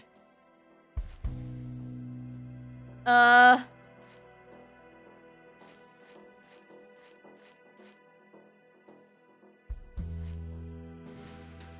have so many articles. Sinclair's signature Yaupon tea.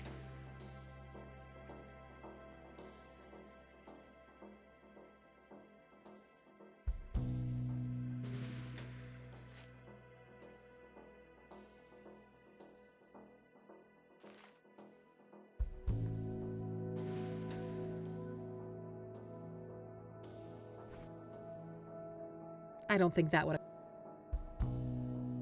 No, yeah, that's true. I was that. Always the Gazette. It's always looking closer at things. Let's see. The chilling signature mirror left on the scene made clear she had become yet another Soothsayer victim. Oh, thank you.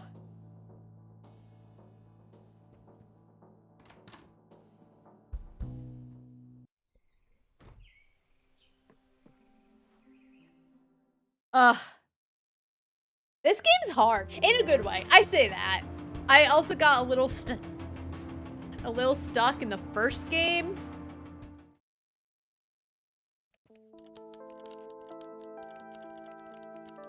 Is it the A roll of tape? tape might come in handy.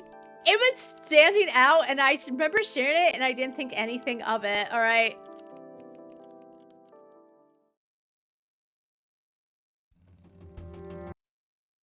Oops. Thank you, kind of. Oh my god. I don't think I would have.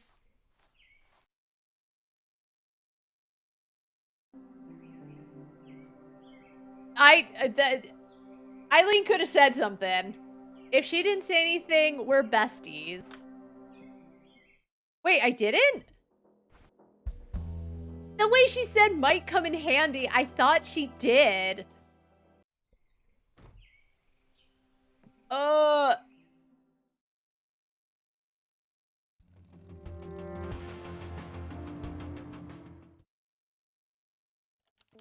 Eileen, can I have your tape?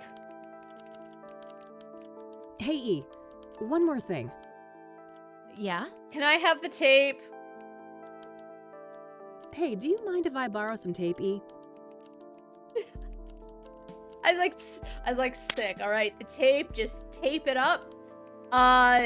Yeah, I was like, oh god, what would I need for that? I don't know why I thought news. I guess because, as I said, you could, like, when you take silly putty and you put it on newspaper, and that's why I thought newspaper. Fine.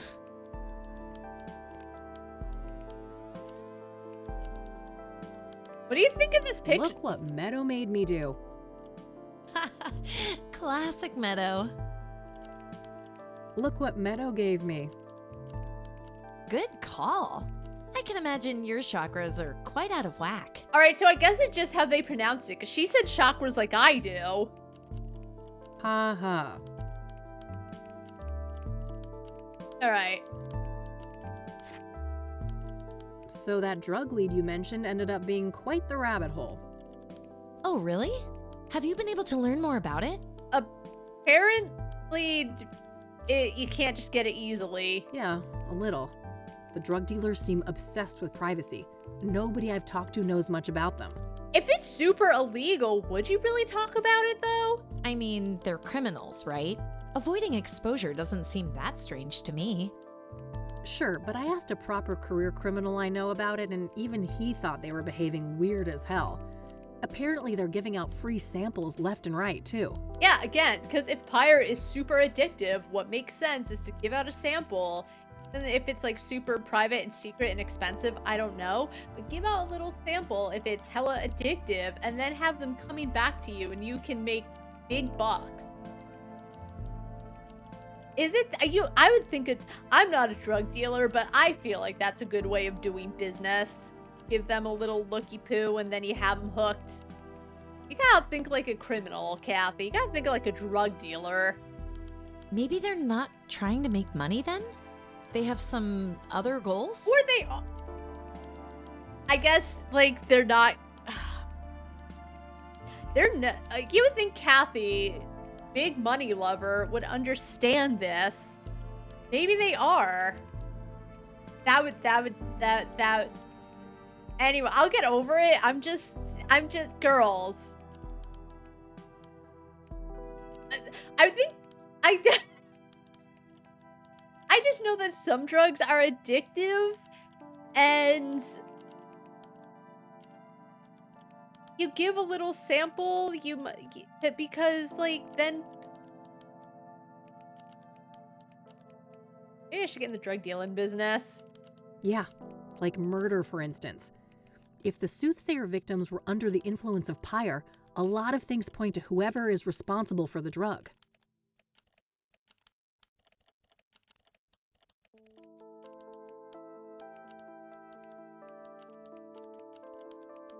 Like, is it?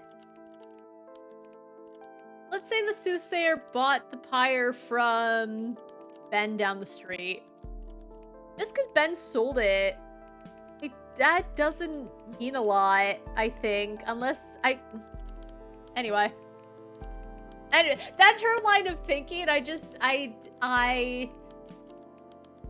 they talk about whoever made the pyre. I still don't think it would be their fault. Yeah, that sounds plausible. Maybe, I guess. I mean, they gotta go with something, right? I don't think I understand how it's plausible, but I also might not be understanding what she's trying to say. Do you know who Hannah Verdew is? That name Never sounds does not. familiar, but I can't place it. Never don't. Do you know the Club of Hearts? Sure, never been there myself, but I know Meadow loves the place. Yeah, she told me as much. Have you heard of the Azure Sky Motel? That's where one of those serial killings happened, right? Yeah. Thought it sounded familiar. I don't know anything else about it, though. Meadow was kind enough to lend me this thing. Nice. I'm glad she was helpful. I guess I could talk to I'll let you get back Art. to your work. All right, see. Shut up. Hey. Not now, Rain. Unlike certain people, I need to get some work done.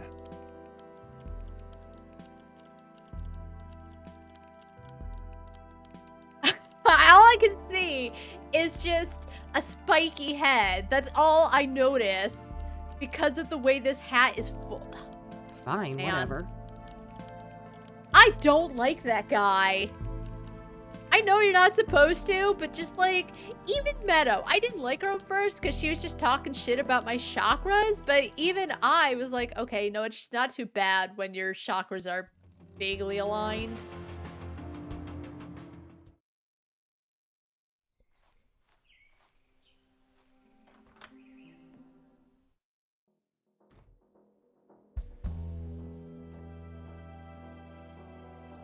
Enjoy the smell of your own farts, Art. All right, gotta be careful. There we Oh, go. nice. Clean print. Oh, I did think of that. Oh. All right. I'll grab the shard too. Thank you. How did they miss that? Uh-oh.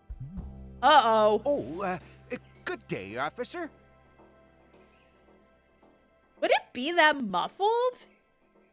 Like, I think, and I know this because from when I'm in here working and there are people outside, I guess it is actually somewhat muffled. Mr. Mulkins, the forensic seals have been broken. Are you responsible? I'm scared. He sound like that. Were there seals? Oh, I guess there were. Me? Of course not. Look at me. Do you think I could even manage those stairs? Oh, you know what? I did just waltz in. Zero mentioned that, like, I went in without gloves, and I was saying that I'm pretty sure my man Randy would like, give me an alibi. Oopsies. Listen, I'm a detective. I will investigate. Don't go anywhere. He has the perfect voice for, like, an ASMR boyfriend experience. There's just the tone of the sound of his, I don't know. He sounds like he's deep and dark. Oof. As if I'd get far. This thing ain't got a rocket engine strapped on the back, you know? He's so friendly. Ever the quipster, Mr. Mulkins. What's your problem? You sound like that. Shit! I can't let him come in here and find me. Oh no.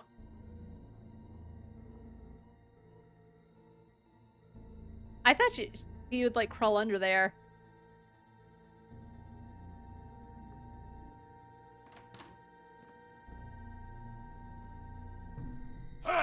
Hold it right there!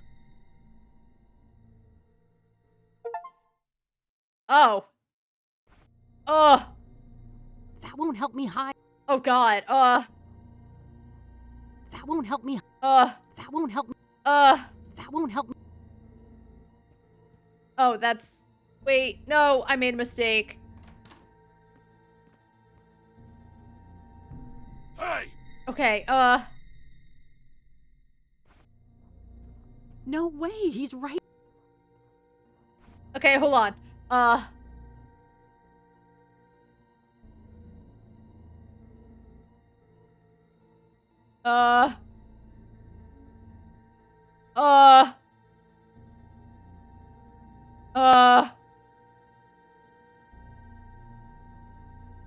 That won't help. That won't help. Oh, he's... I call her Judy. Hey! Hold it right there! Hey, Not enough space to hide under. What do you mean?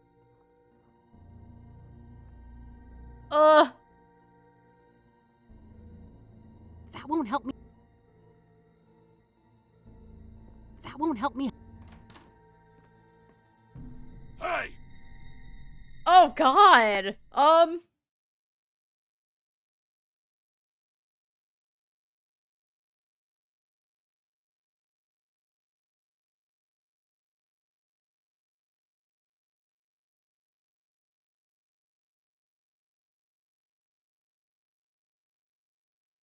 Climb under the couch.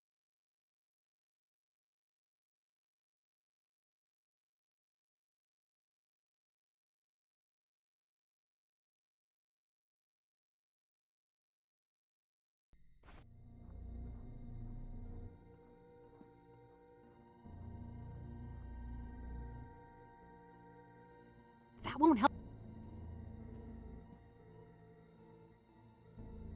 Oh.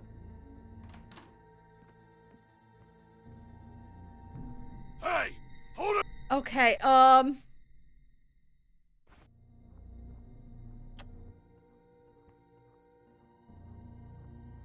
That won't help me hide. That won't help. That won't. I call her Judy. Shut up. That won't help. That won't. That won't. Hey!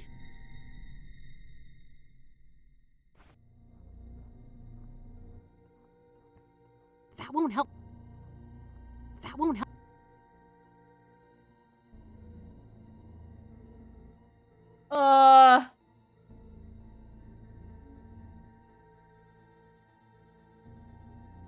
Because you can go to the sofa. But that doesn't help her either.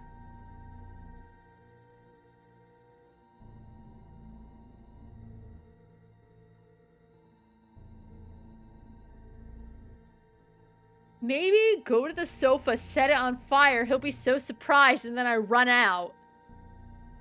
Unfortunately, I don't think I have the time to do that. No, once you go under, it, like, everything happens. Hey!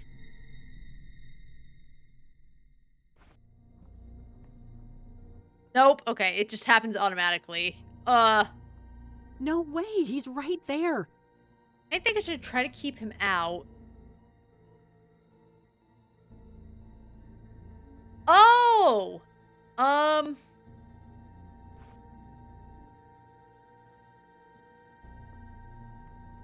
can see you in... Okay, figured it out too late. Nope.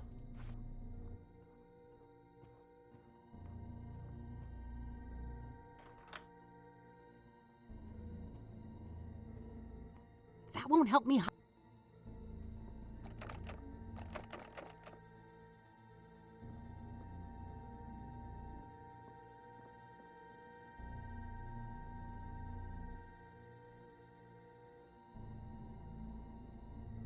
I was wondering because I was like, okay, the cabin key is in my inventory for some reason.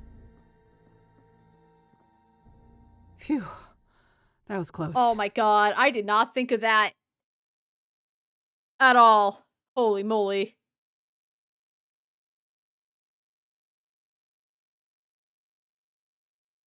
I knew the cabin key was in my inventory for some special reason, and that didn't. Oh my god.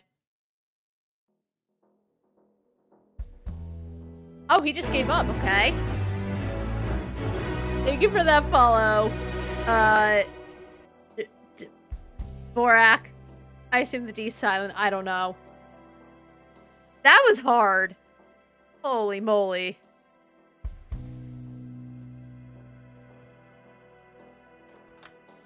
Oh, I didn't think of that. I didn't say that.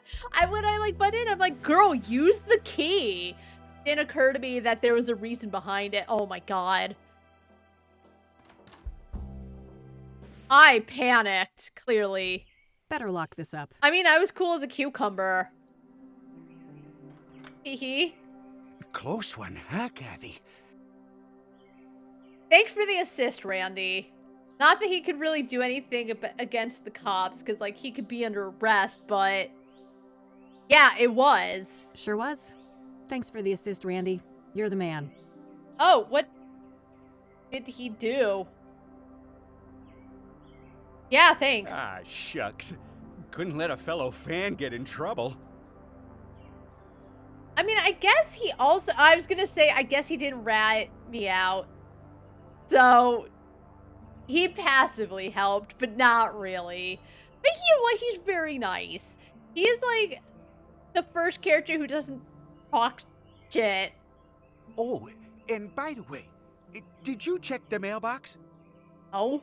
Not yet, but that's not a bad idea. No, you know what? I did check the mailbox, and I said, wow, it's locked. She must not wanted anyone getting into her mail. Go for it. I'll keep watch. Thanks. You have a... It's got a lock on it. Oh, wait. Oh, I guess I...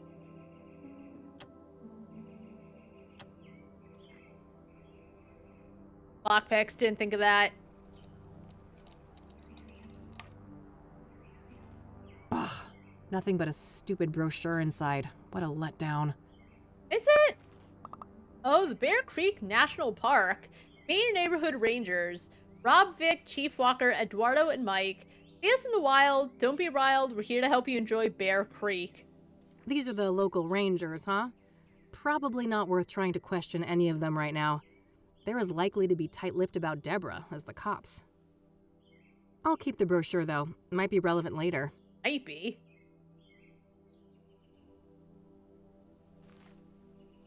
Thanks, Randy.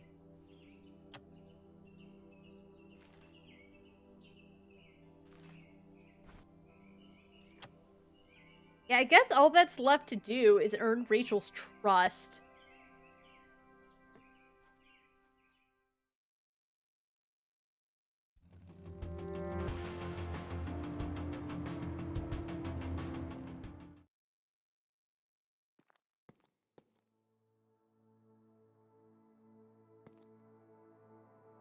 Anything else on the roof I missed? Maybe not, but I didn't investigate that one thing. Pretty tasteless if it wasn't here before the murder.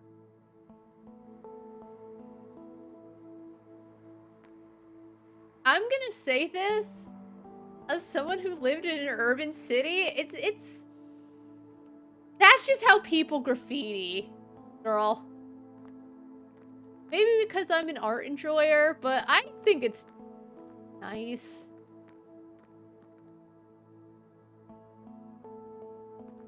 Alright, I think I kind of investigated everything, though.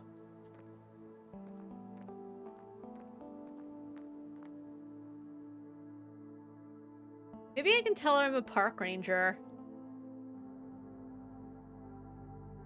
Well, those poor things are beyond help.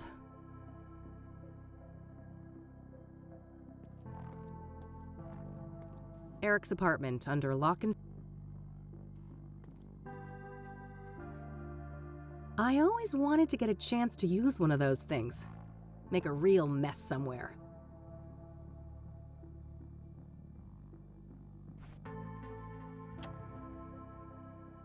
What? A perfect fingerprint collected from the obsidian shard I found in Deborah's cabin.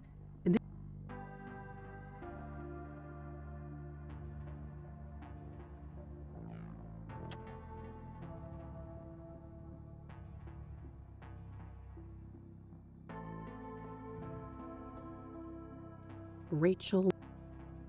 I shouldn't be pushy about it.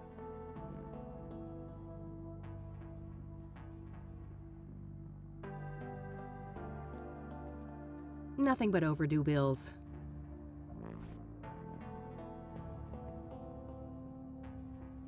It seems that Rachel doesn't trust PIs. Maybe I need a different approach. I should try to learn everything I can about Eric.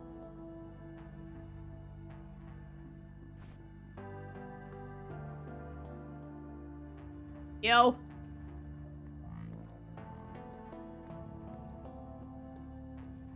Thank you, because I'm like, I'm running out. Eileen has everything I need.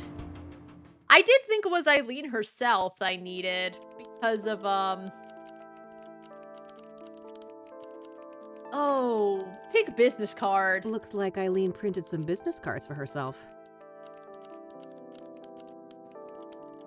Hey, E. Yeah? Hey, E. Can I have one of your cards? Sure, go ahead. God, always these little things I'm not paying attention to. All right, see you, girl. I'll let you get back. All right. Because I don't think it's her frog lamp. Let's see. Can't wait till it's not that either.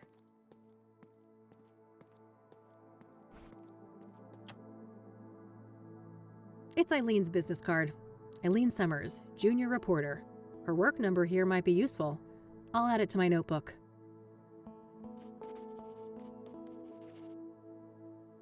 There's a Bible quote printed on the back. You will know the truth, and the truth will set you free. John 8:32. Oh, there we go. I was gonna say, I was like, well, if she doesn't like PIs.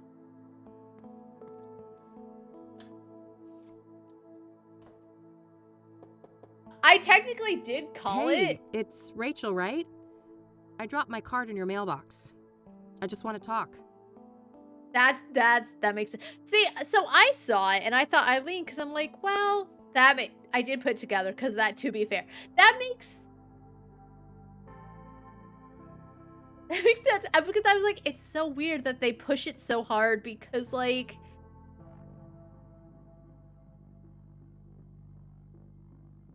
okay, thank you, because I was like, why do they keep going on about it? But I did even say, like, oh, well, like, maybe Eileen can help because she also loves Jesus. Yeah, and she did mention, like, her and Eileen would get along. I did not put it together, though. You're a Christian reporter? What do you want?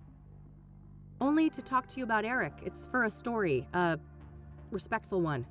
Okay, but the thing is that like, she just said she was a PI, and I think Rachel's gonna recognize her voice. It doesn't matter, just, it feels odd that Rachel's like, oh, you're a reporter and you're not the PI that was just harassing me. Matter though. Oh, I suppose that would be alright. I'm glad. Could you open the door? It's hard for me to hear you out here. No, it's not. Hey, girl! Did you wash your hands? I can't risk getting any germs in here.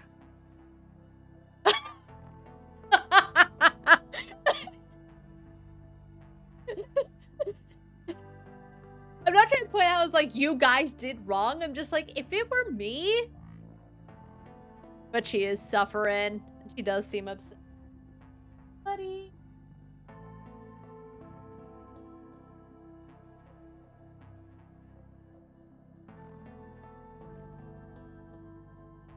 I did indeed actually just wash my hands. Of course. Can I come in?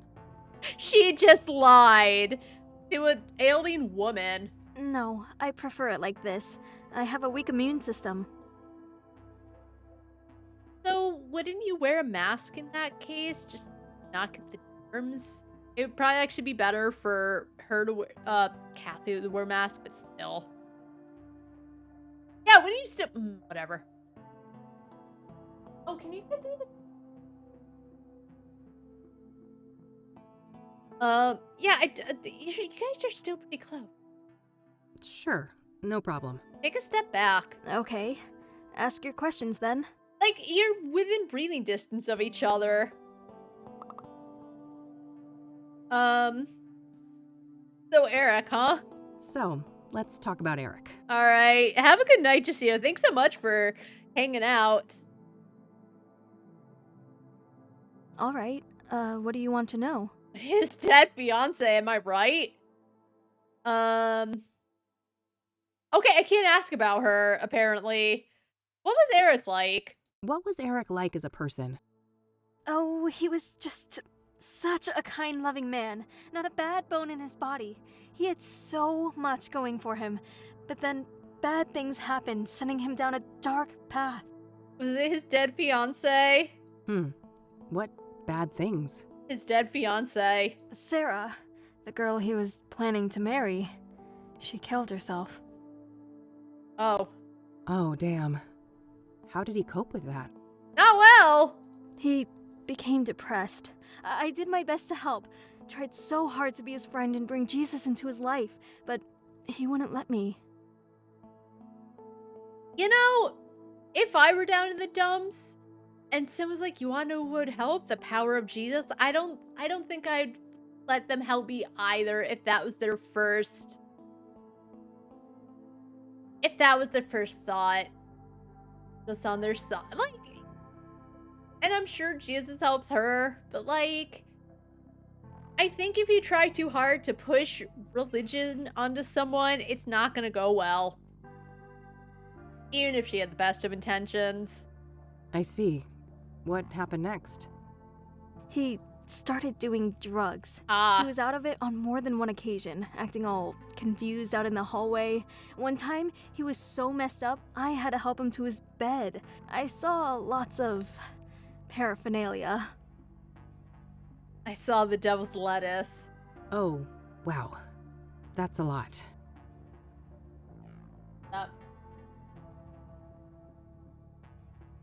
Well, then there was all the women, of course. All those filthy harlots and temptresses. They just couldn't leave him alone. You know, maybe he has something to do with it. I'm gonna... Also, I'm gonna say it. Missed opportunity to use either trollop or hussy. Which I know is very old school, but... Those filthy temptresses that wouldn't leave him alone. Grrr.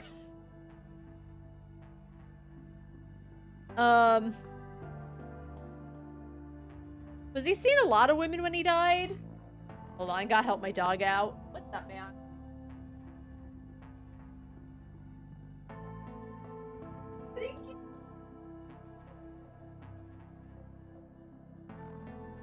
My dog was just staring at me from the doorway, and he kept, like, nudging the door. Was Eric seeing a lot of women when he died? Too many to count. They kept dragging him back into sin.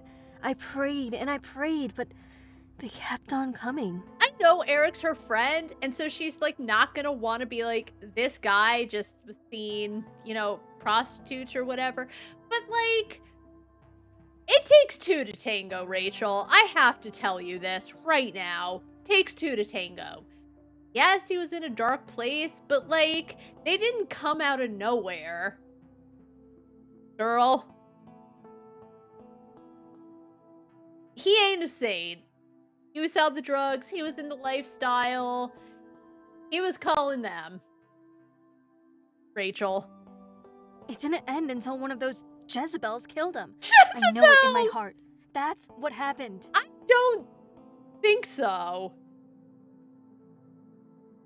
You're putting a lot of blame on the women and absolutely none of it on Eric. I know he was going through one, girl, but stop. Did any of the women stick out in some way? Maybe one of them acted suspicious? Those hussies were all suspicious. Not that I can remember. I'd have to check my... no. And you'd have to check your what? You'd have to check your... what? Your diary? I misspoke. Don't mind me. I get confused sometimes. Oh, Rachel. Oh, Rachel. What kind of relationship did you have with Eric? You sure are calling a lot of ladies Jezebels, which, I'll be real, I know, like, it's a Bible thing, I think. It's such a, there's something I actually appreciate about the, just calling him Jezebels. I don't know. I don't know. What kind of relationship did you have with Eric? I loved Eric. I truly did, with all my heart. Yeah, I know. It's really blinding you. But it wasn't reciprocated? I know it was, deep down. He just couldn't find a way to convey it. He wasn't into you, Rachel. Oh, girl. She seems so nice. Like, I know I'm harping on it, but it's really because she loves him so much that she's not seeing that, like, they're knocking down his door because he, like, hired them. I assume he, like, hired prostitutes. I don't know. I assume he was sleeping with a lot of women, and it's just, like, lying to herself because she doesn't want to, you know, see it that way. Girl. I'm sure he would have realized that one day we were meant to be together, if it wasn't for all those despicable floozies.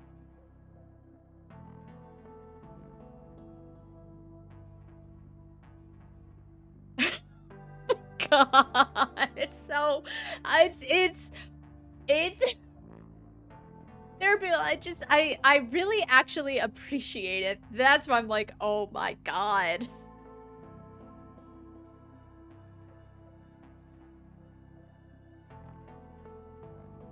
She's not like those other women who just, like,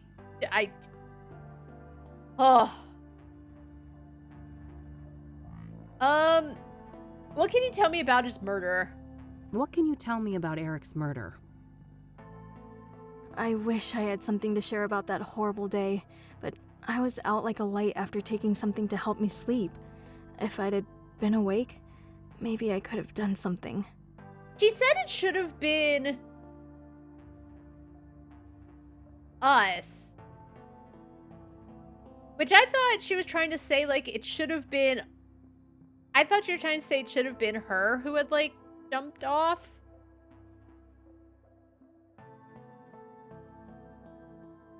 It wasn't your fault, Rachel. When did you first learn about Eric's death? The morning after. I didn't see his body, which I'm grateful for. I did witness the blood, though, which was horrific enough. Witness the blood? That's such an odd way of putting that she saw it. I can imagine. Did you notice anything out of the ordinary during the days before the murder? Like, I say it's odd, like, she would have witnessed the blood that was on the scene. It just felt that she put it like that specific way. I witnessed the blood, not, oh, I saw the blood on the sidewalk. It's not weird. Like, when in Knights of the Old Republic, everyone was like, instead of saying that, like, Sunry was set up, they kept saying it's a frame up. I don't know if that's a different way of saying it was a setup. It felt a little, this isn't odd in the same way. It's just, I witnessed, anyway, I'm getting off. She put it fine. It's just odd that she said she witnessed blood. Anyway. No, nothing. Eric and I hadn't spoken for a while. So if you hadn't spoken for a while, how do you know that he loved you deep down?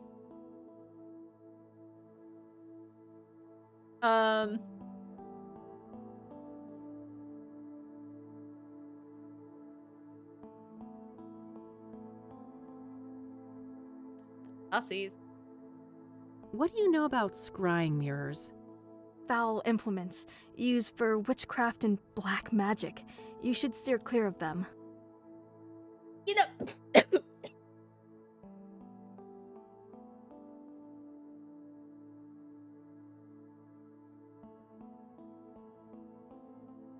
That's actually what I thought Eileen was gonna say when I was asking her about them. Oh, you mean steer clear like this one? What do you know about scrying mirrors? Foul implement. Oh, sorry. I don't want to show that to her. I don't want to He has to cleanse I don't her want to show that. chakras. I don't want to show that. I don't want to show. What do you know about the Soothsayer? Only that he's an irredeemable demon.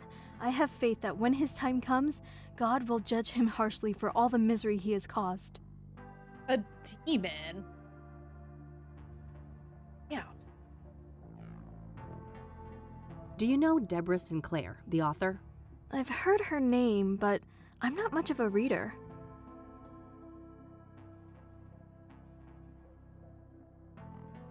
Does she not read the Bible? Which I feel would be a way bigger read than like all 30 of Deborah's novels. What do you know about Jane Doe, the 4th Soothsayer victim? I heard she was burned alive. I can't imagine the pain. What do you know about Benedict Townsend, the deacon killed by the Soothsayer? I know that he was a prominent figure in charity work all around Cassidy. My pastor even held a sermon in his memory. Nice.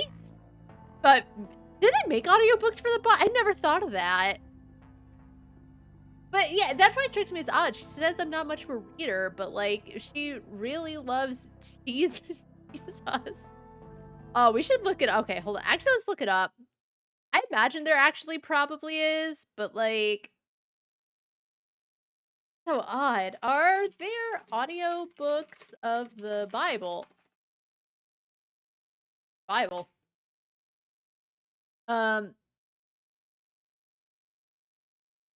the King James audio website lets you listen and read the audio Bible KJV online for free. Nice. Yeah, I'm actually not that shocked. I just didn't know. When I was like little, we had a children's Bible and like a Bible. And there was like one of them, and I don't remember. I think the children's Bible that I was like, I'm just gonna read it because he had it. And then I was like so bored out of my skull, I was like, forget about it. I'm not reading it.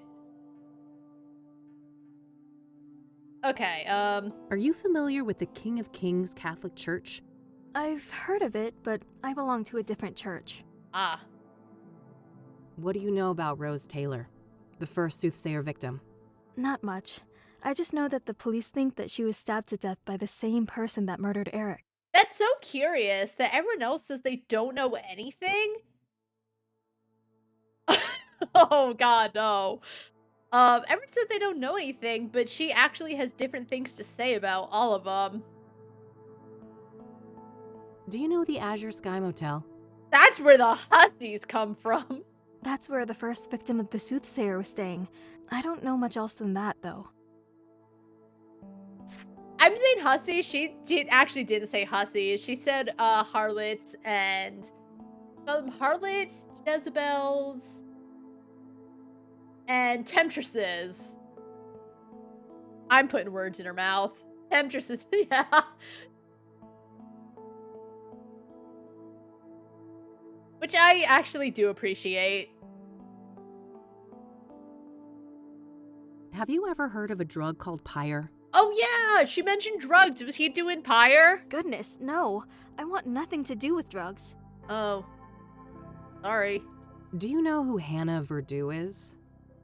She does not. No, I haven't heard that name before. Have you heard of the Club of Hearts? I haven't. Never been there. What can you tell me about yourself, Rachel? Doesn't like harlots. Well, my family is Korean. We belong to a Methodist church.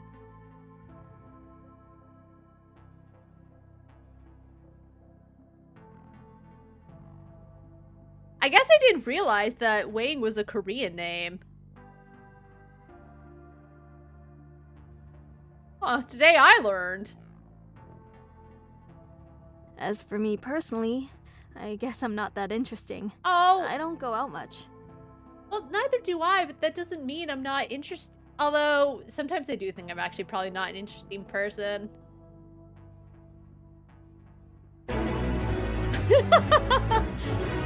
Thank you for that follow, Cryptic. Yeah. He's just mad chillin'. Helping me out because I'm lost. The only one, by the way. Devs are the only ones who can help me out. When I make it clear, I'm stuck.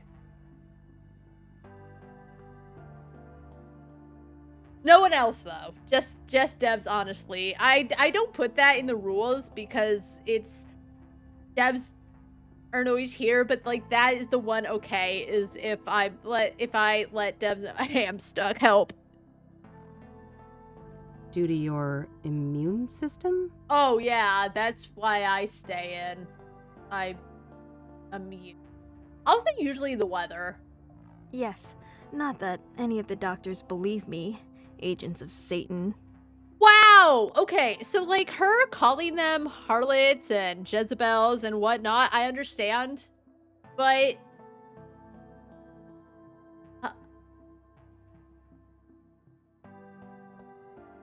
Agents of Satan, like, that is rough. That is rough. That they don't believe her, and as... I don't know what her immune... Like, I have celiacs, right? Autoimmune disorder. But... It does sound like a sick band name. But, like, that's putting it rough. It does suck, and doctors are like that a lot, where they just, like, can... Well, you're probably not sick. But that's... Rach, I'm not sure how I feel about her, to be quite honest. As I said, she was, like, putting everything, all of the... I actually am saying prostitutes. I assume that, like, Eric was just... Or just maybe... I'm saying prostitutes. He could have just been bringing women home.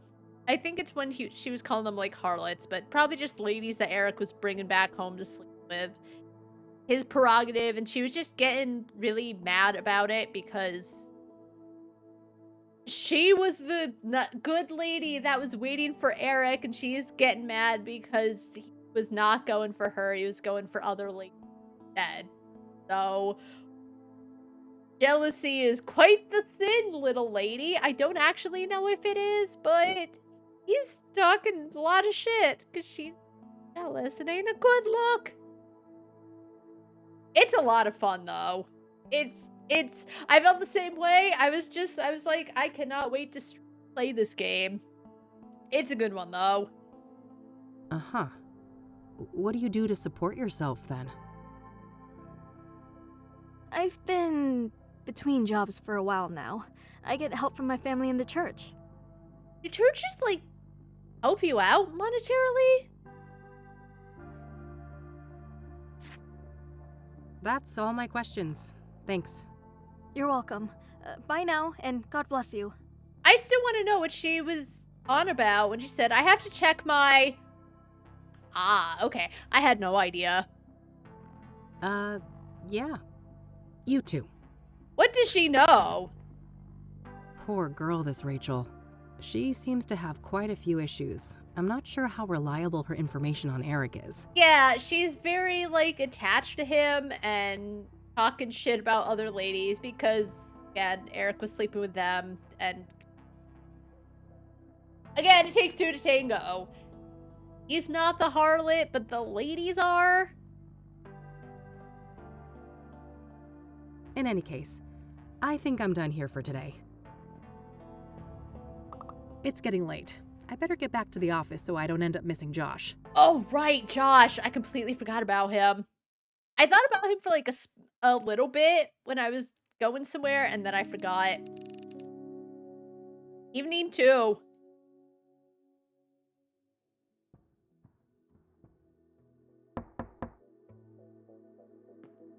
He kind of reminds me of Sora from Kingdom Hearts, just from that little look. Hey, gorgeous. Ew! Oh! Ooh! First of all, he's ugly. Ugh. Ugh.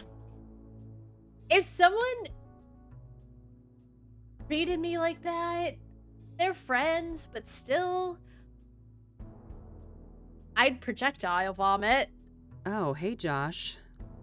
Come on in. Like she's not into it either. How are you, bud? Everything going okay over at the precinct? If a cop especially greeted me like that, ugh. I guess. Things are tense. The higher-ups are breathing down our necks with all this Soothsayer bullshit. Yeah, because you're pissing off all the locals the way you're, like, making a mess when you're looking through for, like, clues and shit. It's the... I don't care what it is. It's gross.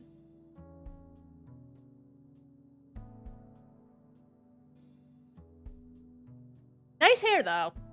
Yeah, I can imagine. But don't you worry. I'm gonna get the Soothsayer out of your hair. That so? You know something we don't?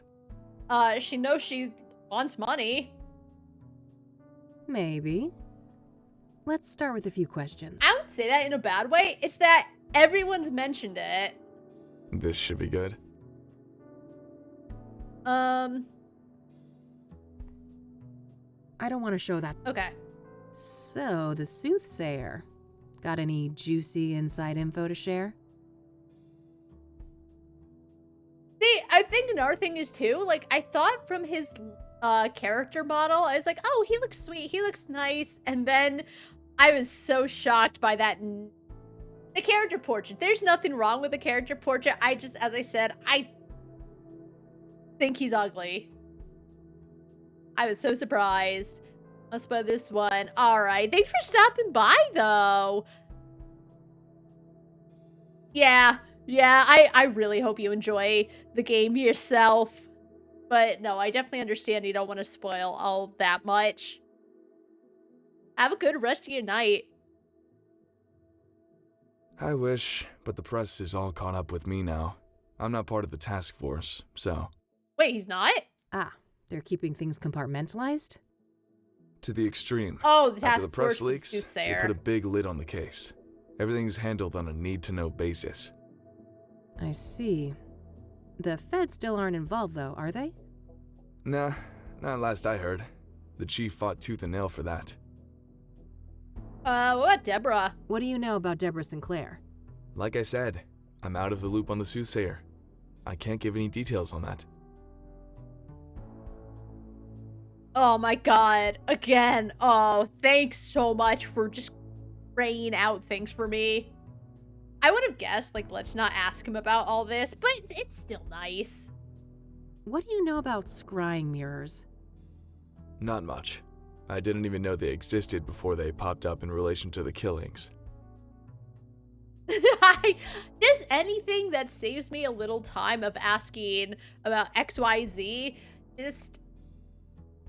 When devs can appreciate a player's time, because I've played games where it's like they don't appreciate the time. There's so much things that feel like filler, where I'm like, could have cut this.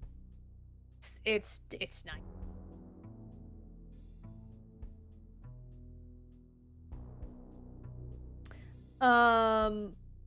What about Rachel?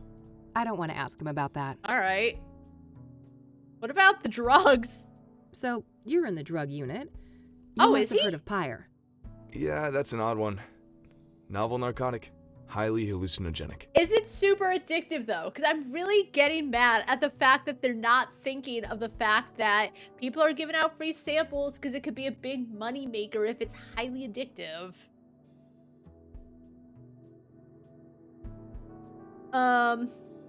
What is it?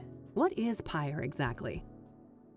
It's a new product, so we don't have a chemical breakdown yet. But early analysis suggests a synthetic compound. It's usually encapsulated in pills, but supposedly some injected too. Is it addictive? Is it addictive? Can you tell me that? I feel like that's actually really important to know. What do you know about the origins of Pyre? Less than I'd like.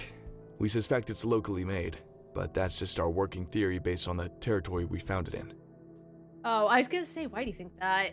And what territory is that? Within the city limits and surrounding areas. Do you have any leads on the dealers? Do you have any leads on the pyre dealers? Nope, and not for lack of trying. These fuckers are freaking Houdinis. Right. Watch your profanity. Every meth head has a story about them stranger than the next. Alien abductions, government experiments, you name it. Well, they're high on drugs, so yeah. Huh. What do you think the deal is, personally? My gut feeling is that this is a new actor on the scene, and they're being real careful not to rustle any feathers. Whose feathers? Rival gangs? Yep. My informants tell me that there are some bad people out for blood. They don't like competition. And if they're giving out free, ask if it's addictive. That's just one thing that's really bugging me, is that they're not thinking, oh, they're giving out free samples because it'll make them money once they get them hooked. As I said, Eileen wouldn't know because she's very religious and I don't think she would touch drugs. Not that religious people... Being religious doesn't mean you don't do drugs, but I just don't see Eileen doing drugs. But I can't believe Kathy, known coke doer, enthusiast, appreciator, isn't thinking of it from an addict standpoint. Not because she is, but you would think she would know. Interesting. Someone told me that pyre was handed out for free. Is there any truth to that?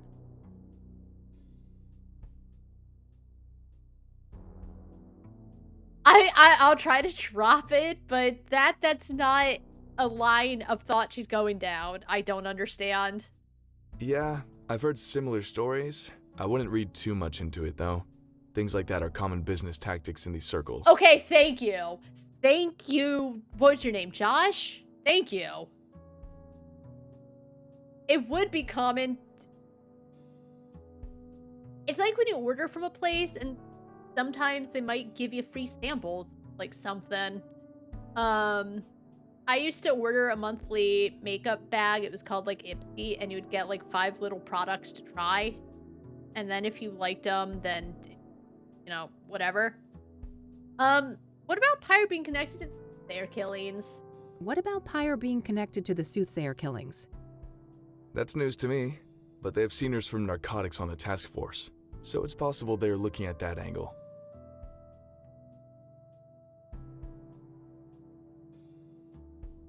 Are you familiar with the King of Kings Catholic Church? Not really. I just know it was where one of those murders took place. Are you familiar with the Azure Sky Motel? Interest. I like the different way people pronounce things. As I said, chakra versus chakra, Azure, I call it Azure. It's just a fascinating thing as someone who, like... I'm always interested in accent. Being from New York and feeling like I don't really have an accent, it's always an interesting thing to me. But it could be because I'm probably just... Like, I moved north, right? So, like, the accents here where I live now are way different than, like, the accents I know from where I grew up and lived for 30 years. So, one of those small things. I am, but only in the context of the Soothsayer case. I'm sure you know those details already. He is very not helpful as someone who's here to help me. Or maybe he's here for different reasons. He did start with, "Hey, gorgeous." Do you know who Hannah Verdew is? Sure. Rich socialite with ties to organized crime. She's been on our radar for a while now. Interesting. Can you elaborate? I've already said too much. I don't like this guy. Maybe it was the first words out of his disgusting mouth. Ain't that into him, though. Do you know the Club of Hearts? Yeah, I'm aware of it. Never seen the place myself, though. I need to ask you a favor. I've got this print that I need to run. Oh, yeah? This have something to do with the Soothsayer? The less you know, the better, I think. Huh. Sounds like a risky proposition. What's in it for me? Well, this girl would be very, very grateful. That's so? Well, if you put it that way. Okay, you know what? I already liked Lenny. Lenny was way better than this guy. He was cute. He was so nice. If Kathy wasn't into him, then like that's fine. But if we're gonna compare two people that seem into her, Lenny's better in every single way. Great. Here it is. Okay. No guarantees, though. And it'll take time. Like I said, things are tense at the station right now. I have faith in you, Josh. Thanks for stopping by. I have some other things I need to deal with now. Already? Aren't you a busy bee? Nightcap before I go? No. Oh, I wish, but one drink turns into multiple, and you know, this gal ain't got no time for that. Yeah, I can see why. Like, she'd probably be more into bad boys, but I'm just Team Lenny. This guy is a menace. You're no fun. Well, later, babe. Oh, you're disgusting. I hate him. See ya.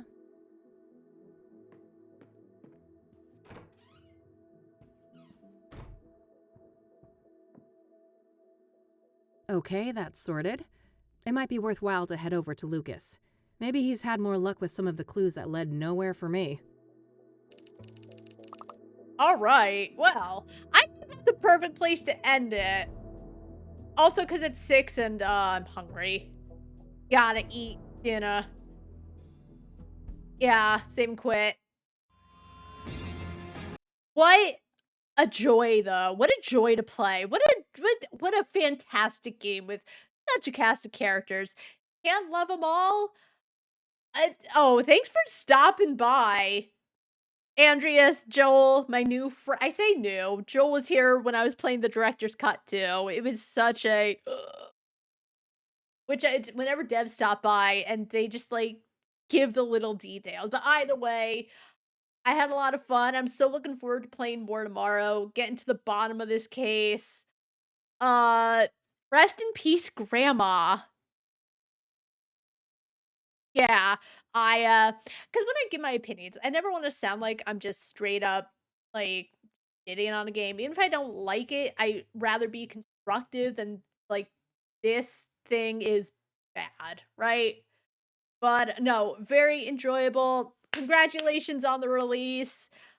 Very, not enticing, very compelling, just from the get-go.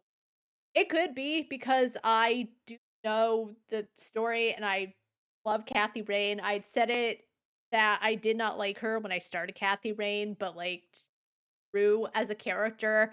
And then I was like all about her. So I gotta go eat. But yeah, thanks to everyone who stopped by. Such a blast. I can't wait to see more. Oh, thank you. Thank you. Thank you. If you ain't too busy. Because I imagine you're like going to streams, getting opinions, seeing what needs fixing. Oh my god, what a blast. Rio. Golly, look at you lurking. I hope you're doing well. That's gonna be it for me. I hope everyone has a really good rest of their night, and until next time.